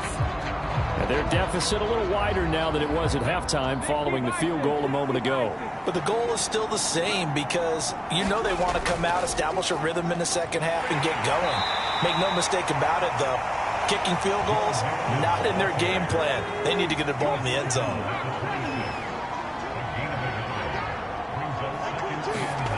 Second down, here's Richardson. And that one complete to Hodgins. The result, only 4 yards there on the play. And they're going to face a 3rd down.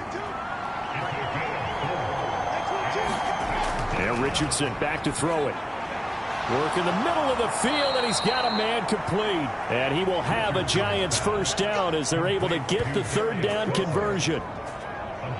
But give the defensive guys a little bit of credit. They didn't let the deep ball beat them on that play, did they? No, the drag, that guy can be your safety valve. We saw it right there. Yeah, and it picked up a first down for them, too.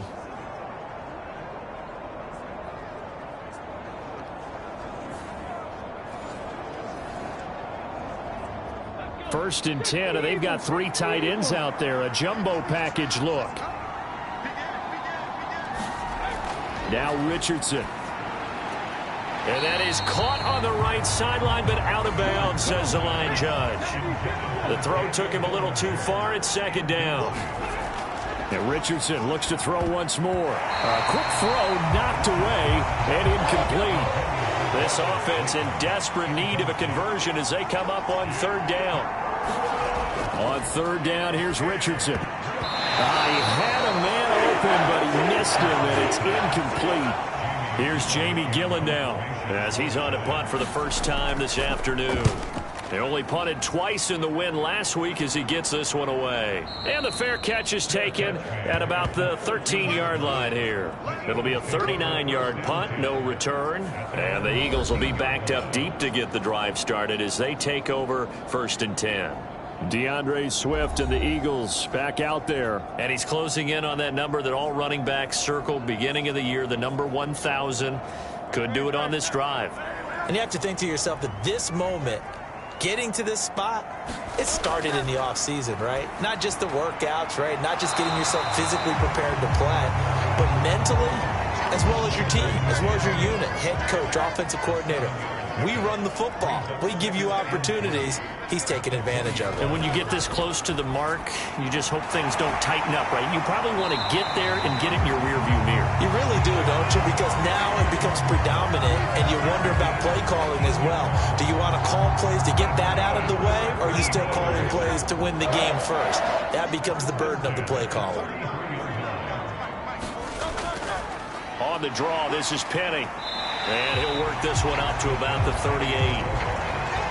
Dexter Lawrence that time in on the stop. Not a huge play, but I think they're more than happy with how it turned out. Don't be surprised to see them revisit that call because there was a lane there for more than just 5 yards. Put it in your back pocket and break it out when you need it later. Here's Hurts to throw. That's caught by Penny. And he'll be taken down at the 46-yard line. Couple of first downs to kick off the drive. Here's 1st and 10 up at the 46. Penny up the middle, and they'll get this just to the 47, 1-yard gain. Yeah, things were pretty stacked up there in the middle of the line. A lot of bodies, not much space. I think ultimately he was fortunate to get anything out of that run.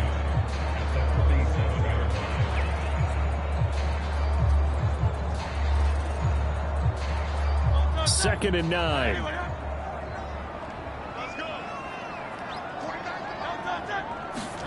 Throwing is Hurts. Forced out to his left. And taking it across midfield and just shy of the 40. A nifty bit of scrambling there. 12 yards, first down. At this point, this offense feels like they could just roll out anything, and it would work. They are certainly in no hurry for this one to end. Not when they can rack up some stats and continue to add to their lead.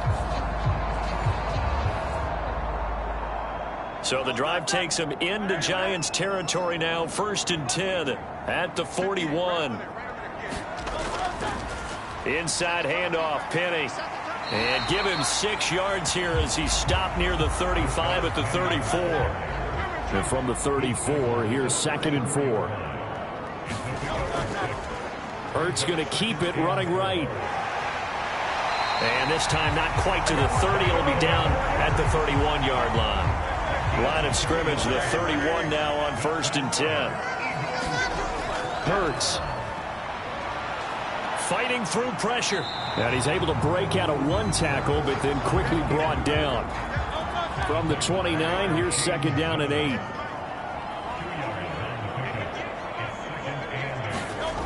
Hurts sets up to throw it. And this throw incomplete. Now the defender all over him that time, but it's going to lead to 3rd down. They went with a dime look on defense. 2 extra defensive backs on the field and covered up essentially every blade of grass. That allowed them to disrupt the play.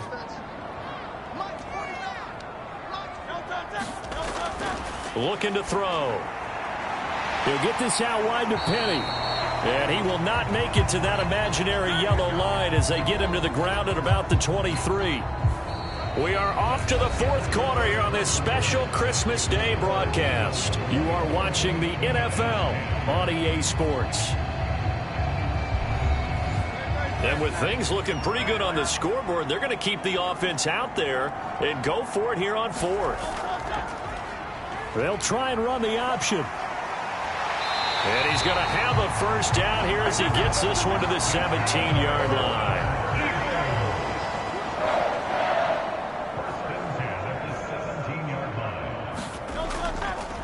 Hurts going to keep it again. And the reinforcements come in as they're going to stop him behind the line. Nothing doing there as the 13th play of the drive proves to be unlucky. Well, he's had success running the football in this one. Yeah, that's undeniable. But that time, the defense was on to it. And, partner, I think the more you see a play like this, the more they're able to diagnose it quicker and easier for them to defend it. I think you have to dress it up a little bit and show maybe some different formations and looks.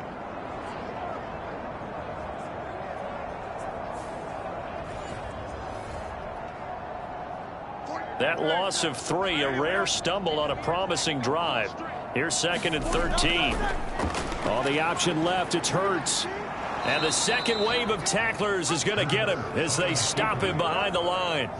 3rd and 15 coming up after that loss of 2. Well, they have had success when he keeps the ball in the option, but not there. I mean, you just saw exactly why many old NFL coaches would say, don't use your quarterback in the running game.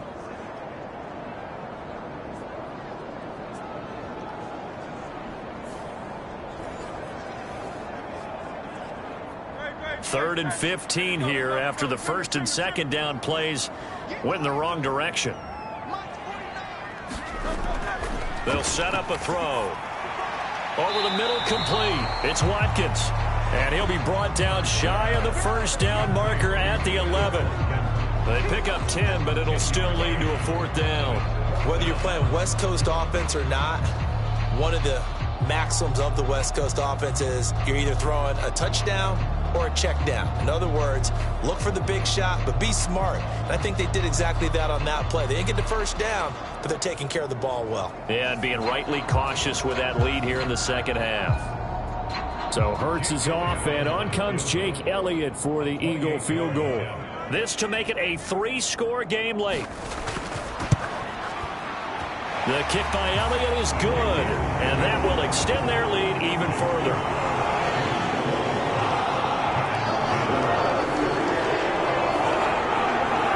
So that almost certainly the final piece to this puzzle, a 3-score lead. I don't think there's any coming back from there. But, you know, normally I'd get on you for giving up on the game right here, but I do think you're right in this case. This late in the game, 2 scores is tough enough. 3, I'm with you. That seems out of the question.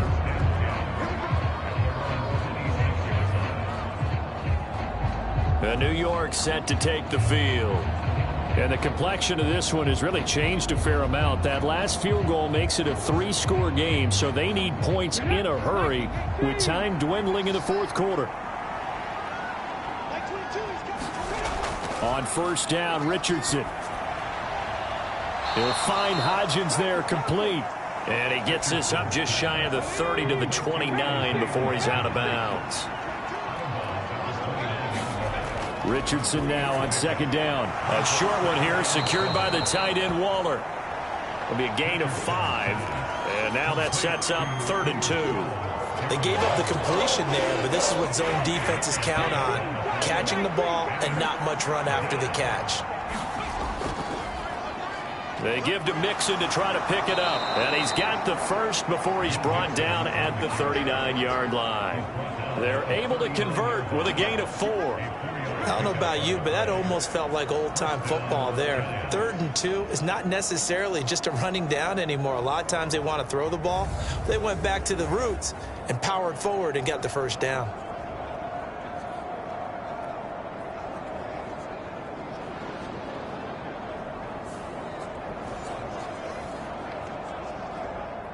So from the 39 now, they'll come up on a 1st and 10.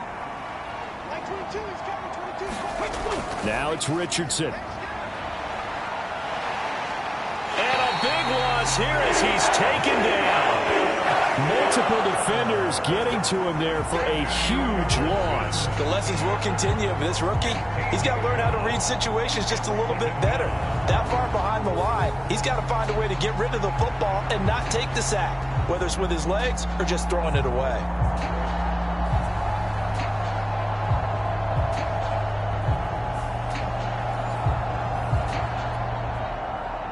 After the sack, oh, they're staring at a challenge basically from the other side of town. It's 2nd and a country mile. Richardson working from the gun. He connects with Hyatt. So give them 5 yards there on the pitch and catch. And they're going to face an uphill battle here on 3rd and long. 3rd and long for Richardson. Eagle pressure, too much this time. Down he goes. Hassan Reddick with a big-time sack on 3rd down. It's a loss of 7. So if we recount real quick, he had the touchdown earlier, and now he comes up with the sack here. No doubt about it, he's having himself a game.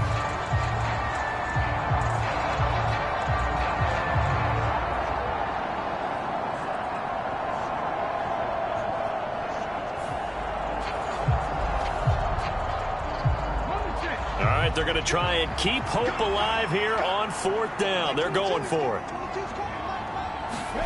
4th down, desperation time. Here's Richardson. And he knocks the ball away, and it falls incomplete.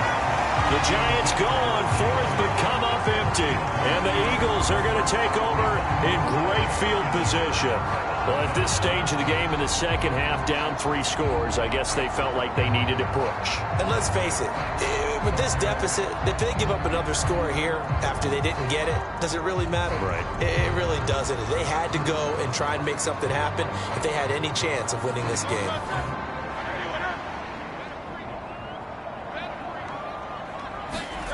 They'll throw on first down with Hurts. And he finds Penny.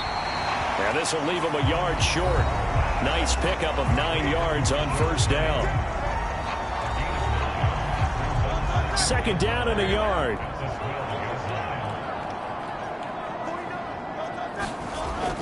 Back to throw here. This will be caught just inside the 10. And the Eagles are going to be set up with a first and goal coming up as they get him down at the 6-yard line.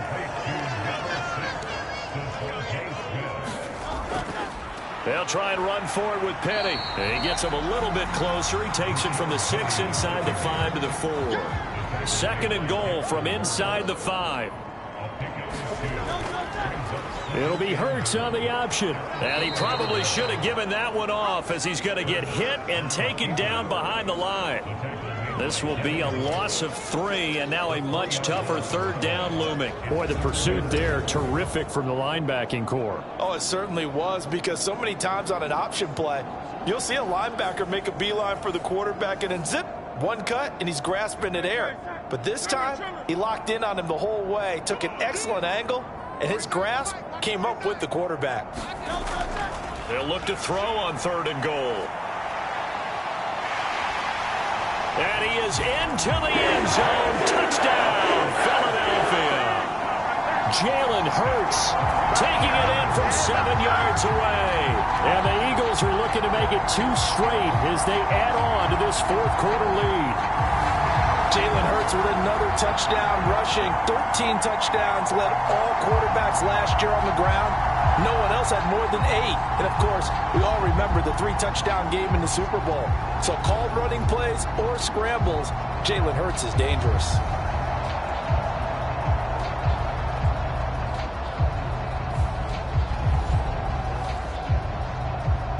Elliott now to add the extra point.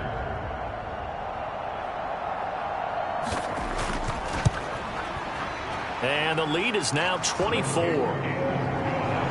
So that drive spanned 5 plays. And in the end, it's capped off by a 7-yard run.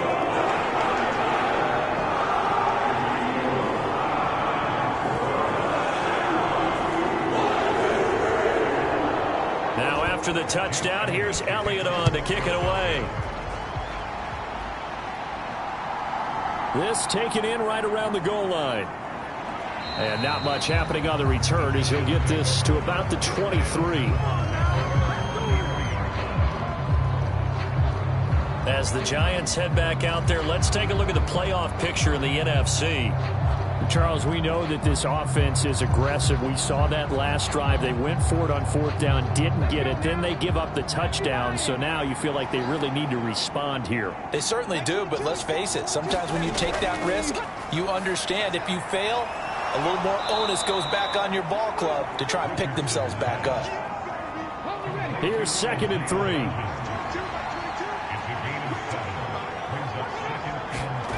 Richardson out of the shotgun.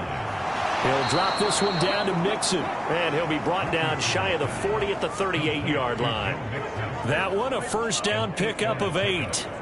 Well, they certainly had success throughout this contest getting him the ball in the passing game, and there he picks up another first down. Whatever they saw going into this one, they've been able to capitalize on it, and no adjustment has been made to take it away. They'll wind up getting just a yard out of it. And it's 2nd down.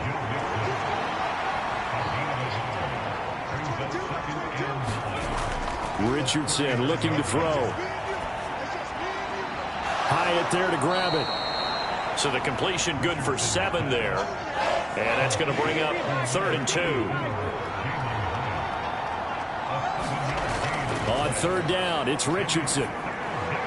Pass taken in by his big tight end. And he has another first down as they'll get the ball down to the Eagles' 43. 12 yards that time for number 12 as they move the chains. Offense for them has been at a premium. You wonder where plays like that have been all game long. They're thinking the exact same thing themselves, but they're also looking forward now, because now these plays are really for next week, trying to get some momentum going. So signs of life in what's been a dormant offense in this second half. Here's 1st and 10. Here Richardson yet again. Dumps it off to Mixon. And we are inside of 2 minutes left in this lopsided affair. So it's Giants football here as we welcome you back. They're looking at second down now as they search for a consolation score. Richardson. He'll find his tight end. That's Waller. And he has another first down as they'll get the ball down to the Eagles' 24-yard line. Nowhere to turn here, and he's going to go down. Back at about the 37-yard line. Here's Richardson to throw. To Mixon on the check down. He'll be hit down at the 33, 5 yards on the play. Now you've got to hustle your guys to the line and get them set. Now on 3rd and long, they'll look to throw. And he bats it away, and it falls down incomplete. No choice but to go. Here's 4th down now. Going for it on 4th. Here's Richardson. That ball caught by Campbell. And now this is going to depend on the spot. And they say he's just short. They had to go for it with such little time remaining. And the Eagles defense able to hold. So they've gone for it twice now on 4th down in this game, and both times unsuccessful. I wish we could hear the headsets now between the head coach and the offensive coordinator. Now that they're 0 for 2, if they get into a third situation, head coach might say, hey, you got anything for this one? Might get radio silence back. Philadelphia getting set to take the field. Now they are really in the driver's seat here, enjoying this lead late in the 4th quarter. The defense does have all 3 timeouts, but at this point, doesn't look like it's going to matter much. They will get 4 yards here on the first down run, and that'll make it 2nd and 6.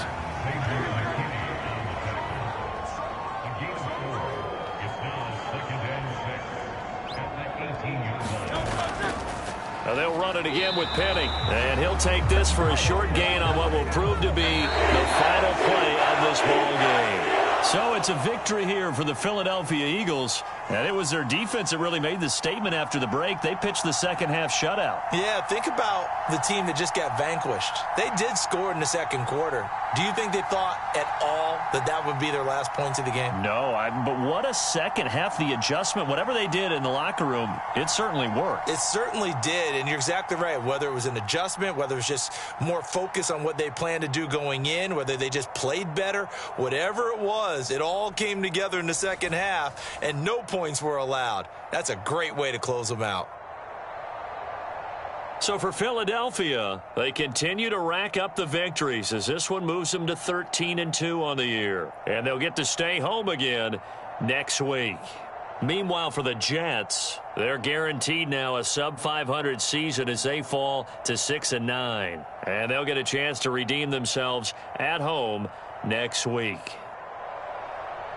And for Charles Davis and our entire crew here at EA Sports, I'm Brandon Gaudin saying so long, everybody.